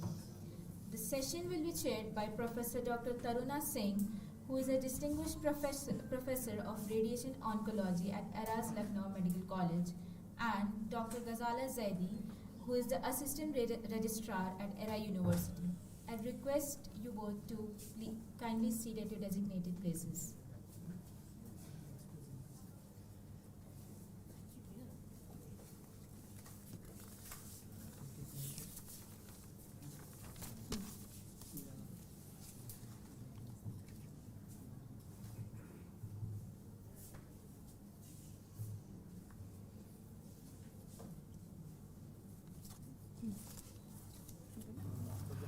Now I'd request our student volunteers to kindly present the token of appreciation to our valuable session chairs.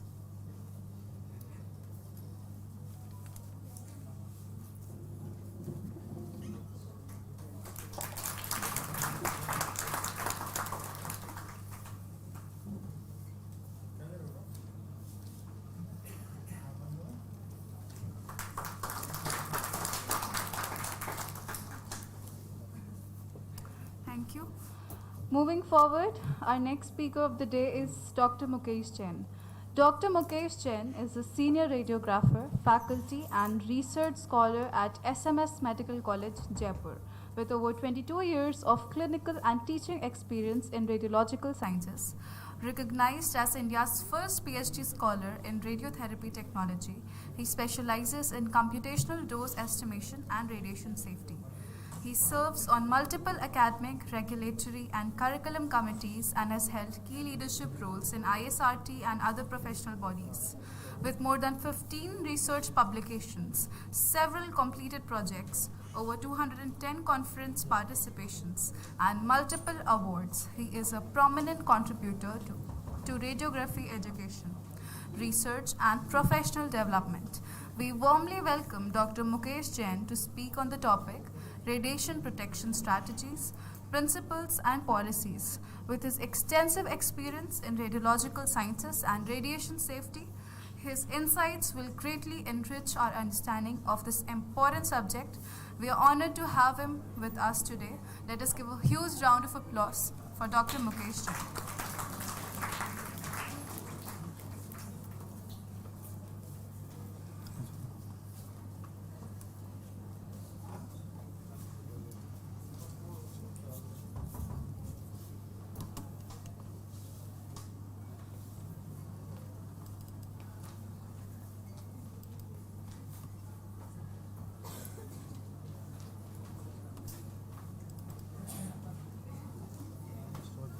PPT. Yes.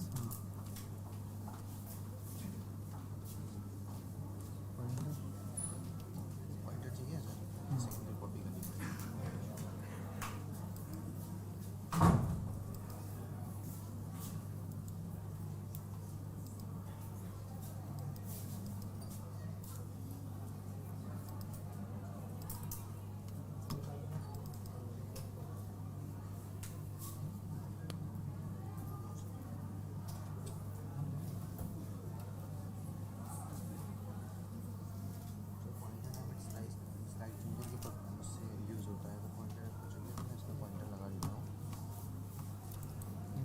Change नहीं होगा. ठीक है आराम से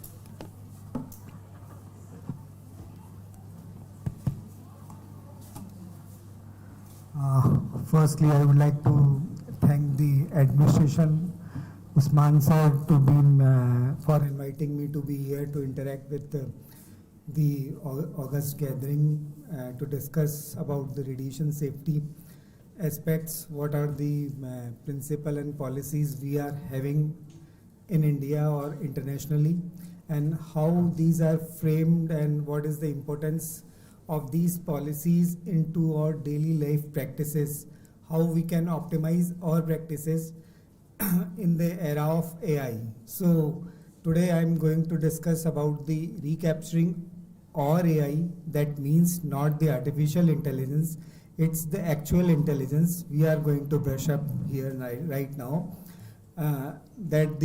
About the facts we are having with us and the policies we are having with us, but the way of approach we need to be find out to get the insightful or to better clinical outcome of our daily day-to-day work.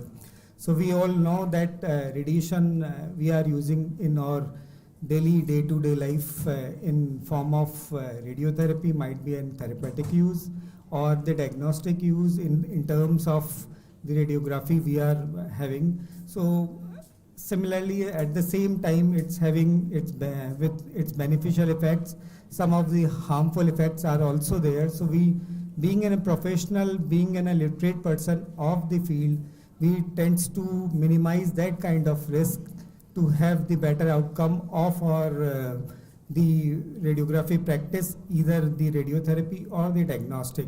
So we know that radiation is termed as a double-edged sword. So it's boon to mankind when it is in a safe hand or the qualified hands. And being a radiation professional and radiation technologist, we tends to be in a qualified hands. So we can use the radiation safely for the betterment of our profession as well as for the public and for the better clinical outcome for our patients.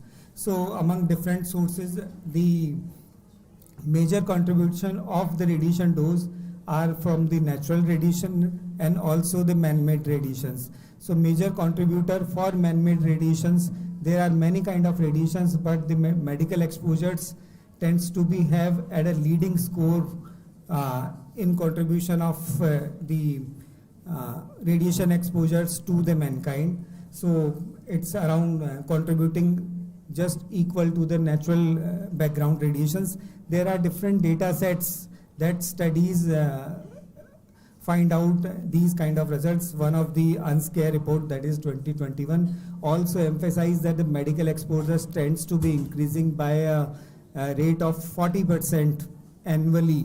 So in future, we need to be more emphasized towards the radiation protections to use it safely. So we know that many applications, right from the beginning of the many speakers told about the applications of the radiations in many fields, including the medical field. The industrial field is also there, research, labeling process, the X-ray crystallography is also there. So we are using radiations widely in wide spectrum and many places. And similarly, the man-made natural radiations are also there that are equated to different medical exposures. So we need to have an idea. It's not to be scared with the radiations. It's just that we need to use safely for the betterment of the people. So with the applications of radiations, definitely is going to from the discovery of X-rays in 1895 by the Roentgens, just in 3-4 years, there are many incidents comes across to the notice of the people that the radiations have certain kind of different effects, and there are some of examples there are of the effect of radiations that people notice at that time, and that put pressure on the peoples to think about the these kind of protections and protection strategies needs to be adopted with the radiations or with safe use radiations. So we know that what radiation can do, it can cause a severe death, even the cancer or the skin burn or the cataract or the infertility, and many genetic facts that persist with the human being or mankind throughout many generations that can be happen with unsafe use of radiations. Remember the place, the martyrs place built in the memory of the martyrs from the radiations. There are place for martyrs, for 30 radiologists died due to the unsafe use of radiations at that time. So in that memory, so we know that we cannot see the radiations, we cannot smell the radiation, we cannot hear the radiations, and we cannot feel the radiations. So our limitations with the radiation, that our sensory organs do not able to find the presence of radiations. So we need to devise some kind of indirect ways to identify the presence of radiations, and there are many indirect ways we are doing in our daily day-to-day life to monitor the radiation, and we need to devise a monitoring process and then act accordingly in our daily day-to-day practice to get safe use of the radiation. So journey of radiation protection is not new. It started, I told that it around 1904. Just people emphasize on there might have certain kind of effects due to the radiations happen with the field of that kind of machines. They are start using for different medical purpose and other purposes also in beauty parlors, in radium tile painters they are using, and the shoe stores they are using.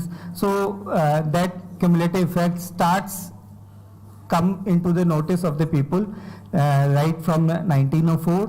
1928 the international organization formed the ICRP, that is the International Commission of Radiation Protections, so that look after the different effects of radiations throughout the nations, gather information from the nations with the various studies carried out at different levels, might be a research purpose, for the research purpose, or in day-to-day practice. In 1960, the ICRP published its first document to guideline about the dose limits, and concept of dose limits come into the practice. So there are chronological improvement in the dose limits right from the beginning, from 0.2 Ronjan per day to the right now 20 millisievert per day, 20 millisievert per year. We are having these kind of dose limits by chronological evaluations due to the different studies we have carried out at different levels. So what are the source of information about these kind of effect, and how the policies we are going to frame the policies? So these different studies might be population studies. It's conducted on the bomb survivor of the Hiroshima and Nagasaki for 120,000 people in different cohorts. The animal studies we are doing to identify the effect of radiations, different clinical investigations they are showing the effect of radiations, and also the cellular experiments. So who are the authorities to collect these kind of data, to formulate these experience into a policy? There are many organizations. One of the UNSCARE, that is the United Nations Scientific Committee on Effects of Atomic Radiations, International Commission of Radiological Units and Measurement, that is ICRU, ICRP, IAEA, NCRP, IEC, that is International Electrotechnical Commissions, that defines the different protocols for the equipments, even for the X-ray machines, what kind of design standards the machine should have, what kind of protocols, what level of generations, leakage radiations the machine can produce. So these kind of data sets can be defined by these authorities. And in India, that is the authority looking for the regulations of radiation installations, that is the AERB, that is Atomic Energy Regulatory Board. So they all gather these kind of informations to improvise their present policies and do changes accordingly in different time frames or time period they are doing. So there are many scientific bases, as I discussed, that is the biological studies, might be a DNA damage, mutations, or the carcinogenesis, deterministic effects, or the cancer, that is stochastics, that have the no threshold values for its effect. The epidemiological evidence, that is the Hiroshima, Nagasaki, different risk models, that is the LNT model, and are the basis of the principle of the radiation protections, that is the known as ALARA. So these are the examples of different studies, lifespan span studies carried out for 1,20,000 peoples, and what these studies implies or outcome of these studies. So these studies tends to the formulation of the policy, that it's provide the benchmark, risk estimates, support LNT and dose limits. So जो dose limit का concept आज हमारे सामने है, तो इन्हीं studies के जो data survivors हैं उनका impact कितना हुआ, उसी के basis पर we need to we frame the policies for dose limits. These unscare reports inform about the uncertainty handling, so justifies or practice, it needs to be optimized. So how we can optimize our practice, we'll discuss that thing also.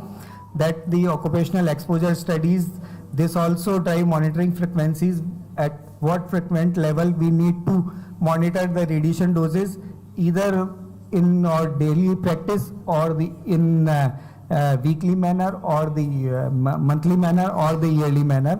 And hospital-based dose surveys, that different dosimetric data through nowadays electronic channel in form of ELORA, ARVs tends to collect these data to identify the to create the risk models. These are some of the Indian studies carried out in to support the radiation protection or radiation optimization for safe use of the X-rays in the field of radiography and the radiotherapy. So these kind of studies then converts into the information into the policies. In India, we have the policies in different formats. One is the form in 1962, that is the Atomic Energy Act, and it's revised in 2004 in terms of RPR, that is the Radiation Protection Rules. So these are the documents, are the acts. Then it's have the directives, what need to be followed. It's the mandatory phase, that is the gazette notifications, and these notifications have the different data sets, what policies you are, what protocols we need to adopt in our daily situations, that are the terms as a safety codes and the safety guides in our daily practice, how we can practice, or what are the process of these practice are terms as a safety manuals. So these are the just policy framework in India we are following. That's the acts, directives, safety codes, safety guides and manuals. So these all are giving just to inform us about the radiation safety, what protocols we need to adopt to our practice. So aims of these recommendations for humans to manage, control the ionizing radiation, also to minimize the tissue reactions and prevent the risk of cancer, and for environment also to control the radiation exposures to their negligible impact. So we know that these policies tends in sorts of informations we are going to have convert into the policy formations. That's the basic guideline we are having for the radiation protection. That is the we need to have a justifiable exposure. Then we need to follow the ALARA principle, and we need to adhere with our dose limits in our daily day-to-day practice. So why justifications that the practice entails the exposure of radiation should only be adopted when it yields a net benefit. So कोई भी process हम जब ही करते हैं जब उसमें किसी न किसी type का net benefit हो रहा हो, once it's not justified, we should not adopt that process. So you see that earlier many times for thyroid goiter that we used to tend to have radiotherapy, but nowadays when it's not justifiable, we came to know that it's having more harmful effect than the benefits of it. So we are trying to obsolete these kind of practices. Pelvimetry nowadays we are not using routinely as because it's sufficient hazard to fetus and also not useful for the mother and child. So we need to optimize the practice. For optimization we need to have monitoring and QA process in our daily practice, and also we need to train the professionals also to brush up their knowledge and to rejuvenate their own AI, that is the actual intelligence they possess but not using in our day-to-day life during our practice. So that's the principle of ALARA we are having. So we know that different effects of radiations might be a stochastic one, that is having the no threshold values, and the deterministic ones. So deterministic effects showing us some kind of assurance that the lesser dose is not lesser dose is the safe dose. That is not true, because we don't know a small amount of radiations what it can do. It can it's all of none law follow. It can cause a cancer, but it might be doesn't do anything else in our body systems. It depends on the probability, and these are the probabilistic features. So we are going to adopt the ALARA principles. We need to minimize our exposures as we can do in our daily day-to-day practice to obtain diagnostic interpretable images. Not to use radiation doesn't mean that we are not going to do an X-ray. Just because the radiations, we need to do X-rays, but in an optimized way, or in a proper manner to get maximum out of it, to get the justifies doses with the interpretable quality of the X-ray. So there are some examples in diagnostic medical exposures. Optimization is achieved by the keeping exposure patient minimum. Skeletal surveys earlier used for the multiple myeloma, but not for the conditions like TB. We are not using for that. In therapeutic medical exposures, optimization is achieved by keeping our dose just near to the target organs. That is the maximum dose to the tumors, while minimum dose to the normal tissues. So we need to spare as much possible the normal tissues, and we need to confine our doses to our PTVs, that is the plant tumor volume. So for this optimization, how I am going to achieve and what practice I need to adopt, that is in place, protocols are in place, but we are slightly reluctant to see. So there are the few examples, that's how they are going to impact in our daily day-to-day practice without compromising the image quality, or with having the same image quality, we can reduce the radiation doses. You see the using of high kV technique. So you see that one technique uses 120 kV, the similar technique uses the 60 kV, different exposure parameters. Dr. Jain, I would like to interfere. Only 5 minutes are left for your Okay, ma'am, I'll conclude, ma'am. Thank you. First. So you see that's the amount of radiation doses with using high techniques, it's just 6 MR, that is as respect to the 14 MR. So it's threefold increase in the radiation doses while using the conventional technique instead of the high kV technique. Another thing is using the collimations. You see the radiation amount of radiation doses. When we increase the collimation, decrease the collimations, amount of radiation doses due to the increase in FOV, it's tend to be high. In another way, it's also degrading the quality of X-rays. So we, by using the collimations, we can reduce the scattered radiation also, and also reduce the radiation doses. You see that's a technique to taking an X-ray of the abdominal radiography. We are collimating the patient beam just to confine with the abdomen. So amount of radiations, many folds can be reduced by this way. Just for taking an extremities radiographic examinations, there is a study conducted about the gonadal dose. We are going to achieve all in 3 cases.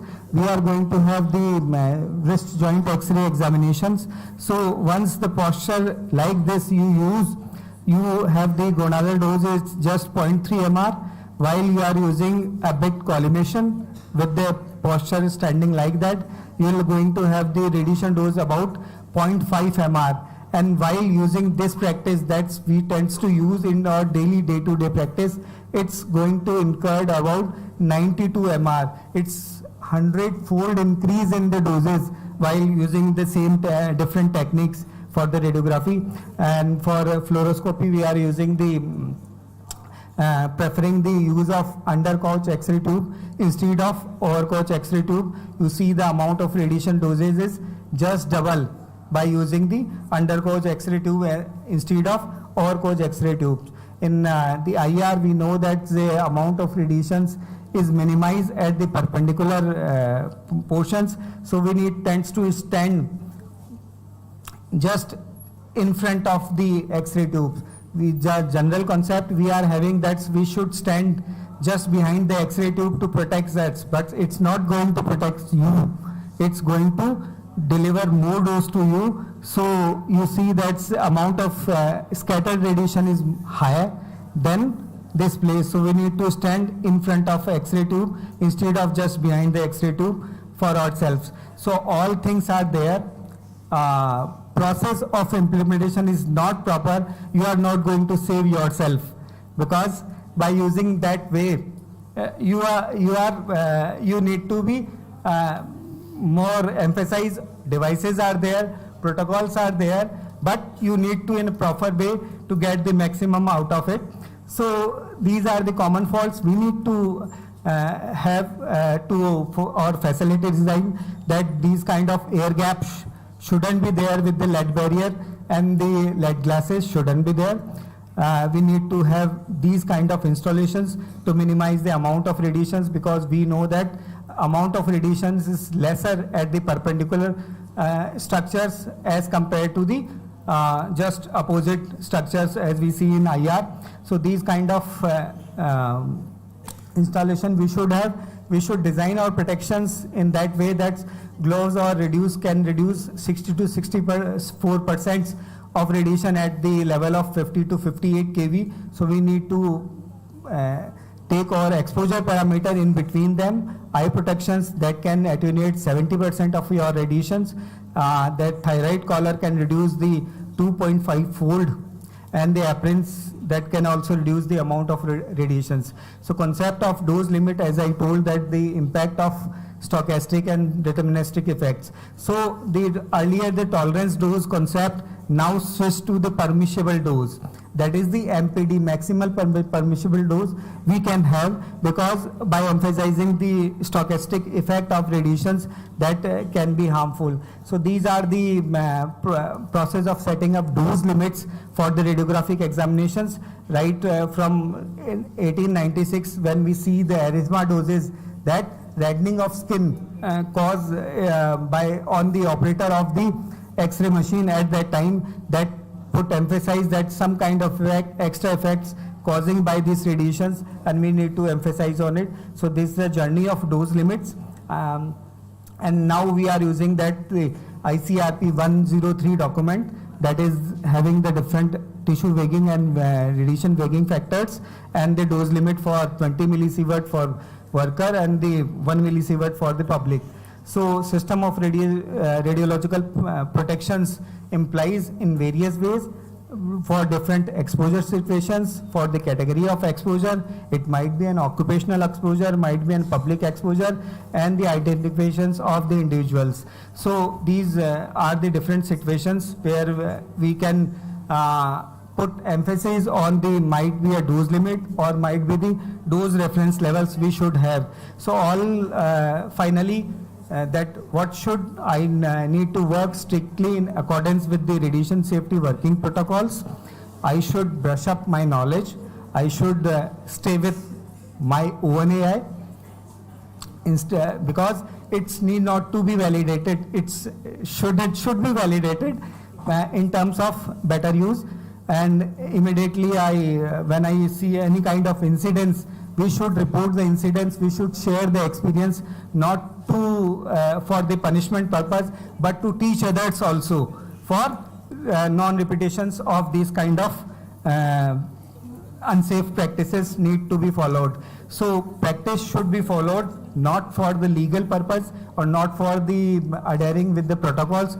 We should follow it by or practice to safeguard ourselves as well as for the public and for the patient. So we should always remember the safety first. So following the protocols, it doesn't matter how you are going to save yourself. So you need to identify, are you going to save yourself by following the protocols? Here the person followed the protocol to tie himself, but you see that in our daily day-to-day life, we are also doing with the wearing helmets like that. So these kind of protocols we need to rethink and we need to follow. So no dose is safe dose. However, radiation is boon to mankind if used with the caution and following the principles of the protections and making policy protocol in professional practice. And definitely, if we follow, we'll outweigh the risk and we'll have the safe practices in our daily day-to-day life for betterment of radiation. Thank you so much, Dr. Jain. Any questions? Yes, there are 2 questions from the back side. Volunteers, are you there? Okay, you may ask the question, maybe we will be able to hear. I'll try. Yes, ma'am. I also request all the audience to be little bit more patient. I know we are half an hour overdue and all of you must be tired, but there was a lot of discussions during the talk. I hope sir मेरा question ये है it will be more peaceful now. हम सारे radiation protections के rules, सारी चीज़ें, personal monitoring सब follow करते हैं, but main thing is this, personal monitoring devices जो हैं वो हमें इतना ज़्यादा अवेलेबल नहीं है कि हम स्टूडेंट जो प्रैक्टिस कर रहे हैं उनका भी पर्सनल मॉनिटरिंग हो सके उस डोज का. अब उनको भी तो स्टोकेस्टिक इफेक्ट का खतरा तो है ना, तो how can we protect as a student? First thing कि हम ये एज्यूम कैसे कर सकते हैं कि कोई रेडिएशन वर्कर बगैर पर्सनल मॉनिटरिंग डिवाइसेस में रेडिएशन फील्ड में वर्क कर सकता है. It is totally prohibited even in India to work in radiation field without having the personal monitoring badges, that is the TLD badges. So we are having that, and also there are various another way also to identify the amount of radiations. Your image is also telling the amount of optical density you are creating on the image. That's also sign of the amount of radiations you are going to expand to get that kind of image. So your daily practice is also telling your using of collimation that I told. So if you are using not using these things, that tends to be associated high doses, and indirectly it's going to be cost you also, not only the patient but you also. So we need to aware about that, and definitely yes, no radiation worker should work in radiation field without having the personal monitoring devices. Yes sir, we know कि prohibited तो है, but बहुत से ऐसे institute हैं जहाँ पे available ही नहीं है. Then how can we protect ourselves? So I think you should tell the regulatory authorities to first, because India में रूल बना हुआ है कि बगैर हेलमेट ड्राइविंग नहीं करना चाहिए. Yes sir. Dr. Mukesh, can I be side with you? Yeah. Yes, dear, you have put up a very good question that what about the students that are being posted? But you see, there is always a protocol being prepared for all the students undergoing training in the diagnosis department for a limited period, and they are always put in rotations. So you see, this type of strategy is also one of the strategy for radiation protection only, because all of the training cannot be safeguarded under the roof of radiation protection protocols. And one of the strategy is that is they are continuously being put to a very limited or short duration for the training purposes, and all protocols have to be taken care of. And since you have put it on this forum, I think Dr. Usman, you must take care that we can also form a very good policy ki this is, she has put up a very good, hats off to her, she has put up a very good, so we should see to it meticulously calculating what is the permissible dose and all that, and accordingly we can have a permanent policy as such in the department regarding the regulatory positioning of the students for the training purposes, I think. Yeah, ma'am. Right? Very good. Thank you. That is the hard truth that we need to aware We can develop a policy. But definitely. And we can even adapt it, we can get it patented for us. Yes. Isn't it? Thank you, ma'am. And Dr. Mukesh, congratulations for presenting such a good... Ma'am. Yeah. Good afternoon sir. Good afternoon sir. Yes sir, मेरा question ये है, small clinics global radiation safety rules को कैसे follow कर सकते हैं? Small clinics global radiation safety को कैसे फॉलो कर सकते हैं? रेडिएशन ग्लोबल और लोकल में कोई डिफरेंस नहीं है, पहली बात तो. जी sir. Radiation is radiations and rules सभी के लिए रूल्स होता है. रूल्स कभी भी ये डिफाइन नहीं करता है कि वो स्मॉल है या बिग है. जी सर. हेलमेट आपके पास गाड़ी है या आपके पास जो आजकल बाइक्स आती हैं वो है, doesn't matter, both needs to be wear. So small clinic को भी जैसे आप रेडिएशन की बात करें तो अपन ने AERB में ई-लोरा प्लेटफॉर्म बना रखा है. उसमें डायमेंशंस दिए हुए हैं कि रेडिएशन जो एक्सरे मशीन है 120 kV का है, 4x3 रूम साइज होना चाहिए. मेमोग्राफी आपका 10x10 का रूम साइज होना चाहिए. CT स्कैन मशीन है 25 गैंट्री साइज का मेरा रूम होना चाहिए. तो डायमेंशंस दिए हुए हैं. तो लाइसेंसिंग जब ही होगा जब वो आप प्रोटोकॉल्स फुलफिल करेंगे. तो आप ऐसी क्लिनिक्स को आइडेंटिफाई करें और डेफिनेटली पब्लिक पोर्टल भी हैं, आप उस पर अपनी ग्रीवेंसेस डालें. और आपसे अपेक्षा ये की जाती है कि being a literate person you firstly work on a licence platform और अ लाइसेंस प्लेसेस. सो आपकी सेफ्टी के लिए as well as patient safety के लिए प्लेस लाइसेंस्ड है. आप यूनिवर्सिटी में पढ़ रहे हैं तो यूनिवर्सिटी कौन सी पढ़ रहे हैं जो रिकॉग्नाइज्ड है. अनरिकॉग्नाइज्ड में आप पढ़ रहे हैं तो it's totally risk on you. So we need to identify that points. Definitely there are many places, but we need to discourage these kind of practices. Yes sir, thank you sir.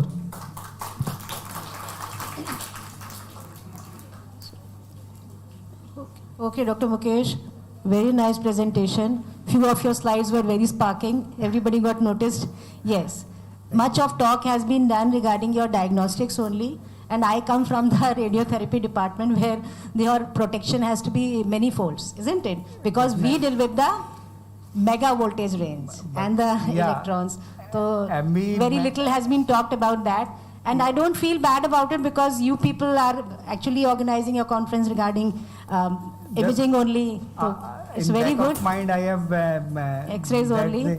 The assumptions there. Okay, but since we are also having such kind of department, knowledge should be imparted regarding the protection for the radiotherapy as well, I think. I am the person of radiotherapy. I have done my PhD. You have mentioned, and I expected that you would be talking about that also, but not much has been displayed over here. But according to place, I mold my presentations to diagnostic. Koi nahi. Looking forward for your future lectures on that also. Thank you so much. Very Thank good. you, ma'am.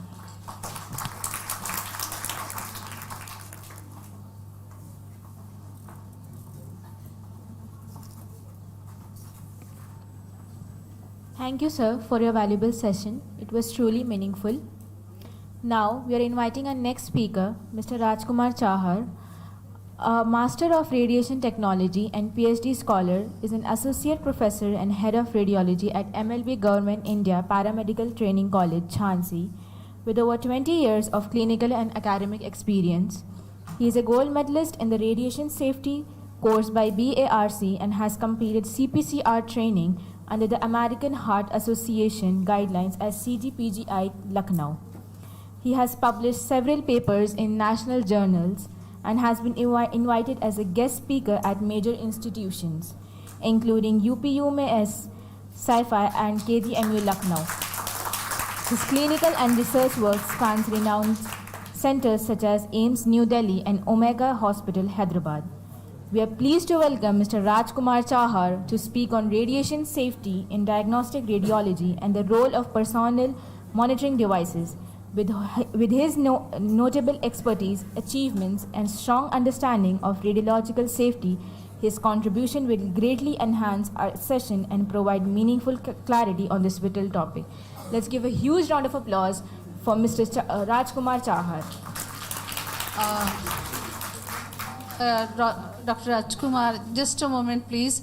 Actually, again, I am repeating, this is the last session of today, and lot of all of you are very tired. But please do not cause disturbance by talking. We were constantly distracted in the last talk, and this is going to be more difficult last hour. But the speaker is full of enthusiasm for presenting his talk. So may I request all of you to please maintain silence. If you are not interested in attending this session, kindly do excuse yourself right now. In between, when the session is going on, there was a lot of disturbance. So this causes, those who are sitting and interested, it causes a lot of stress for them. Thank you so much. I expect a good session now. And after that, there is tea, and then after that, Rangarang Karikram is there, cultural program is there. I hope you will all listen patiently and then will enjoy. Thank you very much. Thank you, ma'am. Good afternoon to everybody. First of all, I would like to thank the organizing team and the chairpersons who organized such a wonderful event and in giving me an opportunity to be here, and the students who are listening very carefully. I hope the topic is very interesting. So not to just listen, I will say implement in your day-to-day practices. Thank you. So my topic is radiation safety in diagnostic radiology, including role and type of personal monitoring devices. Since the discovery of X-ray in 1895, X-ray examinations have become an integral part of medical diagnostic radiology practices. Society is deriving immense benefits from the use of X-rays by detection of variety of diseases, bone fractures, deformities, and many more. Through the use of X-ray has given tremendous benefits to the society. Excess radiation dose of X-ray is harmful to the human being. That is the bad sign of the radiation, which increases in the medical application of X-rays. Concern over radiation safety has also grown. The aim of this presentation is to provide basic information regarding radiation safety in various modalities of X-ray imaging. First of all, we must know the radiation. What is radiation? So radiation is the energy that travels in the form of waves or particles. Radiation includes electromagnetic radiation such as radio waves, microwaves, visible light, X-rays, and gamma rays, also part of electromagnetic radiation. Such many of radiations in this spectrum is a non-ionizing and many of them ionizing. So how we can differentiate ionizing and non-ionizing? The ionizing radiation that has sufficient energy to eject electrons from atom of matter or body tissue through which it travels is called ionizing radiation. Examples: medical and dental radiography, computer tomography, nuclear medicine, and fluoroscopy produces are example of diagnostic examinations that use ionizing radiation. Ionizing radiation is having a characteristic of very short wavelength and having a very high energy. That's why it can create ionizing in the medium.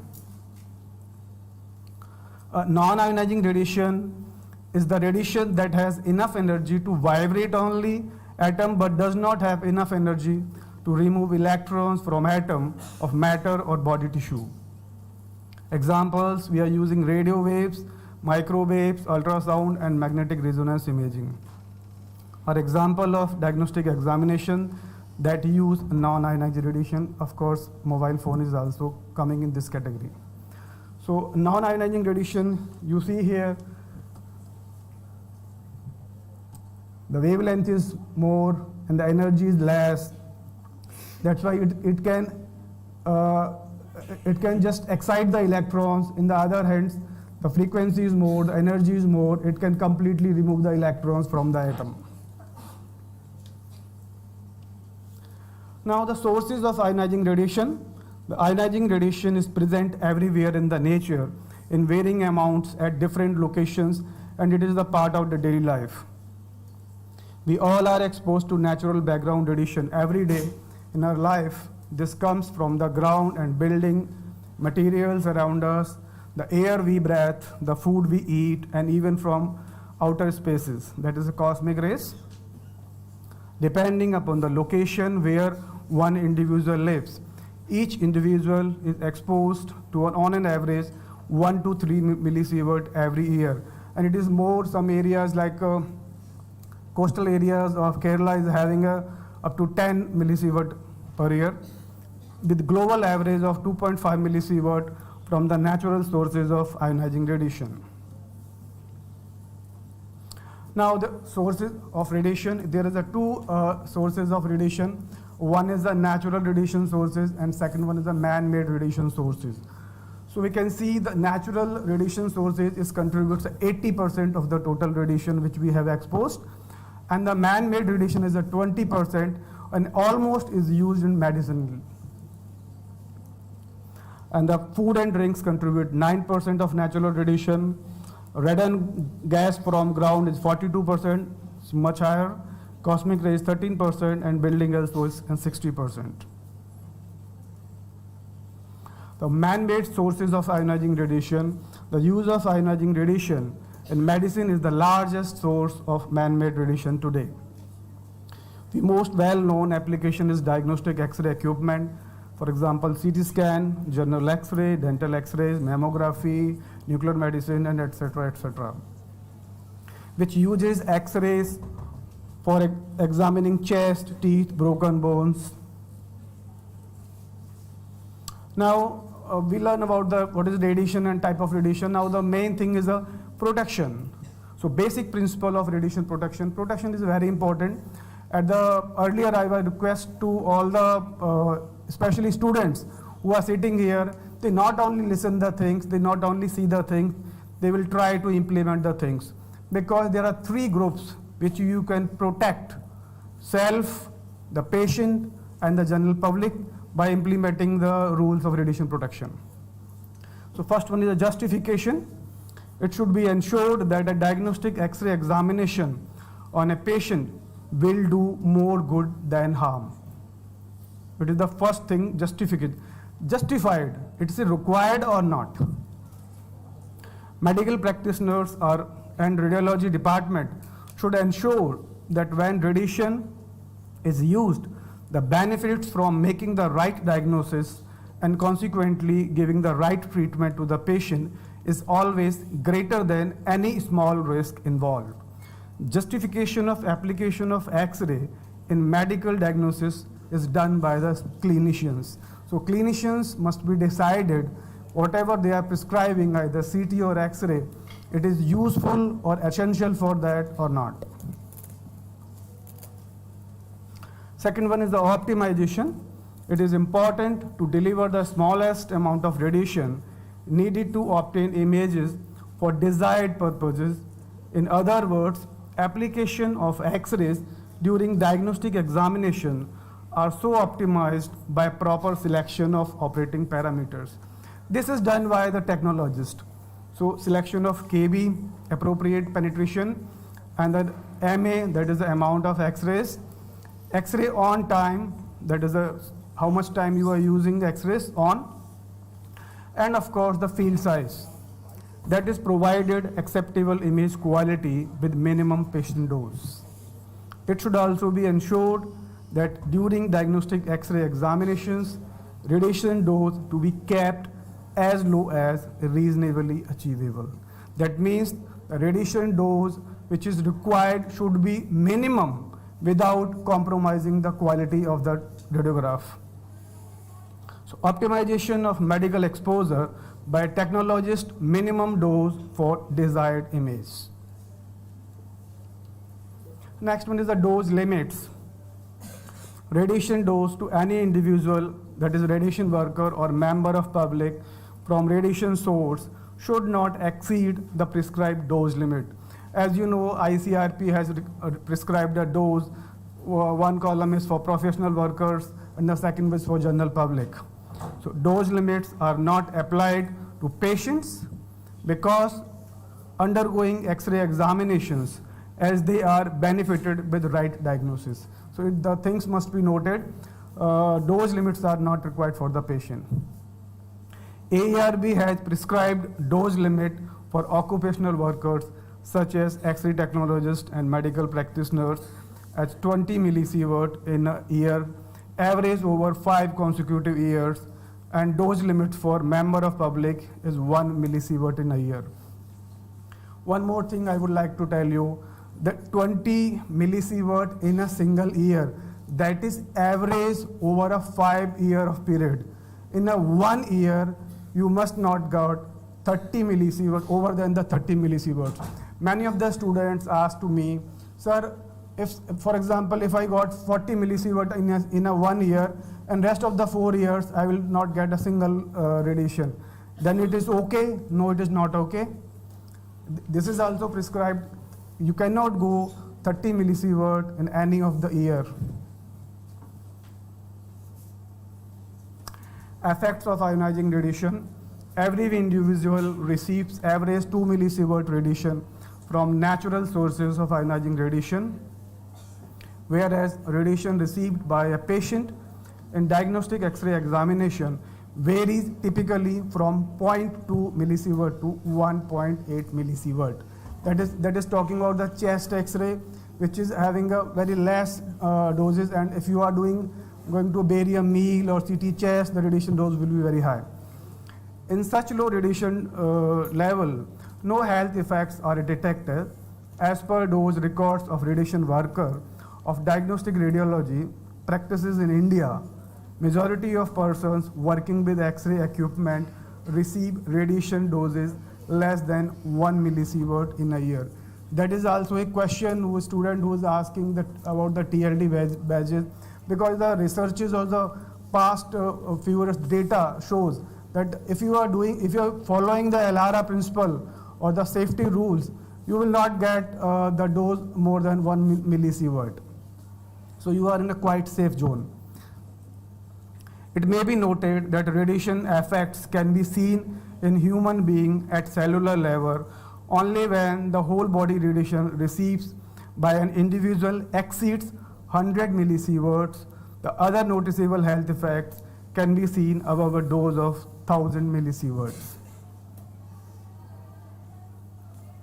However, the radiation protection community assumes that any amount of radiation may induce some effects which are not detectable at low level of radiation. Therefore, it is appropriate to follow safety precautions to minimize the effects of radiation on human health as much as possible. So, as you know, the slides or the sentences is not saying you should not follow the radiation protection or you are safe. It means you should be follow all the principles, but the majority of the effects are having a very high dose. So in other hands, very small amount of radiation, stochastic effect and non-stochastic effect. So non-stochastic effect is having some threshold dose. Until unless you receive the radiation dose below that point, you will not get this kind of effect like cataracts. And other ends, stochastic effect, who does not require any threshold dose. So any dose was not safe for you, in other words. X-ray equipment installed in a room with proper shielding and use of protection devices, that is protection barrier or lead apron by technologists during operation of X-ray equipment, ensure that radiation dose received by a technologist is as low as reasonably achievable. Means for the student's perspective, I would like to say, if you are using all the principles like time, distance, shielding, and the room size is proper, you are using protection barriers and lead aprons, then you are quite safe. but you must follow them, then you are safe. Now the Atomic Energy Regulatory Board, AERB, regulates all facilities using radiation sources, including medical diagnostic X-ray equipment, that is a CT scan, general X-rays, dental X-rays, used in hospitals, clinic in the country. AERB regulates radiation facilities such as X-ray facilities by issuing license for operation of their X-ray equipment and approving design of diagnostic X-ray equipment and room layout. For example, if you want to install a CT scan, you must require a 25 square meter area. If you are going to install a diagnostic X-ray room up to 500 MA unit and 125 kV, then you require a minimum 4 meter square area and up to 18 square meter area. Now the mission of AERB. The mission of AERB is to ensure the use of ionizing radiation and nuclear energy in India does not cause undue risk to the health of people and the environment. To protect people, workers, public. Here I would like to say workers means any person who are working in radiation is called radiation worker. It may be doctor, it may be nurse, it may be technologist, it may be ward boy. From harmful effects of ionizing radiation without unduly limiting the use of techniques that may cause radiation exposure. Now the basic factors of radiation hazard control, that is the 3 golden rules everyone must know: time, distance and shielding. The time, distance and shielding are basic factors for controlling radiation hazards from diagnostic X-ray equipment. First one is time. The amount of radiation dose an individual receives will depend on how long the individual stay in the radiation field. Radiation dose from X-ray equipment is directly proportional to the time. In diagnostic X-ray, how much time the exposure is on. In radiotherapy, how much time you are spending in the treatment room like cobalt unit where the continuously radiation is there. Safe when X-rays are off. Lesser the time of X-ray on, lesser will be the radiation received by an individual. यहाँ एक बात और बताना चाहूँगा, बहुत सारे students में ये कंफ्यूजन होता है कि सर अगर एक्सरे एक्सपोजर हो गया है तो कितनी देर के बाद हम रूम में जा सकते हैं जो कि सेफ है. तो इसका आंसर ये है, when the exposure is off, it's a safe.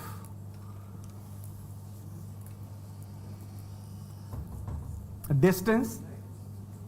The exposure rate at any point from an X-ray equipment at a specified distance varies inversely as the square of the distance.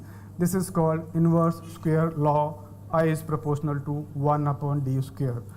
यहाँ समझने वाली बात है. Just example से अब देखिए कि Mr. Rajkumar, I would like to intervene. Yeah, 5 minutes left. Yeah, I will. Okay. So in short, you will say if the distance is 1 meter, then dose is x. If you will increase the distance by 2x, ideally the dose should be half, but no, it will be the 1/4. So it's a square of the distance. So please take care of that.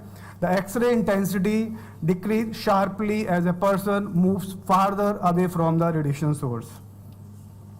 And the third one is the shielding. The exposure rate decreases exponentially with the increasing thickness of shielding material placed between the X-ray beam and the point of interest.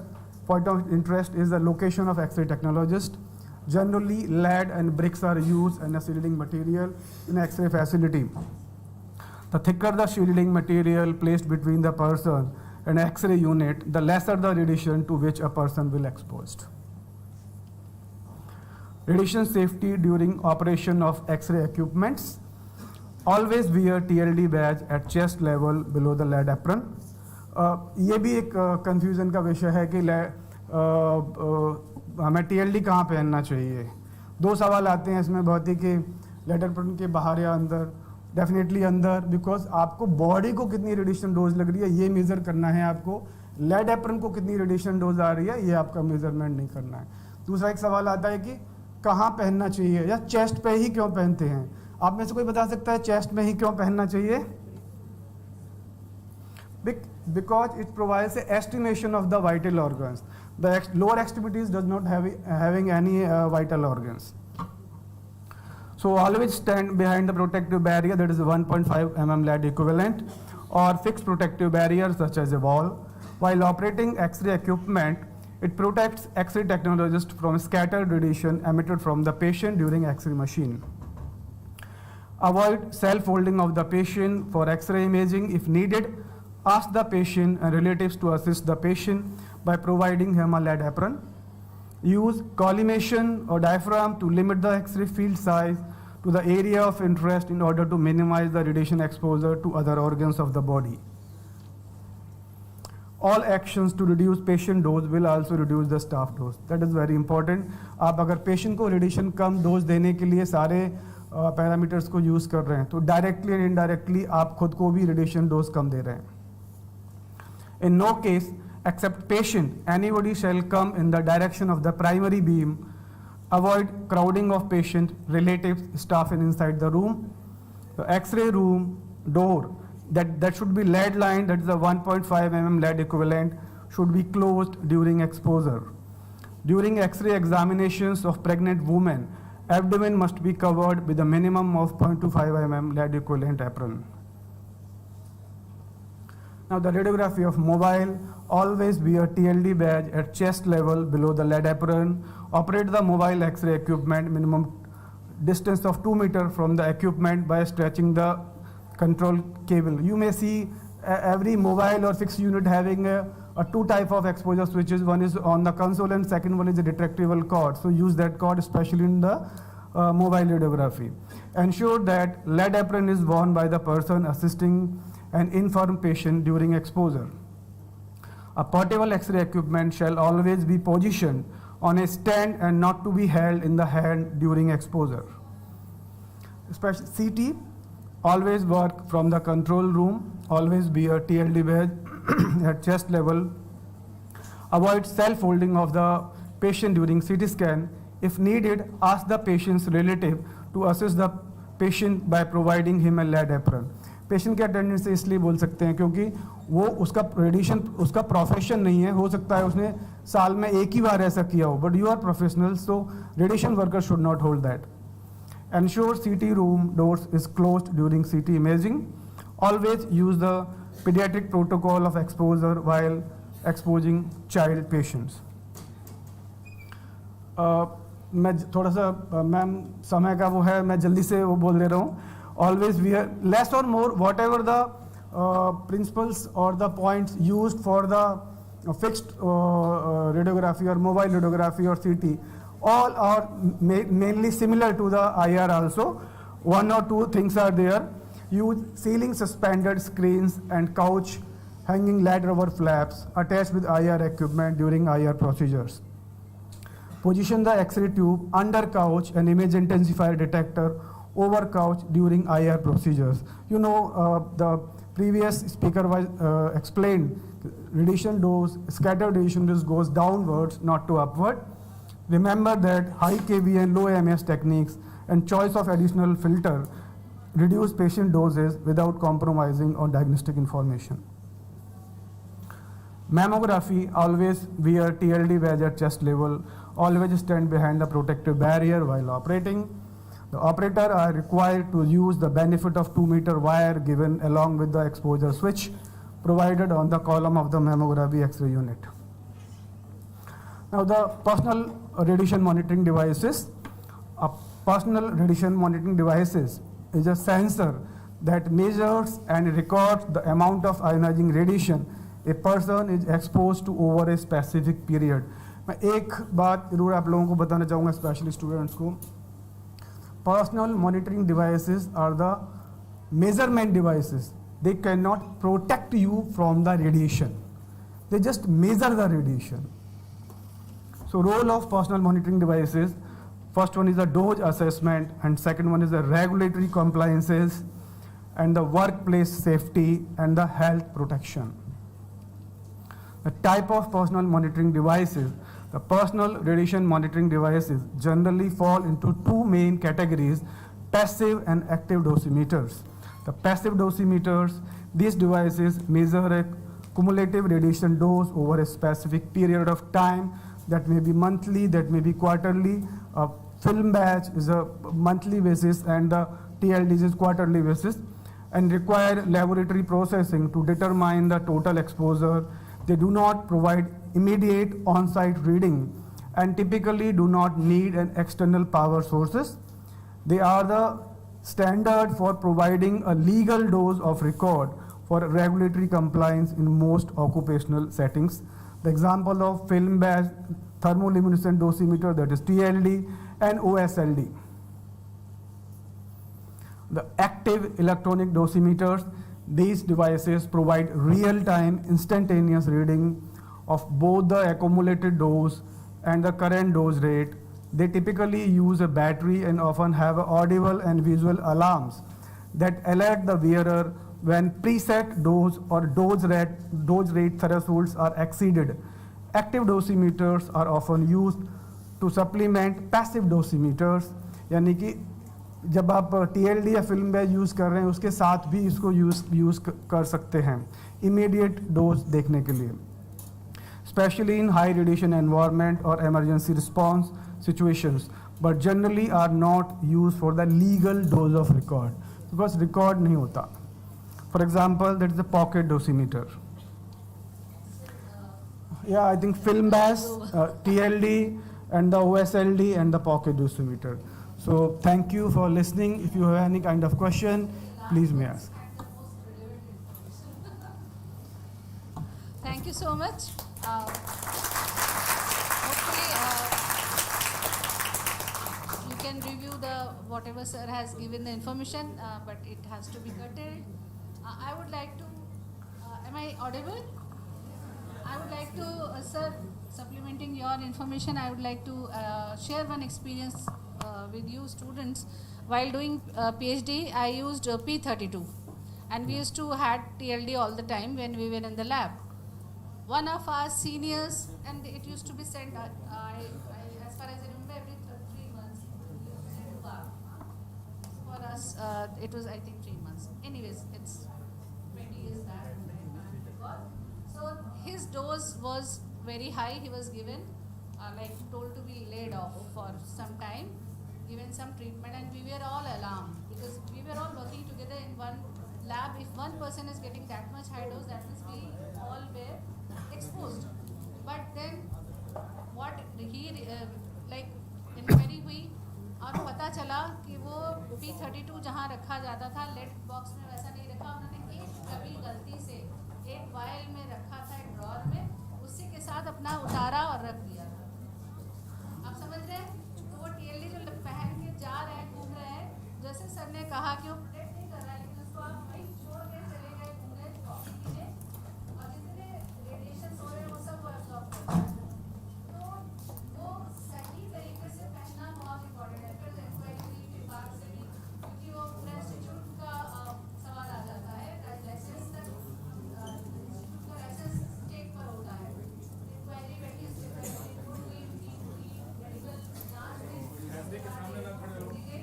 एक warning के साथ हम सब करते हैं. या उसके लिए एक कंट्रोल रूम होता है जो रेडिएशन फ्री होता है, वहाँ पे बेसिकली स्टोर करना चाहिए. That is the right place.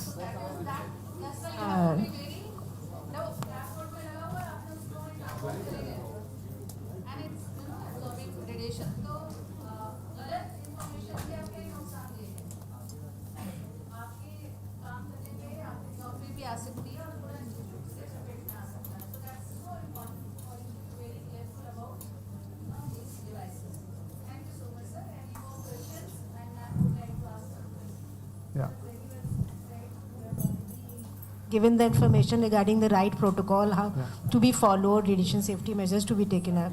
I just want to keep you people informed that in our department of radiation oncology, we are having a separate storage system for the TLD batches, and a specific number is assigned to each and every person working over there, and radiation safety officer is in charge of that.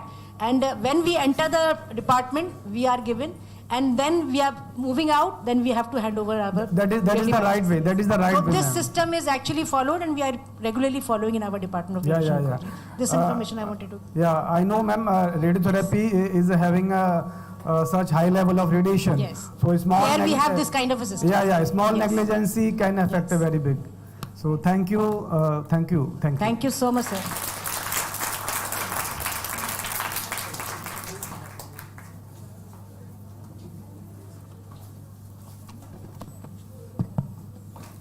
Thank you so much, sir, for your valuable insights. Now, moving forward, I'd request our valuable section chair, Professor Dr. Taruna Singh, to kindly felicitate our speaker, Mr. Mukesh Jain.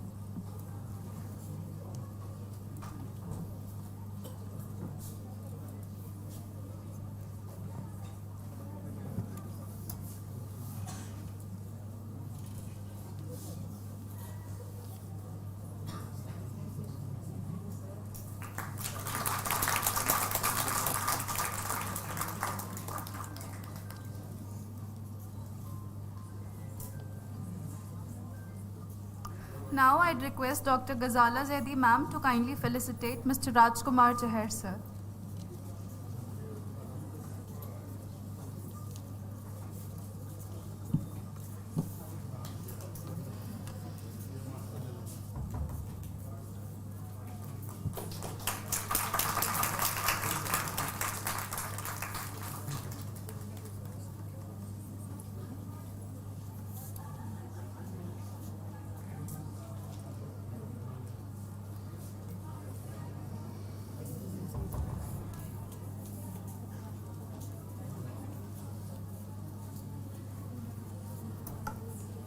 Ladies and gentlemen, we now invite you to join us for the evening tea break. This is a wonderful opportunity to relax, reflect on the sessions of the day, and engage in meaningful conversations with fellow delegates. Please proceed to the tea area and enjoy the refreshments arranged for you. So ladies and gentlemen, after a full day of conferences, radiograph and research papers, let's pause, relax and enjoy a night full of music, laughter, qawwali and cultural contrast. बिल्कुल, क्योंकि आज का mood है सिर्फ एक fun, मस्ती और थोड़ा सा drama. We are honored to welcome our esteemed dignitaries to this special cultural evening at our Radiology conference. Your presence enriches the occasion, reminding us that beyond technology and innovation, it is culture, collaboration and shared experience that bring our community together. We are delighted to have you with us as we celebrate talent, creativity and the spirit of togetherness. And it's humble request from you all to kindly not have any extra expectations, because as we all know that we all are medical students with full of baggage of academic studies and assignments. So I hope you will have a great evening. I am Urusa Zafar. And I am Minhal Haider. Welcome to the cultural night of the National Conference. आज की शाम आपका entertainment हमारे नाम. तो फिर बता दें क्या कि क्या इंतजाम है? नहीं, अभी से बता दिया तो क्या मजा आएगा. तो इंतजार करिए और लुत्फ लीजिए. बिल्कुल, क्योंकि आज की शाम के लिए हमारे खजाने में है बहुत कुछ. और वैसे भी आप तो सुबह से हमारे साथ हैं, लेकिन इल्म और तकनीक से अलग हम आपका इस्तकबाल करते हैं इस खूबसूरत शाम में. याद आता है लखनऊ अख्तर, याद आता है लखनऊ अख्तर, खुल्द हो आए तो बुरा क्या है, खुल्द हो आए तो बुरा क्या है. और एक जरूरी बात बताना तो रह ही गई. अच्छा, वो क्या? मुस्कुराइए जनाब, आप लखनऊ में हैं. बिल्कुल. Let's start with the first performance of the evening.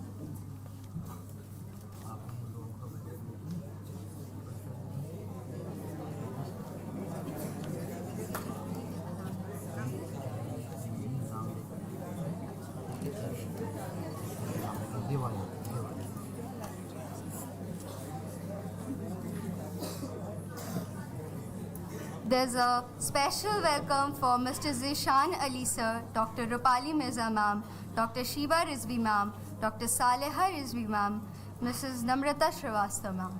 We are very grateful that you have come here with your time. अब स्टेज पर आ रहे हैं हमारे टैलेंटेड स्टूडेंट्स एक ज़बरदस्त स्किट के साथ जो आपको हंसाते हंसाते रेडियोलॉजी की पूरी इन्फॉर्मेशन दे देंगे. So get ready to laugh till your abdominal muscles get toned. Please welcome our skit performers.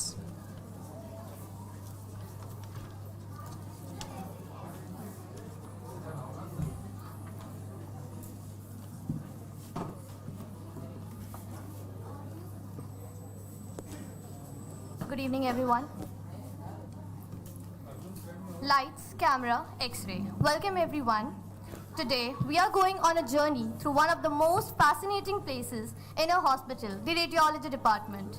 It's the place where doctors become detectives and machines like CT, MRI, and ultrasound do the magic. So sit back, relax, and enjoy as we bring to life a day in the radiology department, a day filled with images, laughter, and the unsung heroes behind every diagnosis. हमारे पहले दृश्य में patient और attendant दोनों पढ़े लिखे हैं और रेडियोलॉजी डिपार्टमेंट का पूरा प्रोसेस उनके लिए पहली बार का है. Moving towards the characters, we have mister Om Prakash as an attendant, miss Phoolan Devi as an patient and doctor Aliza as a doctor.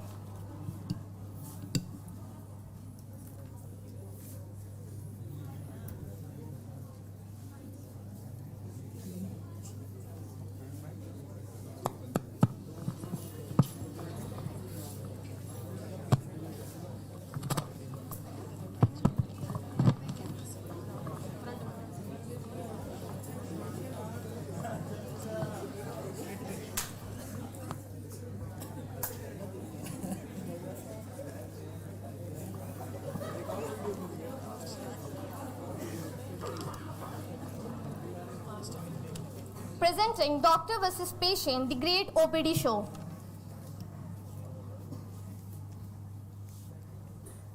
तार रोज रोज के नाटक हो गई बाटे. कबो तार पेट दर्द करता, कबो कपार बत्ता ताटे, ताकि कहीं जाए बाटे, कबो कहीं जाए बाटे. आज तक के अस्पताले लेके चला. तू दौड़ दौड़ हमरे चिल्लात बड़ा में शौक लगल बगा अस्पताले लेके पेटवा ने पिरात औती का. मैडम जी हम अंदर आ जाएं. चलो. मैडम जी नमस्ते. नमस्ते नमस्ते बैठिए. किसको दिक्कत है? मैडम जी इनको दिक्कत है. क्या नाम है आपका? मैडम जी फूलन देवी. क्या परेशानी हो रही है आपको? मैडम जी इनके पेट में दिक्कत है. पेशेंट ये है ना, इनको बोलने दीजिए. आप बताइए. मैडम जी 10-15 दिन से इतना पेटवा पिरा तक परेशान हो गई बाटी. रह रह के सीनों में जलन भी होता और एकदम उल्टियान मनो होता. कहा बताए मैडम जी, एकदम परेशान हो गई बाटी. कितने साल है आपकी शादी को? मैडम जी 4 साल. कोई बच्चे हैं आपके? मैडम जी एक लड़का है 2 साल का. कहीं से दवा ली थी इससे पहले आपने? हाँ मैडम जी, गौवा से लाई खे दवाई तक जब तक असरवा रहा तब तक ठीक रहे. जैसे असरवा खत्म भइल मैडम जी उसे फिर पिराए लगल. अच्छा, तो आराम नहीं हुआ था आपको? नहीं मैडम जी. ठीक है, फिर हम आपको कुछ टेस्ट लिख देते हैं, वो करा कर आइएगा, फिर देखेंगे उस हिसाब से फिर हम आपकी दवा चलाएंगे. टेस्ट मैडम जी को फेल हो गई तब? अरे ये वाला टेस्ट नहीं कहा था, ये जांच करे वाला टेस्ट कहता है. जांच हम आपको जांच लिखेंगे, वो करा कर आइएगा. उसके बाद हम देखेंगे वो रिपोर्ट आपको, उसके बाद हम आपकी दवा करेंगे. मैडम जी को बहुत बड़ा बीमारी हो गई, का टेस्ट लिखत ये टी? अरे नहीं, बिना जांच के हम कैसे आपको देख सकते हैं? ऐसे नहीं ना, जांच कराएंगे, जब देखेंगे तभी तो हम देखेंगे, तब आपकी दवा करेंगे उसी हिसाब से. क्या दिक्कत आ रही है आपको? तो जांच जरूरी है, तो हम आपको जांच लिख के दे रहे हैं. ठीक बा मैडम जी.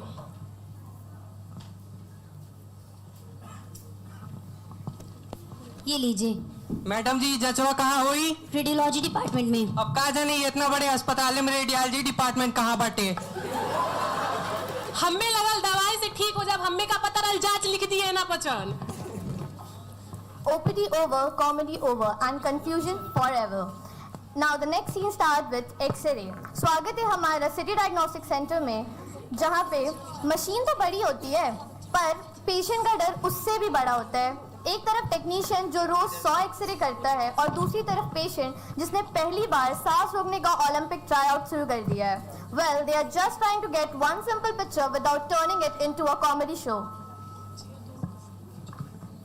चलो अब कमाई दमाई तो कुछ होत नहीं क्या, जांच पर जांच तार खाली होते रहता टे। तू काहे दौड़ दौड़ हमरे चिल्लात बड़ा हो। मैडम जी जांच कराए कराला। हाँ, इसमें तो एक्सरे लिखा है, किसका होना है? मैडम जी इनका होना है। क्या नाम है? मैडम जी फूलन देवी। और उम्र? 28 साल। अच्छा, क्या दिक्कत आ रही थी आपको? मैडम जी पेट में दिक्कत है इनको। मरीज आप है कि वो है? तो मरीज को बोलने दीजिए। बताइए। दूर दूर बोलल करल तो ही दादा। बताइए। मैडम जी पेटवा बहुत पिरात 10-15 दिन से एकदम परेशान हो गइल बाटी। का बताई रह रहे कि उल्टियान मनो होता, उल्टियो होता रही के। अच्छा, सीने में कुछ जलन वगैरह दर्द भी? हाँ मैडम जी कबो कबो होता। अच्छा ठीक है, आपका सीने की जांच होगी, सीने का एक्सरे होना है, तो आप इधर आ जाइए। एक्सरे मैडम जी का होला? ये एक्सरे होगा, इसमें हम आपके शरीर के अंदर की जांच करते हैं, इसमें शरीर के अंदर की चीज़ों को देखते हैं। तो आपके सीने पे जो भी चीज़ें हैं, माला वगैरह, वो सब हटा दीजिए। मैडम जी लइको मंगलसूत्र पकड़ के खींच डाले, तब से कहती बनवा दे। अरे बनवाइले तो रहनी कितना बार बनवाई था के हम। आप लोग लड़ाई मैडम जी ऐसे करे नहीं हमेशा। अच्छा ठीक है, कोई बात नहीं। जो कोई भी सेफ्टी पिन वगैरह है, कुछ भी है सीने, फिर फोटो खराब आ जाएगी आपके स्कैन की। ठीक बा मैडम जी, हलाई पकड़ा। नहीं, चूड़ी निकालने की जरूरत नहीं है, जो सीने पे चीजें वो निकालनी है। ठीक है मैडम जी, कुछ नहीं निकाल डाली। ठीक है, आ जाइए और आप बाहर वेट करिए क्योंकि इनका स्कैन। मैडम जी अकेले कराना पे ही घबरा जाइए। नहीं, जो मरीज है जिनको दिक्कत है सिर्फ उनका होना है। आप बेफालतू में रेडिएशन आपको लग जाएगा तो वो हार्मफुल होता है आपके। मैडम जी हार्मफुल दुखा कह रही है, जब होता है तो काहे कराना है हमको? नहीं, रेडिएशन सेफ होते हैं स्मॉल डोजेज में। ऐसा समझ लीजिए ये वो लाइट है जो आपके शरीर के अंदर से जाएगी ताकि हम आपके शरीर के अंदर की चीजों को देख सकते हैं। तो आप बाहर इंतजार कर लिए, हम इनके साथ हैं। तो मैडम जी हम पार्टी अंदर बत नहुक रहे दियल जने। नहीं, हम बताते रहे, कोई बात नहीं, हम इनके साथ हैं, आप घबराइए नहीं, आप मेरे साथ आ जाइए, आप बाहर वेट कर लीजिए। ठीक है मैडम। ठीक बा। आ जाइए। अब आपको सीधे खड़े रहना है, जैसा हम कहेंगे वैसा करना है और सांस खींच के रोक लिएगा जब अरे अभी नहीं, जब बोला जाए। ठीक है, बिल्कुल हिलिएगा नहीं। मैडम जी बीचों में कहूँ छींक आ गल तब तो आपकी फोटो भांगड़ा करते हुए आ जाएगी भाई, हड्डियां नाचते हुए आएंगी फिर। बे मैडम जी तो ही मजाक करती है टिटका।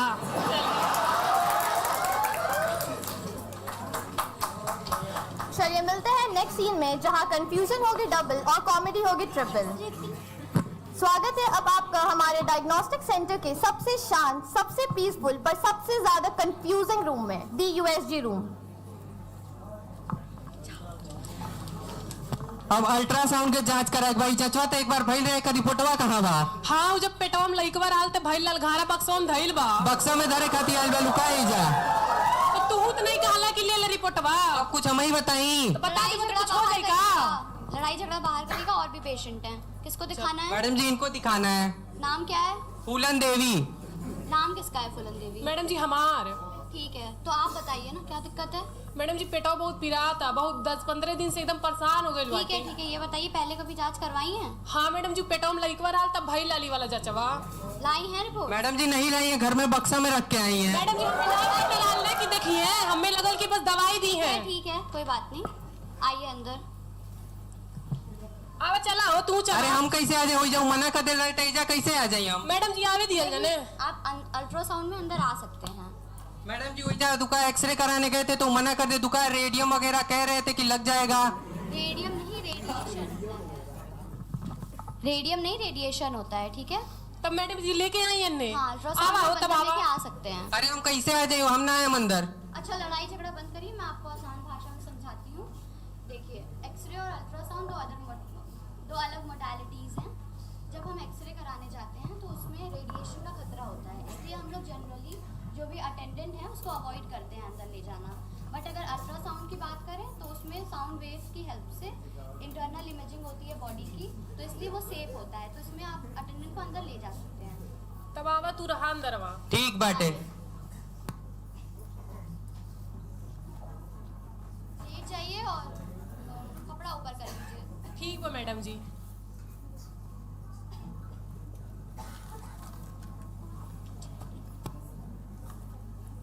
डायग्नोस्टिक सेंटर का असली रूल यही है, मशीन स्कैन करती है पर डर, ड्रामा और डायलॉग्स हमारे पेशेंट्स ही प्रोवाइड करते हैं। Now moving to the phase 2, अब आगे बढ़ते हैं हमारे दृश्य की तरफ, जहां पेशेंट्स और अटेंडेंट दोनों एजुकेटेड हैं। वो हॉस्पिटल इसलिए आए हैं क्योंकि पेशेंट को उनकी आंखों में प्रॉब्लम हो रही है और हेडेक हो रहा था। पेशेंट नाराज है क्योंकि उनकी मीटिंग मिस हो गई है। Characters: Mr. Virat as a patient, Miss Nishtha as attendant, Dr. Shifa as doctor.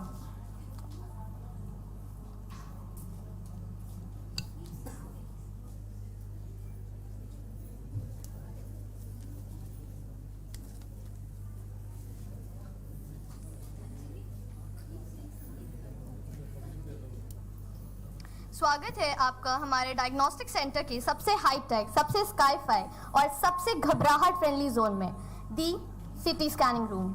यहाँ मशीन गोल गोल घूमती है, पेशेंट्स का दिमाग और भी गोल घूम जाता है और अटेंडेंट्स को लगता है उनकी एंट्री नहीं ऑडिशन हो रहा हो।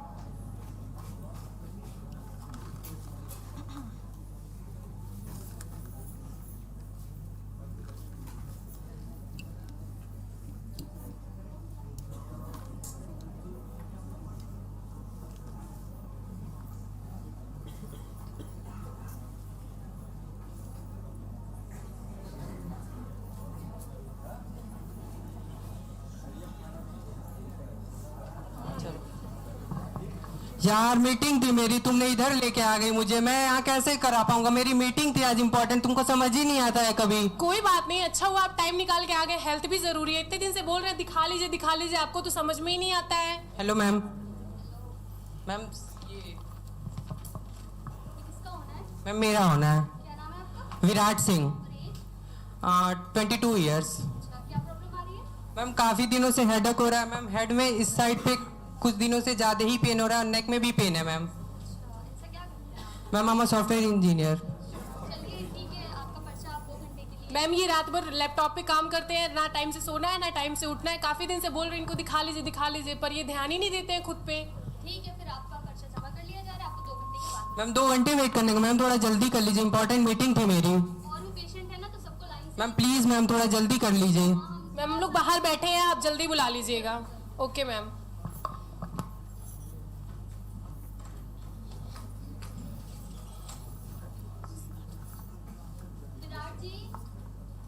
Yes ma'am. After 2 hours.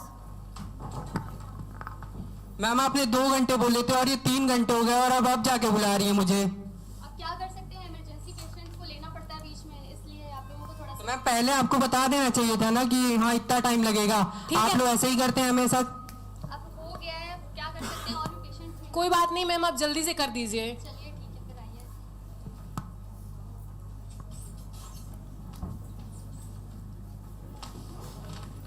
और इसी तरह सिटी रूम से हम निकले हमारे हैप्पी कपल्स, पेशेंट्स खुश, attendant safe, technician relieved and audience हंसी से फुल, CT level clear. Moving to the next scene, ladies and gentlemen, welcome to the MRI room, hospital का सबसे धड़कन बढ़ाने वाला रूम में, जहां मशीन बड़ी होती है और आवाज़ें फ्री में DJ remix version. Characters: MRI technician, smart MRI की master, attendant, the over-caring wife, and patient, the warrior with wild imaginations.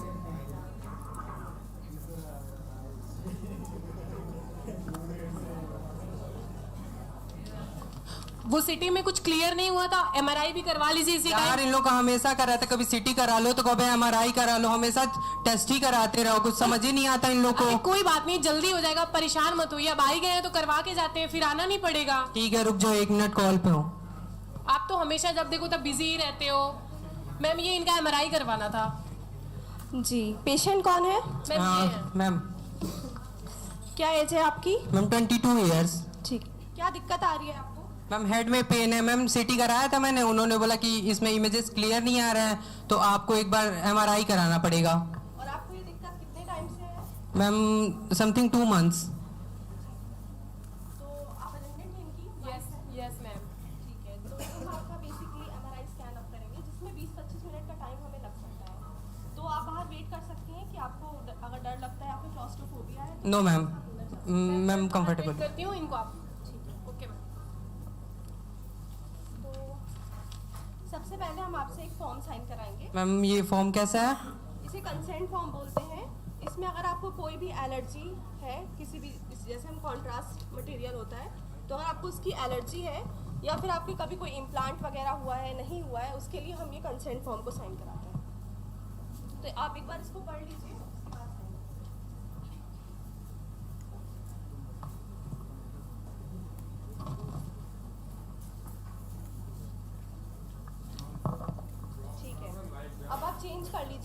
बाकी मेट्रो की जितनी भी ऑब्जेक्ट्स हैं सबको हटा दीजिएगा, इंक्लूडिंग आपका फ़ोन।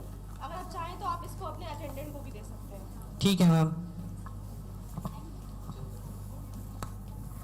और हमें मिला एक बड़ा लेसन। एमआरआई का डर तब लगता है जब इमेजिनेशन फुल स्पीड पर हो। मशीन तो सिर्फ तस्वीरें निकालती है, बट ड्रामा तो हमारे हीरोज ही क्रिएट करते हैं। This act wraps up proving that medical terms aren't scary, but the people getting them definitely are. So, respected people and friends, that was our roller coaster ride to the radiology department, from X-ray to the thug of MRI to the city tunnel and the calm of ultrasound. We survived it all without glowing. Today, we learned that machines may be big, the noises may be loud, but the real superheroes are the technicians guiding us. So next time you visit a hospital, don't be afraid. Keep the drama low and the laughter high. Thank you, stay healthy, stay happy, and remember, the only glow you need is from good health, not radiation. Wait.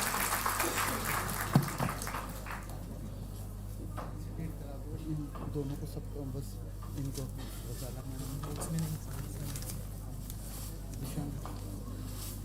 इनको लोग को बाली madam को तो कोई नहीं इसमें वजाला madam को इसको बताएंगे। हाँ इन तीनों को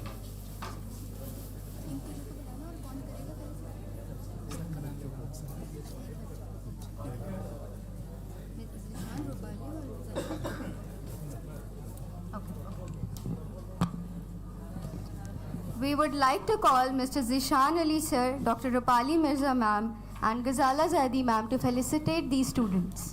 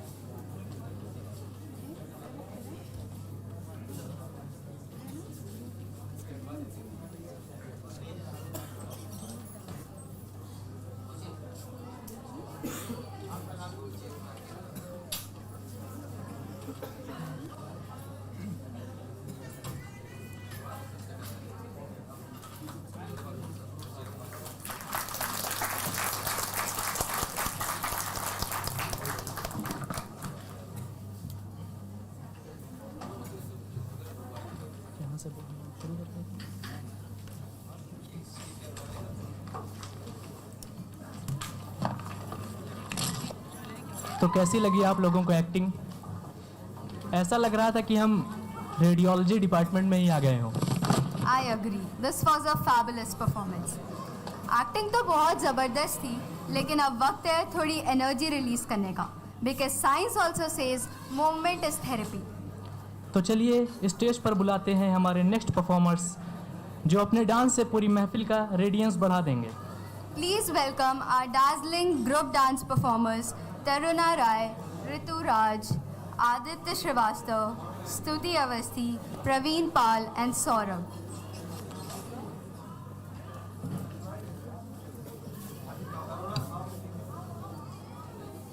Please welcome them with a huge round of applause.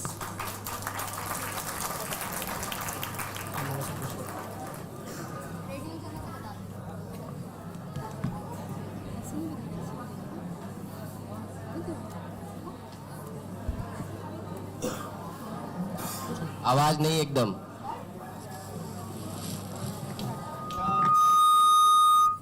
Hello, क्या दिक्कत है? Hello hello.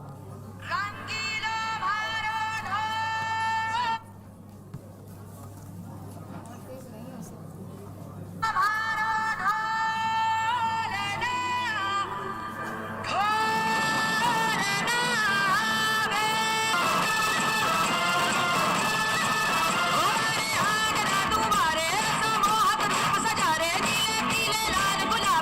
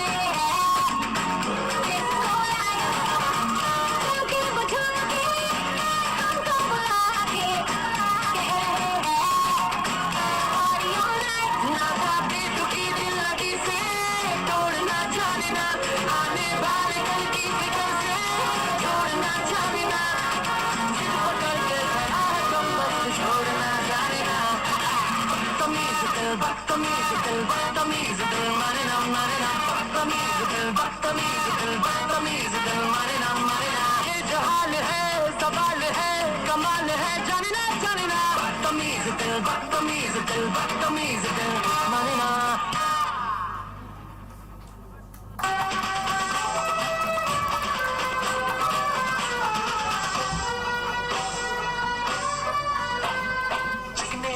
बदन से तेरे सर चुनरी सर के ऐसा लगे कि दिन बादल अंबर पे बिजली कड़के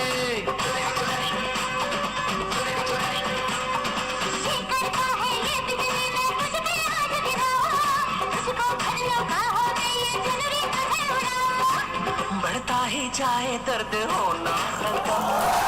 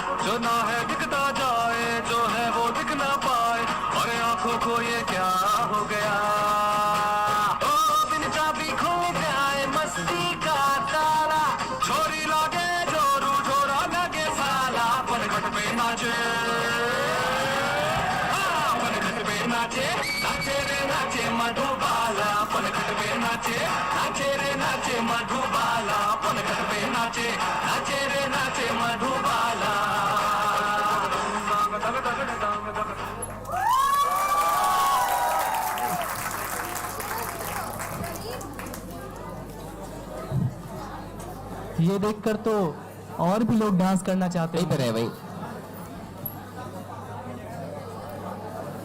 प्लीज ऐसा ना हो कि सब डांस करें तो सबका बीपी बढ़ जाए, फिर तो रेडियोलॉजी का नहीं कार्डियोलॉजी का कॉन्फ्रेंस करना पड़ेगा। So let's again call mister Zeeshan Ali sir, doctor Rupali Mirza ma'am and Vijala Jadi ma'am to felicitate the students.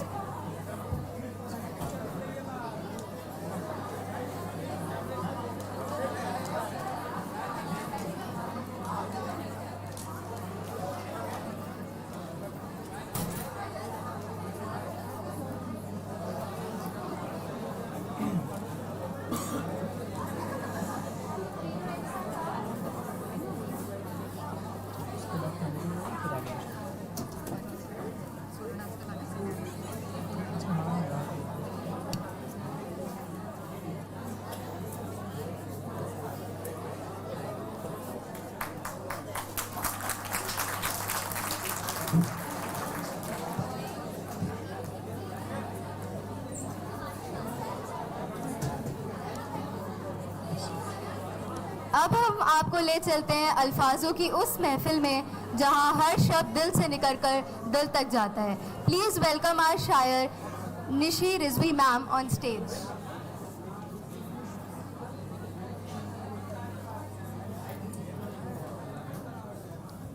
Please welcome her with a huge round of applause.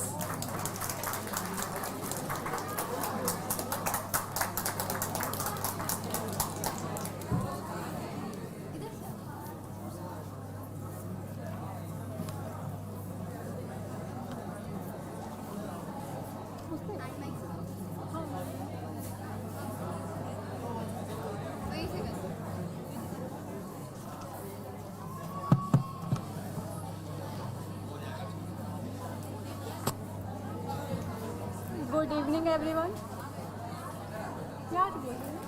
Hello.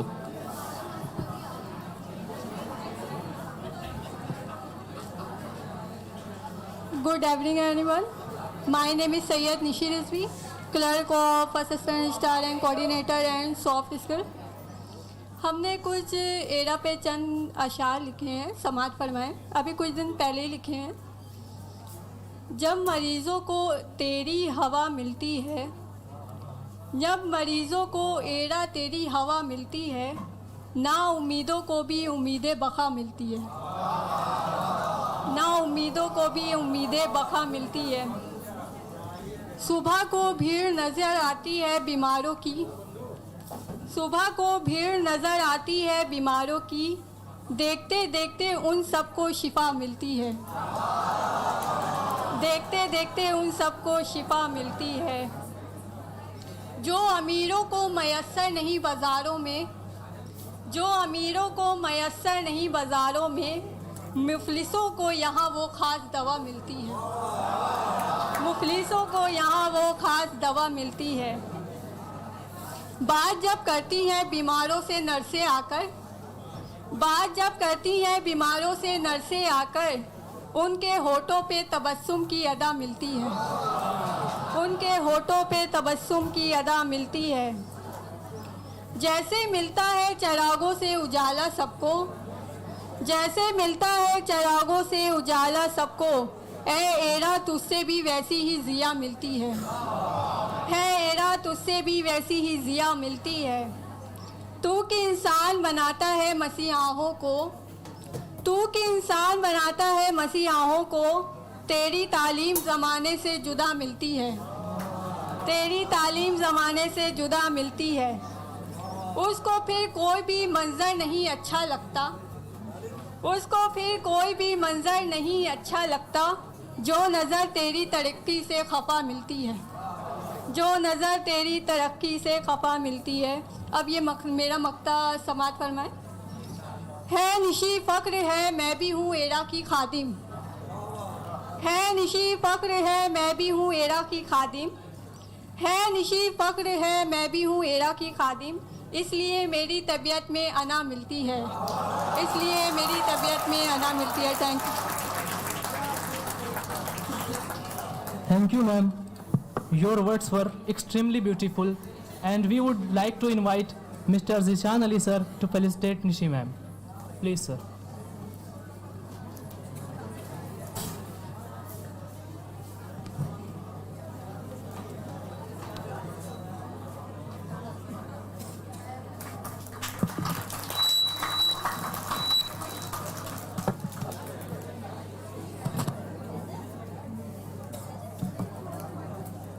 Now we invite you to immerse yourself in a moment of pure grace, presenting a captivating solo dance performance that promises to mesmerize each one of us.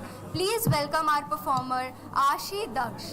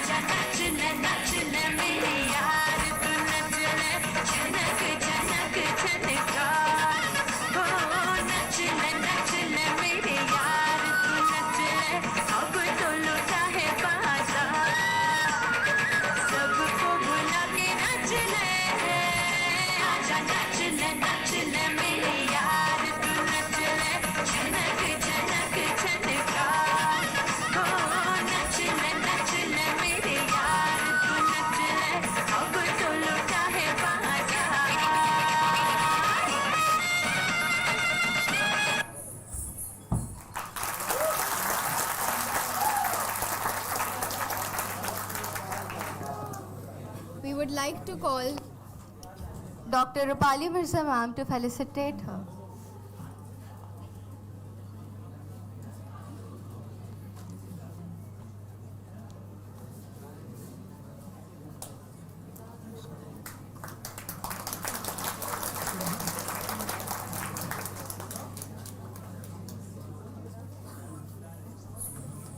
Let's welcome a moment of words, rhythm and emotions, presenting a beautiful poetry performance by one of the students sitting among us in this auditorium. Please welcome Surbhi Yadav from T.S. Mishra University.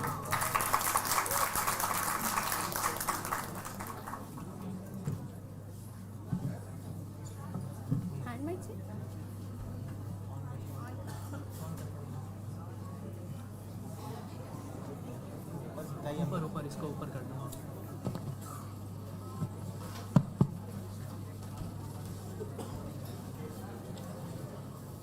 Good evening everyone. आज मैं आप सबके समक्ष एक कविता प्रस्तुत करना चाहती हूँ जिसका शीर्षक है हम हैं रेडियोलॉजी वाले. हम हैं रेडियोलॉजी वाले, हम हैं वो खामोश कमरे के रखवाले जहाँ रोशनी और साया दोनों का खेल चलता है, जहाँ सच छुप नहीं सकता और झूठ टिक नहीं सकता. हम हैं रेडियोलॉजी वाले. कोई पूछता है कि रेडियोलॉजी क्या है, हम कहते हैं ये वो कला है जहाँ तस्वीरों में धड़कनें सुनाई देती हैं, जहाँ रेखाओं में कहानियाँ दिखती हैं और रिपोर्ट्स में किस्मत का मोड़ लिखा होता है. कभी एक्सरे से हड्डियों की जुबान समझते हैं, कभी सिटी से दर्द की मंजिल पहचानते हैं, कभी एमआरआई में यादों का नक्शा दिखाई देता है तो कभी अल्ट्रासाउंड में जिंदगी का पहला नोट बजता है. हाँ, हम सिर्फ तस्वीर नहीं देखते, हम भविष्य उजागर करते हैं.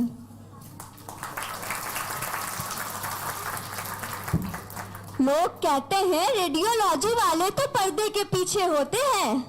हाँ, हम पर्दे के पीछे होते हैं पर फैसले के आगे. हम चुप हैं पर काम सबसे ज्यादा बोलता है.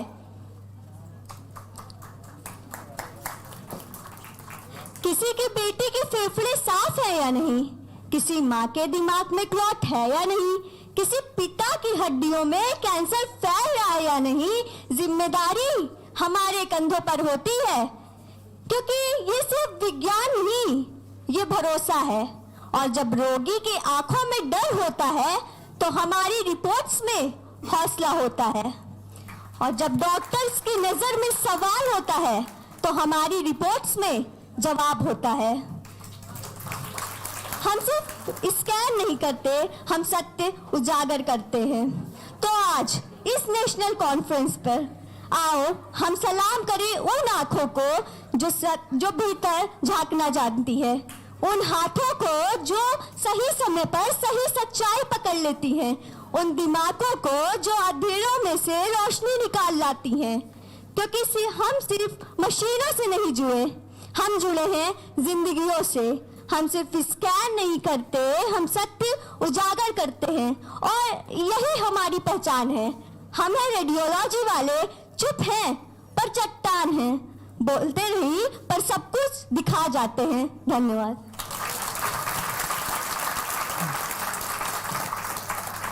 Thanks to show the true face of radiology. Now I request Ghazala ma'am to felicitate Surbhi Yadav. Please ma'am.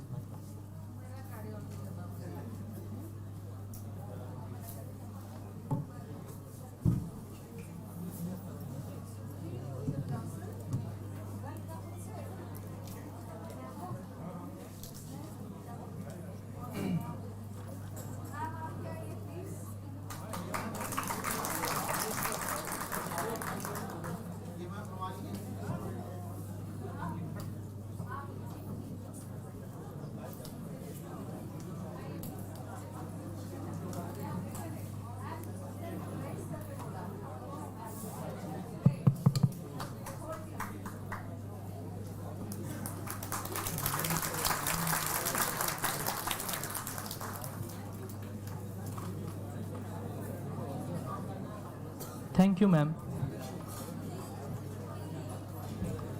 अब हम आपको ले जा रहे हैं उन अल्फाजों की महफिल में जहां जज्बात और सुर मिलकर एक जादू पैदा करते हैं। तो आइए महफिल को रंगीन बनाते हैं एक खूबसूरत गज़ल परफॉर्मेंस के साथ। तो हमारे परफॉर्मर मोहम्मद अब्बास का इस्तकबाल एक शायर से हो जाए कि चला वो तीर जो बेहतर तेरी कमान में है, चला वो तीर जो बेहतर तेरी कमान में है, किसी की आंख में जादू तेरी ज़बान में है, किसी की आंख में जादू तेरी ज़ुबान में है।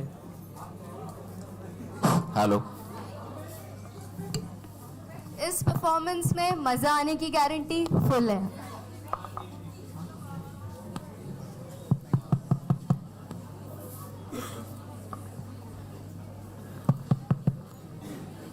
सबसे पहले सर आदाब दोस्तों, मैं एक गज़ल पेश करने जा रहा हूँ, महसूस कीजिएगा और अपनी जवानी को याद कर लीजिएगा।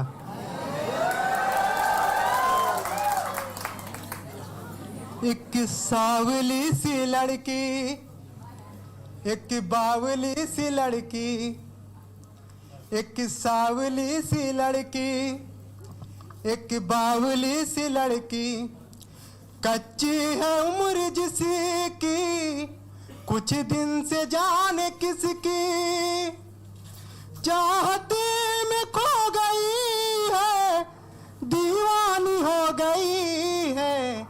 एक सावली सी लड़की, एक बावली सी लड़की, क्या जाने ख्वाब किसका आँखों में है संभाले, कुछ सोचती है शब भर मुंह पर लिहाफ डाले, कुछ सोचती है शब भर मुंह पर लिहाफ डाले, घर वाले सोचते हैं जल्दी से सो गई है। एक सावली सी लड़की, एक बावली सी लड़की, सुध बुध नहीं है खुद की, सुध बुध नहीं है घर की, सुध बुध नहीं है खुद की, सुध बुध नहीं है घर की, हर दिन बदल रही है कुर्ती नए कलर की,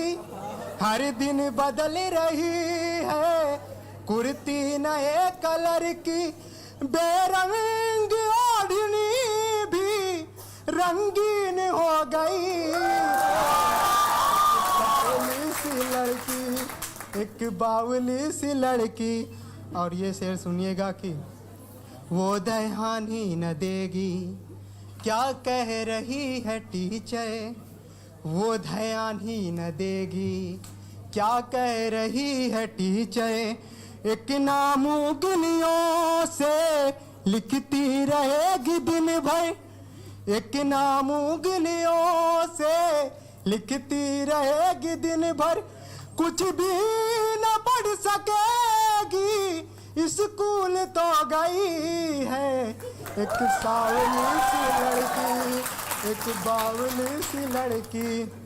और ये शेर सुनिएगा कि खिड़की से झांकती है माँ से नजर बचाकर, खिड़की से झांकती है माँ से नजर बचाकर, बेचैन हो रही है क्यों घर की छत पे जाकर, बेचैन हो रही है क्यों घर की छत पे जाकर, क्या ढूंढती है जाने क्या चीज खो गई है। लड़की और एक बावली सी लड़की। और ये आखिरी बंद, फिर आपसे अलविदा।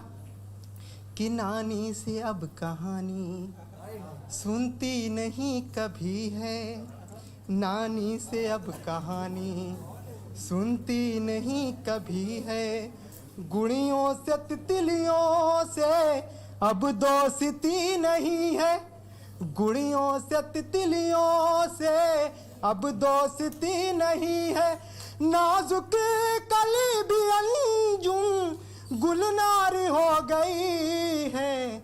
एक सावली सी लड़की, एक बावली सी लड़की।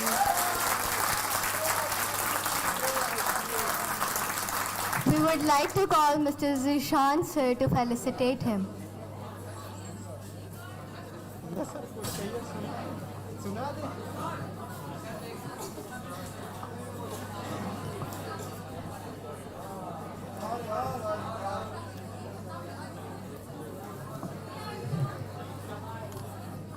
बस एक मिनट।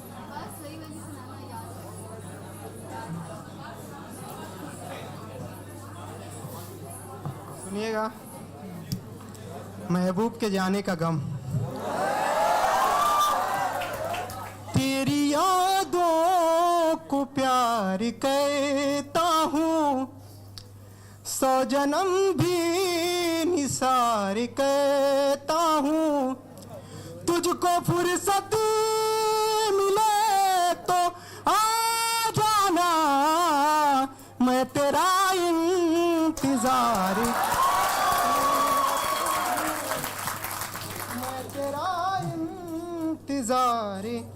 कहता हूँ। ये किसी नाम का नहीं होता, ये किसी धाम का नहीं होता। प्यार में जब तलक नहीं टूटे, दिल किसी काम का नहीं होता, दिल किसी काम का नहीं होता। और सुनिएगा कि गम की उलझी हुई लकीरों में, गम की उलझी हुई लकीरों में अपनी तकदीर देख लेता हूँ। आईना तो देखना भूल गया, तेरी तस्वीर देख लेता हूँ, तेरी तस्वीर देख लेता हूँ। और ये सुनिएगा आखिरी बंद।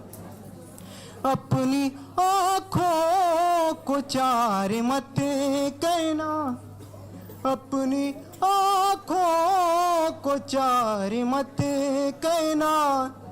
तुम सितारे शुमार मत कहना, तुम सितारे शुमार मत कहना। लड़कों मुझको तजुर्बा है बहुत, मशवरा है कि प्यार मत करना। बस। We would like to call Mr. Zishan sir to felicitate him.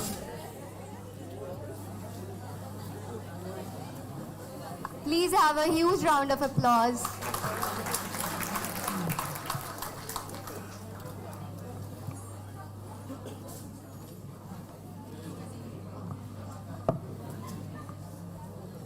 क्या बात है, इस शायरी में तो वो नशा था जो शायद कैफीन भी ना कर सके। हाँ, लगता है ऑडियंस को थोड़ा उर्दू ओवरडोज मिल गया है, पर अब अगर लखनऊ आए तो उर्दू का ओवरडोज तो बनता है।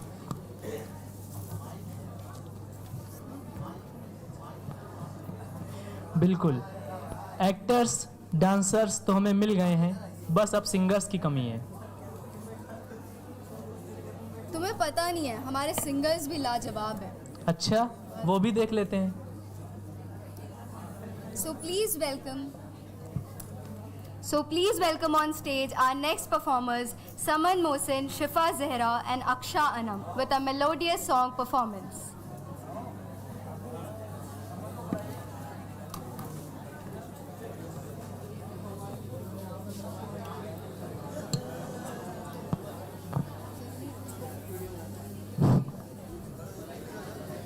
Please welcome them with a huge round of applause. Hello.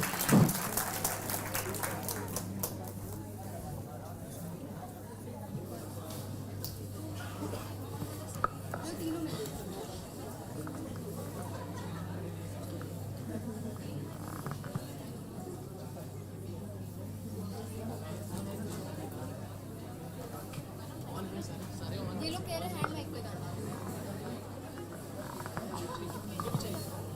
Cairo के लगा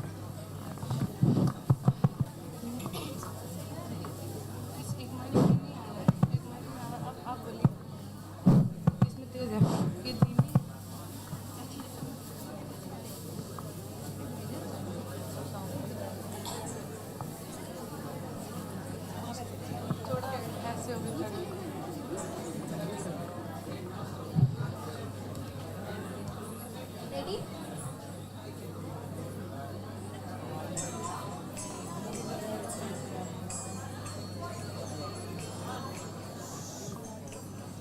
पिया तो से नैना लागे रे, जाने क्या हो अब आगे रे। पिया तो से पिया तो से पिया तो से नैना लागे रे, रात को जब चांद चमके जल उठे तन मेरा, मैं कहूँ मत करो चंदा इस गली का फेरा। हाँ हाँ ओ रात को जब चांद चमके जल उठे तन मेरा, मैं कहूँ मत करो चंदा इस गली का फेरा। आना मारा सया जब आए, चमकना उस रात को जब मिलेंगे तन मन, मिलेंगे तन मन। पिया तो से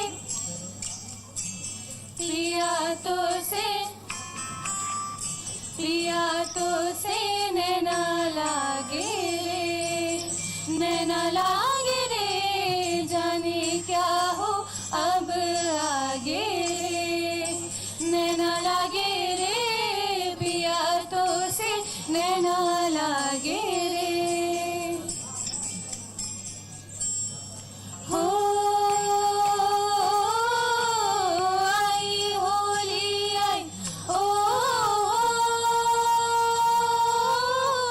सब रंग लाई, बिन तेरे होली भी ना भाए। हो भर पिचकारी ओ सखियों ने मारी, भीगी मोरी सारी हाय हाय। तन बदन मोरा कांपे थर थर, धिनक दिन दिन धिनक दिन दिन। पिया हाँ हाँ पिया हो पिया हो पिया हो पिया तो से नैना लागे रे, जाने क्या हो अब आगे रे, नैना लागे रे। पिया तो से नैना लागे रे।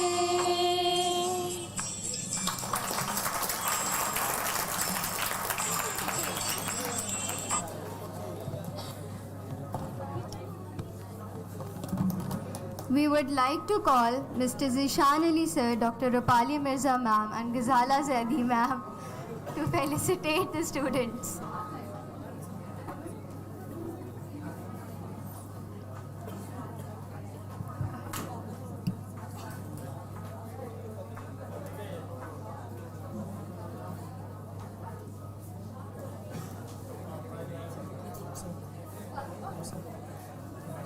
इसके बाद एक प्रोग्राम में बैठे रहे आप लोग।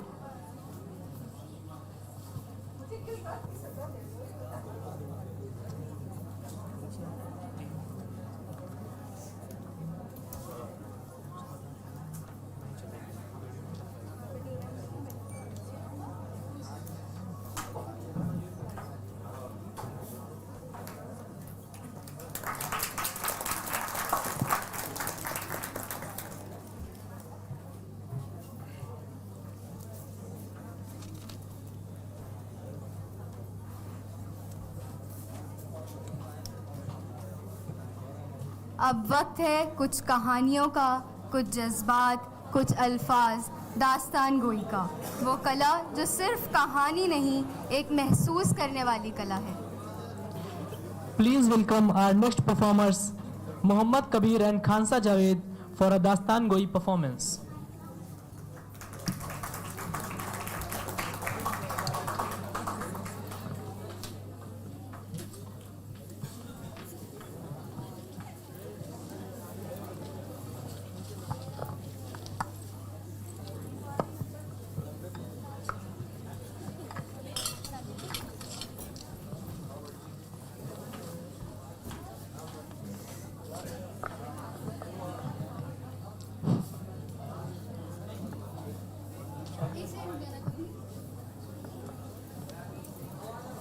प्लीज़ वेट गाइस, क्योंकि लास्ट में सबसे बड़ा धमाका है। So wait for the and.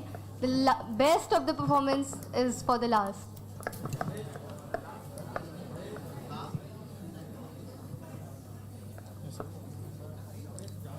आदाब दोस्तों, लखनऊ की सरजमीन से मैं कहानीबाज मोहम्मद कबीर, मैं खंसा जावेद, हम आपका इस्तकबाल करते हैं। मुझे तजस्सुस था देखने को कि लखनऊ क्या है। मैं निकल पड़ा नक्शे पा देखते देखते, सरे दस्त से गुजर के आब रवां को पार किया। तो चलते चलते मेरे दिल में ख्याल आया कि दिल से मांगी जाए तो हर दुआ में असर होता है। मंजिल उन्हीं को मिलती है जिनकी ज़िंदगी में सफ़र होता है। फिर थोड़ी ही देर बाद गुरूब आफ्ताब हुआ तो हमने भी थोड़ा ठहराव लिया। माहे कामिल की रोशनी में सजी थी बज़्म अगियार, उसमें हम भी एक बेगाने थे। बारिश की रात थी बरके तजल्ली के साथ। फिर थोड़ी ही देर बाद जैसे ही तुलूब आफ्ताब हुआ तो हम भी निकल पड़े फिर से लुफ्त लेते हुए नसीम सुबह के साथ। बड़ी ही जद्दोजहद से जैसे ही पहुँचे लखनऊ तो पहला कदम रखा बड़े ही एहतराम से, चेहरे पे एक तबस्सुम के साथ। कि लखनऊ की शान में एक शायरी है, ज़रा गौर फरमाइएगा। लखनऊ से कुछ खास ही निस्बत सी रही है, लखनऊ से कुछ खास ही निस्बत सी रही है, जिसने भी तोड़ा दिल उससे भी मोहब्बत रही है। आज मैं लाया हूँ किस्सा आए रब्बों का। मुझे यकीन है जो लोग लखनऊ के नहीं हैं उन्होंने ये जुमला कभी नहीं सुना होगा शायद। अब इस जुमले के साथ तरह तरह की बातें जुड़ी हुई हैं और लखनऊ है कि किसी भी किस्से में इश्क की दास्तान हो तो ऐसा हो ही नहीं सकता। तो मोहब्बत आए रब्बों में भी है। अब ये किस्सा किसी रब्बो बेगम का किस्सा नहीं है, ये किस्सा है एक चूड़ी, कंघा, शीशे, नाखूनी बेचने वाले शख्स की दास्तान। ये शख्स जो साइकिल पर शीशे, चूड़ी, कंघी बेचा करते थे, इनका नाम किसी को नहीं पता। आवाज़ लगाते थे आए रब्बो, सुनकर सारी मोहतरमाएँ दौड़ पड़ती थी कि सजने संवरने का सामान लेने। कहते हैं लोग तो और भी बेचने आते थे, मगर इन मियाँ की बात ही कुछ ऐसी थी कि सब इन्हीं से कंघी खरीदना चाहते थे। कुछ लोग कहते हैं कि दरअसल वो हाई क्वालिटी हेयर ब्रो नाम की कंपनी के कंघे शीशे बेचा करते थे और अंग्रेज़ी में बोलने की कोशिश करते थे हाई क्वालिटी हेयर ब्रो, और बोल पाते थे आई रब्बो। कुछ कहते हैं कि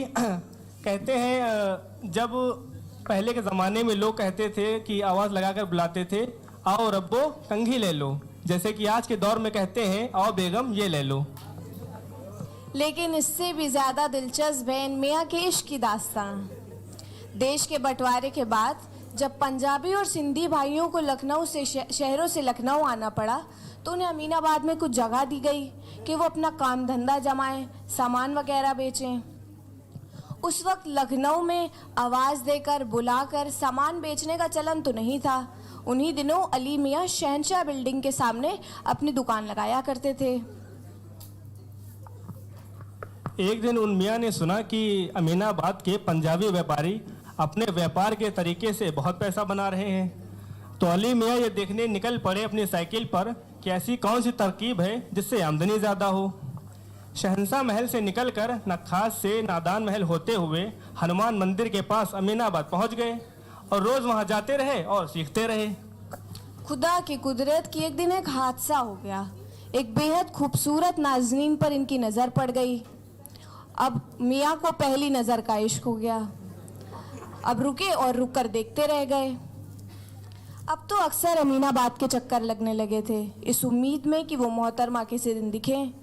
एक दिन वो दिखी, और ना केवल दिखी, उसने किसी चीज़ का दाम पूछा और बोली हाय रब्बो कहकर भाग गई। मियाँ को ये अंदाज इस कदर का पसंद आ गया कि उठाई साइकिल और चल पड़े हाय रब्बा कहते हुए। नादान महल तक सब ठीक था, लेकिन कहते हैं कि नादान महल इस कदर खूबसूरत है और उसकी कशिश कुछ ऐसी है कि लोग अपने होश व हवास खो बैठते हैं। यही उनके मियाँ के साथ हुआ। नादान महल तक हाय रब्बो ही था, और नादान महल के बाद आए रब्बो कहने लगे। अब इश्क में वो ऐसे दीवाने हुए, भले ही इश्क एक तरफा था, लेकिन अली मियाँ को तो था ही, तो उन्होंने कुछ बचकाने से खाकी लिबास सिलवा लिए जिसमें बेशुमार जेबें थीं, और सारी जेबों में कंघे भर रोज़ बेचने जाया करते थे और चिल्लाते हाय रब्बो। उन्होंने एक सीटी और एक हेड भी ले रखी थी, जो सारे रास्ते सीटी बजाते हाय रब्बो की आवाज़ लगाते जाते थे। जो खाकी लिबास हैट के साथ इख्तियार किया था, उसमें खासी मजाकिया और शौक नज़र आते थे, इतना कि लोग हंसते थे। मगर इस इश्क के सुरूर में इंसान दिमाग से कहाँ ही सोचता है, और दिल से वो बड़े खुश नज़र आते थे। कहते हैं कि उन अली मियाँ के बाद लखनऊ में उतने उम्दा किस्म की कंघियाँ कभी मिली ही नहीं, और कहते ये भी हैं कि अली मियाँ को फिर आए रब्बो कभी दिखी भी नहीं। इसी के साथ एक शेर अर्ज करता हूँ, ज़रा समाअत फरमाइएगा। तेरी मुश्त खाक ले जाने दे मुझे ए लखनऊ, तेरी मुश्त खाक ले जाने दे मुझे ए लखनऊ, शायद मेरे दयार में खुशबू का बाग हो। इसी के साथ एक और शेर है कि नए मिजाज के शहरों में अब दिल नहीं लगता, नए मिजाज के शहरों में अब दिल नहीं लगता, फिर से मैं पुराना लखनऊ हो जाऊं, फिर से मैं पुराना लखनऊ हो जाऊं। दास्तान गोई को ख़त्म करते हैं एक शेर के साथ कि किया तबाह तो दिल्ली ने भी बहुत बिस्मिल, किया तबाह तो दिल्ली ने भी बहुत बिस्मिल, मगर खुदा की कसम लखनऊ ने लूट लिया। बहुत बहुत शुक्रिया।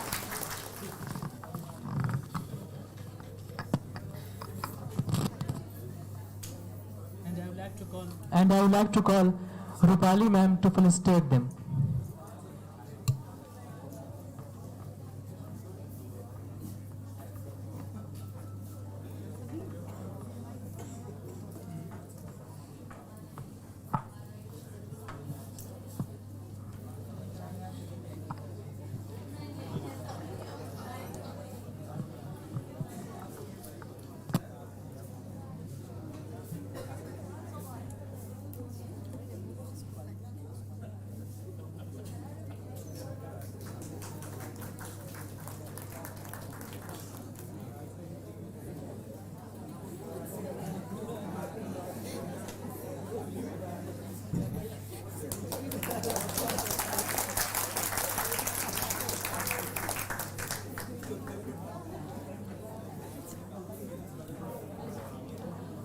बहुत ही खूब अंदाज़े बयान था। ये आए रब्बो की कहानी तो दिल को छू गई। ऐसी ही एक और कहानी पेश करने आ रहे हैं हमारे और दो दास्तान को, लुबाबा फातिमा और Gausiya Sagar. Welcome them with a huge round of applause.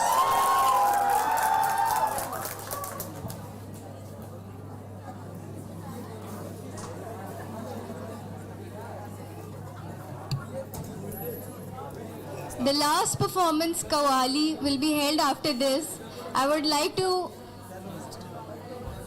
please stay back. Hello बैठ जाओ हेलो बेटा बैठ जाओ।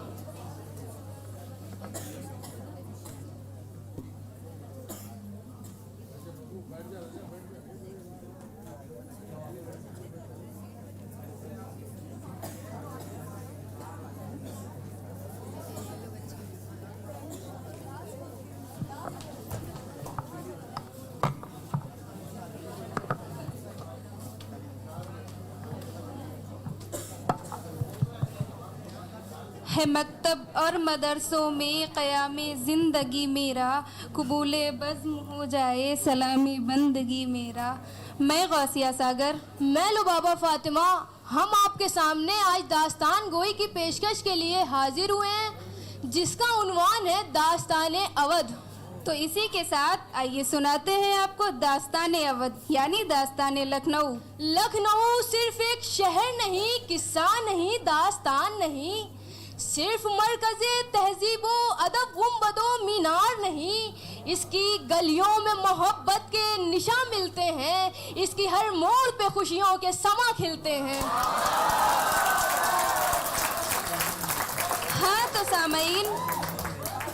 हाँ तो सामईन, गुज़रे दौर में लखनऊ अपनी तहजीब व अदब, शायरी जैसी मुख्तलिफ चीज़ों के लिए मशहूर हुआ।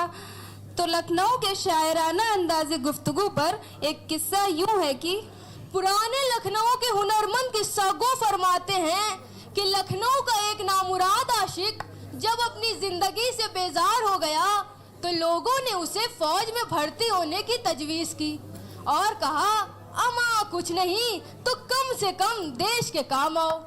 ये सुनकर उसने फौरन फौज में भर्ती होने की दरख्वास्त दे दी। जब ये आशिक इंटरव्यू देने पहुंचता है तो इसका सामना एक ऐसे गोरे अफसर से होता है जो उर्दू समझ तो लेता है लेकिन बोल नहीं पाता, और ये साहब अंग्रेजी समझ तो लेते हैं लेकिन बोल नहीं पाते। लिहाजा एक अजीब व गरीब किस्म का इंटरव्यू शुरू होता है।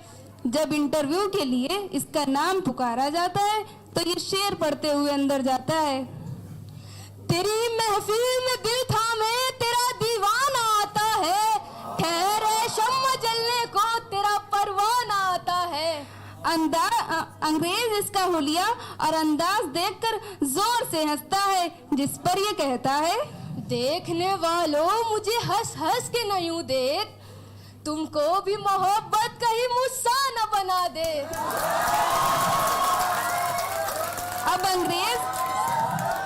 अब अंग्रेज संजीदा होकर कहता है, be seated, your name please. ये जवाब देता है, इश्क कहते हैं मुझे हुस्न का परवाना हूँ, कहीं भौरा कहीं बुलबुल कहीं परवाना हूँ। हुस्न वाले मेरा अरमान किया करते हैं, जा मेरे नाम पे कुर्बान किया करते हैं। अंग्रेज कहता है, हेलो मिस्टर इश्क, वेयर डू यू लिव? ये बताता है, एक जहाँ रहते नहीं आशिके बदनाम कहीं, अमा दिन कहीं रात कहीं, सुबह कहीं शाम कहीं।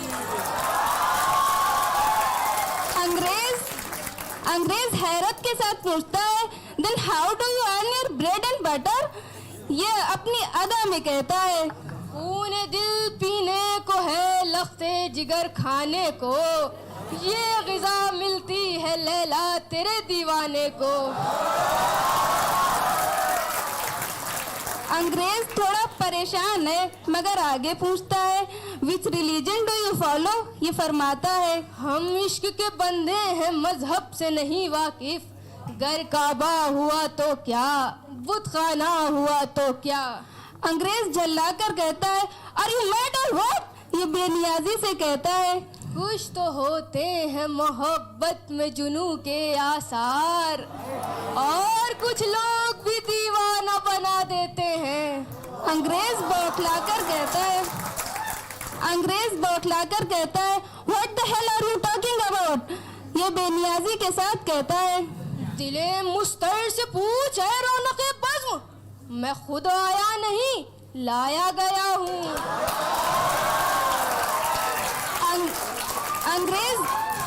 अंग्रेज गुस्से के साथ आदेश देता है, get out from here immediately.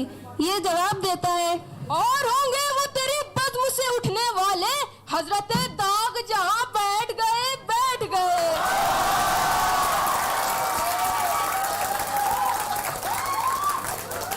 अंग्रेज बौरा जाता है और चिल्लाता है, थ्रो दिस मैन आउट। ये कहता है, ये निकलते हुए कहता है, निकलना खुल्द से आदम का सुनते आए थे हम, बहुत बेआबरू होकर तेरे कूचे से हम निकले। तो लखनऊ की शायराना अंदाज़े गुफ्तगू पर मबनी था ये किस्सा। लखनऊ वाले अपने निराले अंदाज और अंदाज़े गुफ्तगू के लिए बहुत मशहूर हुए और ज़माने में एक अलग पहचान मिली। लखनऊ वाले अपने आप में अपने निराले अंदाज में तहजीब, अदब और मोहब्बत की एक मिसाल है। खजाना-ए ज़रो गौहर पे खाक डाल के रख, हम अहले मेहरो मोहब्बत है दिल निकाल के रख।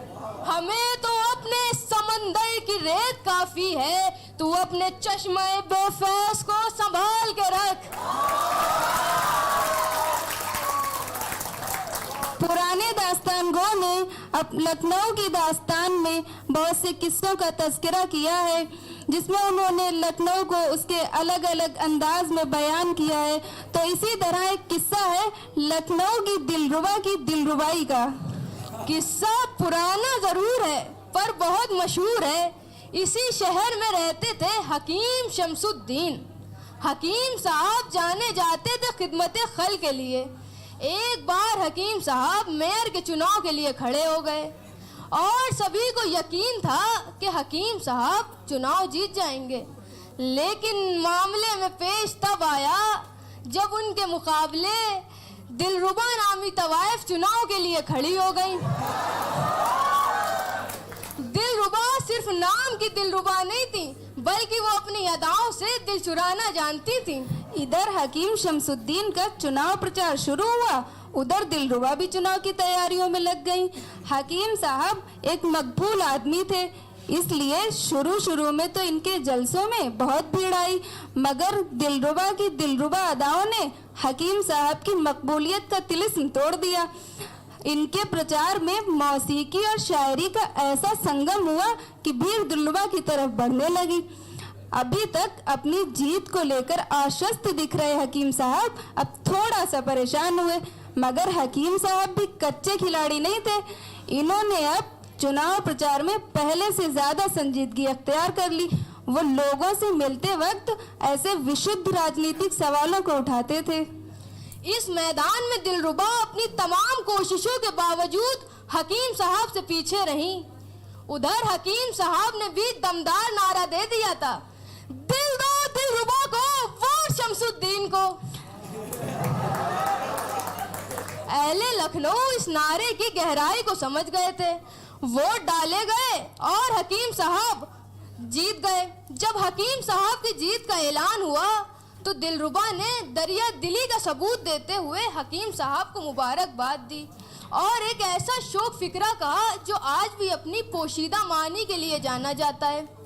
दिलरुबा ने हकीम साहब से कहा कि मुबारक हो हकीम, आप तो हो लिए, हम रह गए।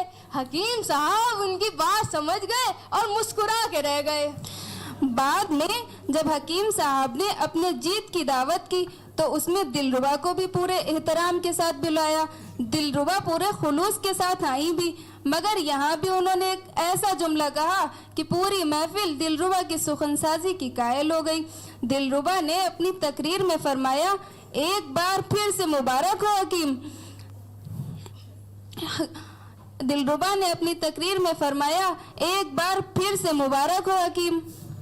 मुझे अपने हारने का गम नहीं है, क्योंकि यकीनन आप इस जीत के मुस्तहक थे, मगर आपकी जीत से एक बात तो तय हो गई कि लखनऊ में मरीज बहुत ज्यादा हैं और आशिक बहुत कम। तो ये किस्सा मबनी था लखनऊ वालों की सुखनसाजी पर।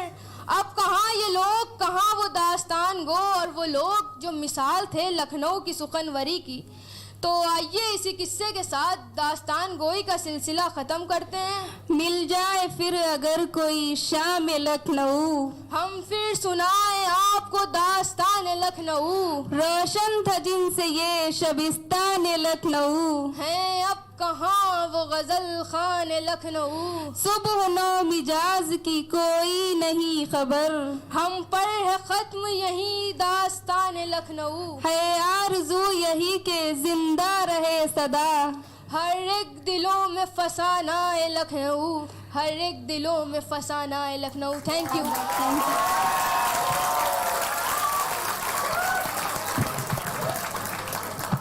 वाह, क्या अंदाज़े बयां था. We would like to call Mr. Zishan sir to felicitate these students.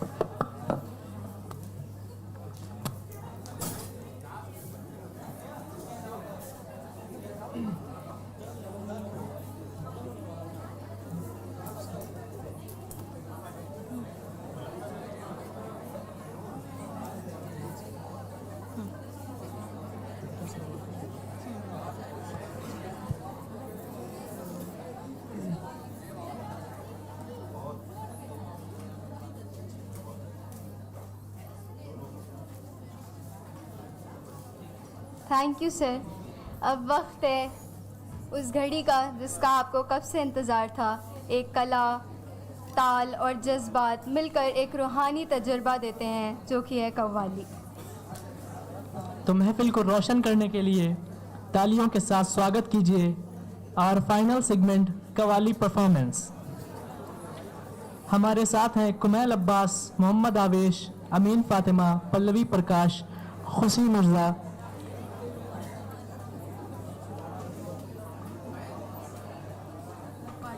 From MLT department.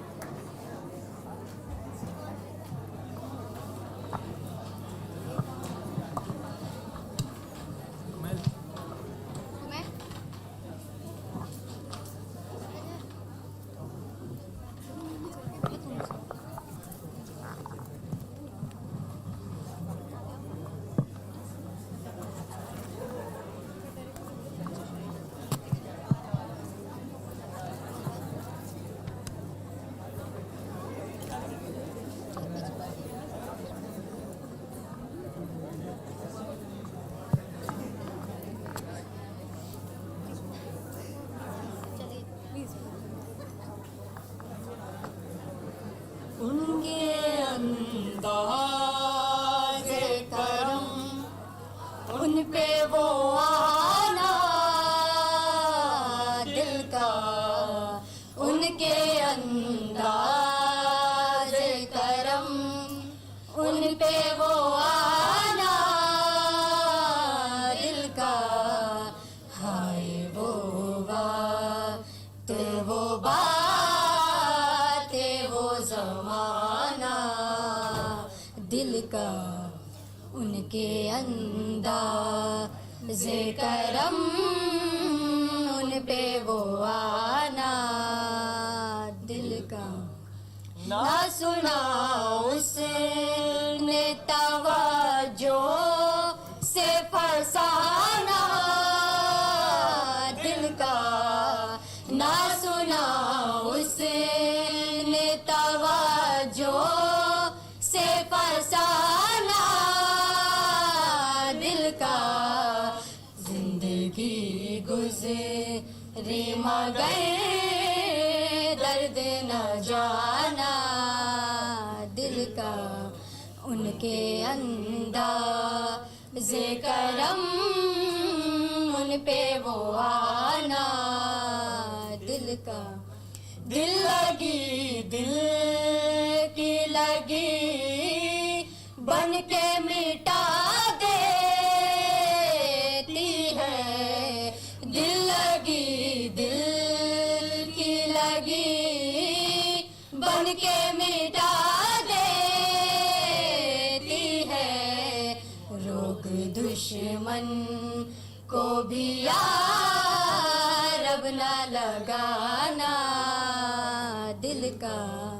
उनके अंदाज़े करम, उन पे वो आना दिल का. अरे यार एक मसला हो गया. अरे क्या हो गया, क्या बात हो गई, क्या मसला हो गया भाई? तो मसला कुछ यूं है, वो भी अपने ना हुए. अच्छा, वो भी अपने ना हुए, दिल भी गया हाथों से. वो भी अपने ना हुए, दिल भी गया हाथों से. ऐसे आने से तो बेहतर था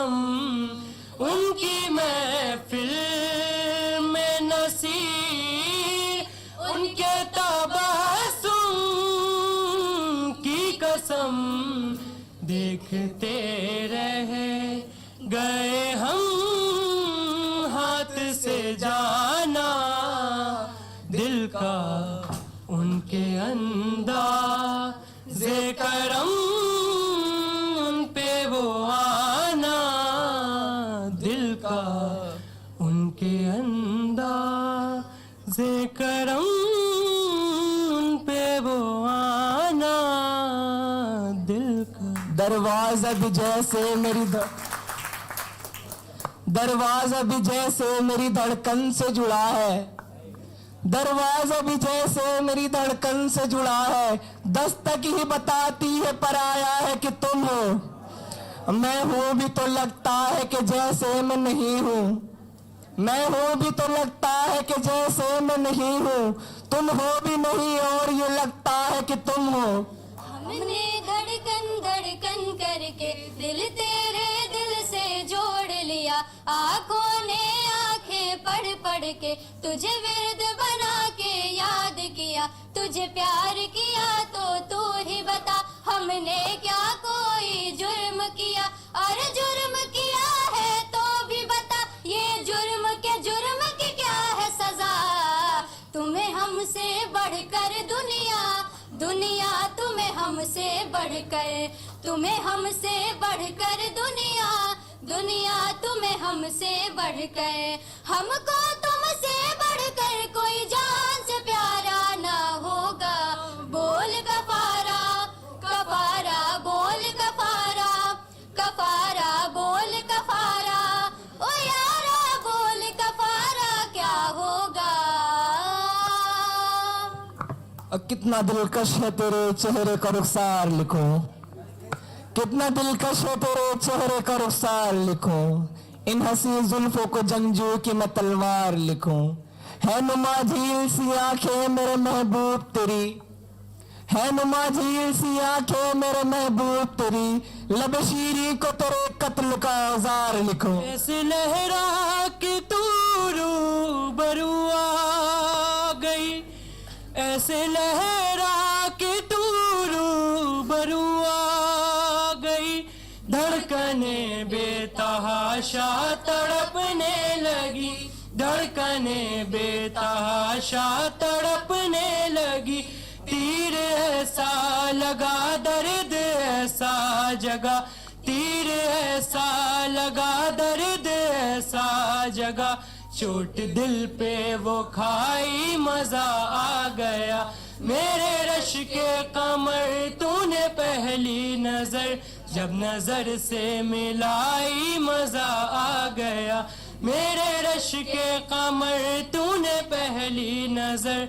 जब नजर से मिलाई मजा आ गया, मेरे रश के कमर तूने पहली नजर जब नजर से मिलाई मजा आ गया, जब नजर से मिलाई मजा आ गया, जोश ही जोश में मेरी आगोश में, जोश ही जोश में मेरी आगोश में, आके तू जो समाई मजा आ गया, मेरे रश के कमर तूने पहली नजर नजर से मिलाई मजा आ गया, मेरे रश के कमर तूने पहली नजर नजर से मिलाई मजा आ गया, मेरे रश के कमर तूने पहली नजर नजर से मिलाई मजा आ गया। Thank you so much, thank you. रुक जाओ, वहीं पर रुक जाओ। बेहतरीन। Now I request Zishan Ali sir, Ghazala Zadi ma'am and Rupali ma'am to felicitate for filling this night with color, laughter and energy.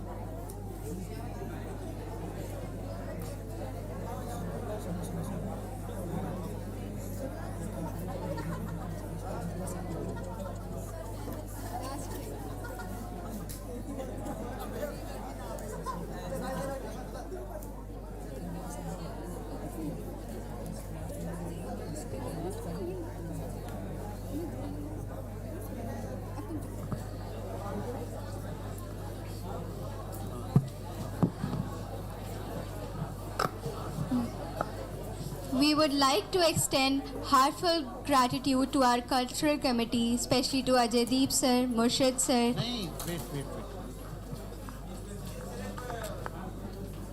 अभी क्या कर? अच्छा, thanks for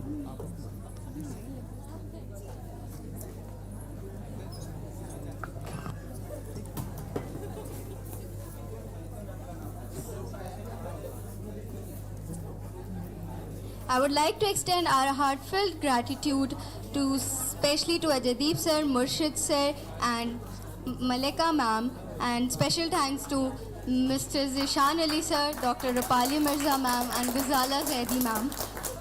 This evening would not have been possible without them. We would like to call Usman sir. Wait एक minute बैठिए. Picture अभी बाकी है.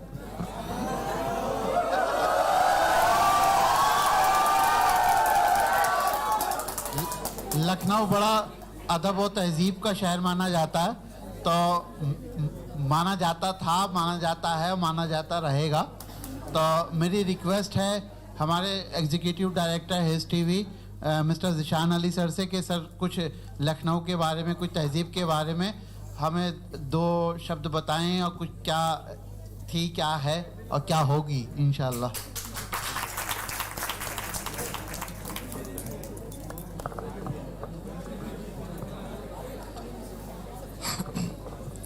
आपने ये पूरा प्रोग्राम जो कल्चरल इवेंट है इसे देखा, और मैं देख रहा हूँ कि राजस्थान, महाराष्ट्र और हमारे इस देश के मुख्तलिफ सूबों से लोग आए हैं. और इस पूरे इवेंट का जो प्रोग्राम था, आपने देखा होगा कि सब ने जो फोकस किया है वो दिल पर किया है. इधर हर एक दिल कर रहा था. मैं एक बात कहना चाहता हूँ कि एजुकेशन, तालीम के साथ साथ ये जो कल्चरल इवेंट है, ये हमारी भारतीय संस्कृति, हमारे वतन, हमारे देश की जो शान है, उस परंपरा को दर्शाता है.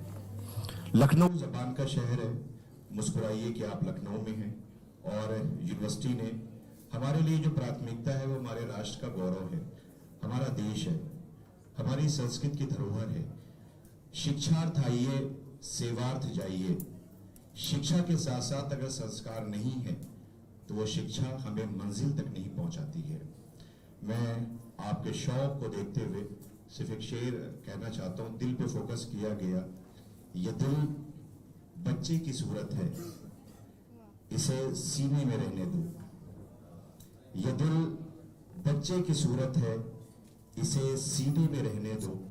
आपने देखा दिल पे पूरा फोकस था सारे प्रोग्राम का, चाहे वो कव्वाली रही हो, चाहे वो दास्तान गोई हो, चाहे वो गजल रही हो, सब ने दिल पे फोकस किया. ये दिल बच्चे की सूरत है, इसे सीने में रहने दो. बुरा होगा जो ये घर से बाहर निकलना सीख जाएगा, बुरा होगा. और मेरी दुआ है आप सबके लिए. मैं ऑर्गेनाइजिंग कमेटी की जानिब से आए हुए तमाम अतिथि का, मेहमानों का, सबका शुक्रिया अदा करता हूँ कि आप सब आए. लखनऊ की तहजीब की एक झांकी आपके सामने प्रस्तुत की गई, पेश किया गया. हम सब दुआ करते हैं कि हमारा देश तरक्की करे, उन्नति के मार्ग पर हो. हम सब इसी गंगा जमुनी संस्कृति की धरोहर को आगे बढ़ाते रहें, यही हमारी प्राथमिकता है. परों को खोल, जमाना उड़ान देखता है, जमीन पे बैठ के क्या आसमान देखता है. मेरी दुआ है कि आप आगे बढ़ें. तकदीर के दस्ते जर्री से तकदीर दरख्शां होती है. कुदरत भी मदद फरमाती है जब कोशिशें इंसान होती है. यही कोशिश है कि हम सीखें, आगे बढ़ें उन्नत के मार्ग पर. जय हिंद, शुक्रिया, जय भारत.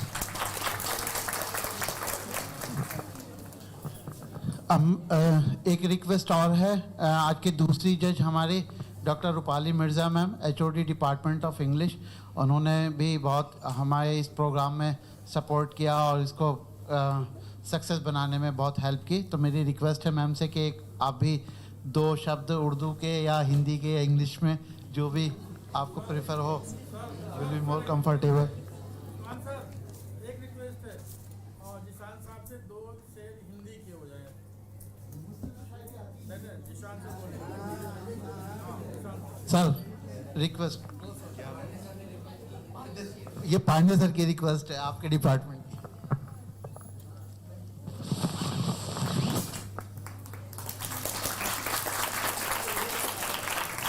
हमारे जो विजय कुमार पांडे जी हैं उनका आदेश है। मैं ये कहता हूँ कि ये जो उर्दू ज़बान है, ये उर्दू ज़बान इसे हम लश्कर कहते हैं। जिस तरह ये किसी उसकी ज़बान नहीं है बल्कि लश्कर इसे कहते हैं कि जैसे किसी भी फोर्स के अंदर, किसी आर्मी में, किसी भी जगह पर हर तरह के लोग होते हैं। उर्दू ज़बान दिल की ज़बान है और इसीलिए इसको हर एक के साथ जोड़ के रखा गया है। और ये हमारे भारत देश की, हमारे राष्ट्र का गौरव है कि हिंदी हमारी जान है, उर्दू हमारी शान है, पहचान है, यही हमारी तहजीब है। और मैं एक बार फिर आप सबसे विनम्र निवेदन करता हूँ कि मुझे नहीं पता कि पांडे जी ने क्या कहा है, मैं तो बस आ गया। और मैं ये कहता हूँ कि ये जो सांस्कृतिक कार्यक्रम रखे गए हैं, मैं फिर कह रहा हूँ कि किसी भी मंजिल पे आगे बढ़ने के लिए सबसे बड़ी चीज़ होती है, दो चीज़ें हैं। एक है रास्ता, दूसरी चीज़ है मंजिल। रास्ते पे जब हम चलते हैं तो मंजिल तक पहुँचते हैं। रास्ता जो है वो क्या है? शिक्षा। मंजिल क्या है? संस्कार। हमें आपको अपनी मंजिल तक पहुंचाते हैं। और ये ज़बानें जो हैं, ये भारत देश की परंपरा है। न टूटा है न टूटेगा किसी से रिश्ते हिंदी, नज़र आती है सबकी ज़िंदगी वाबस्ते हिंदी। गुलिस्ताने जहाँ के फूल जब चुन चुन के रखे हैं, बना है तब कहीं इस शान का गुलदस्ता हिंदी। मैं आप सबसे निवेदन करता हूँ कि हमारे राष्ट्र, हमारे देश की परंपरा है। और मैं एक बार फिर आए हुए तमाम अतिथि का, चूँकि अतिथि देवो भव, लखनऊ आप सबका स्वागत करता है, इस्तकबाल करता है, शुक्रिया अदा करता है, कमियों के लिए क्षमा प्रार्थी है। मैं एक लाइन, सिर्फ एक लफ्ज़ कि मुस्कुराइए कि आप लखनऊ में। Rupali ma'am please. Very good evening to all of you. Is this working? And we have spent almost the whole evening so well with such mesmerizing performances, and I'm absolutely so happy and very elated to watch each one of you all perform over here. And the best thing about this competition was, आप बता सकते हैं क्या best चीज़ थी इस competition के बारे में? That everybody is the winner, yes. So please clap for yourself, all of you. All the performances were equivalent, they were equally good, and everybody participated and everybody won. So that is one thing that I liked most about the performances. And of course, I would like to congratulate the entire RIT department. जो आपके faculty members हैं, इनके लिए a huge round of applause for, especially I came to know Mr. 𝐂𝐨𝐳𝐷. He worked very hard. Mr. 𝐂𝐨𝐳𝐷 ने बहुत मेहनत करी है।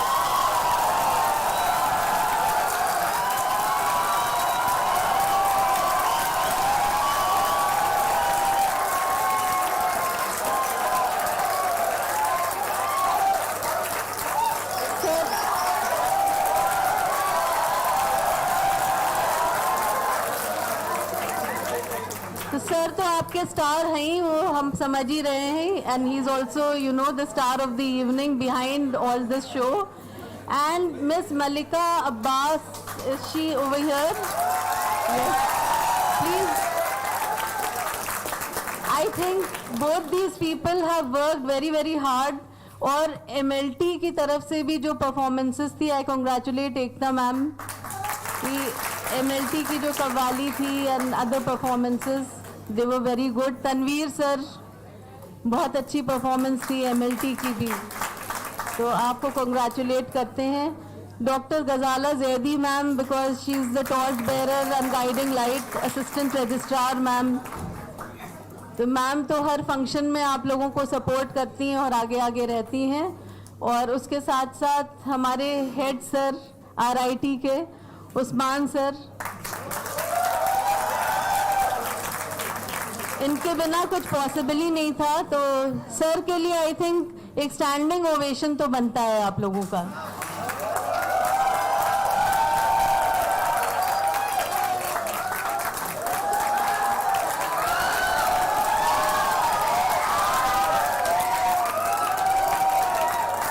with this, thank you very much.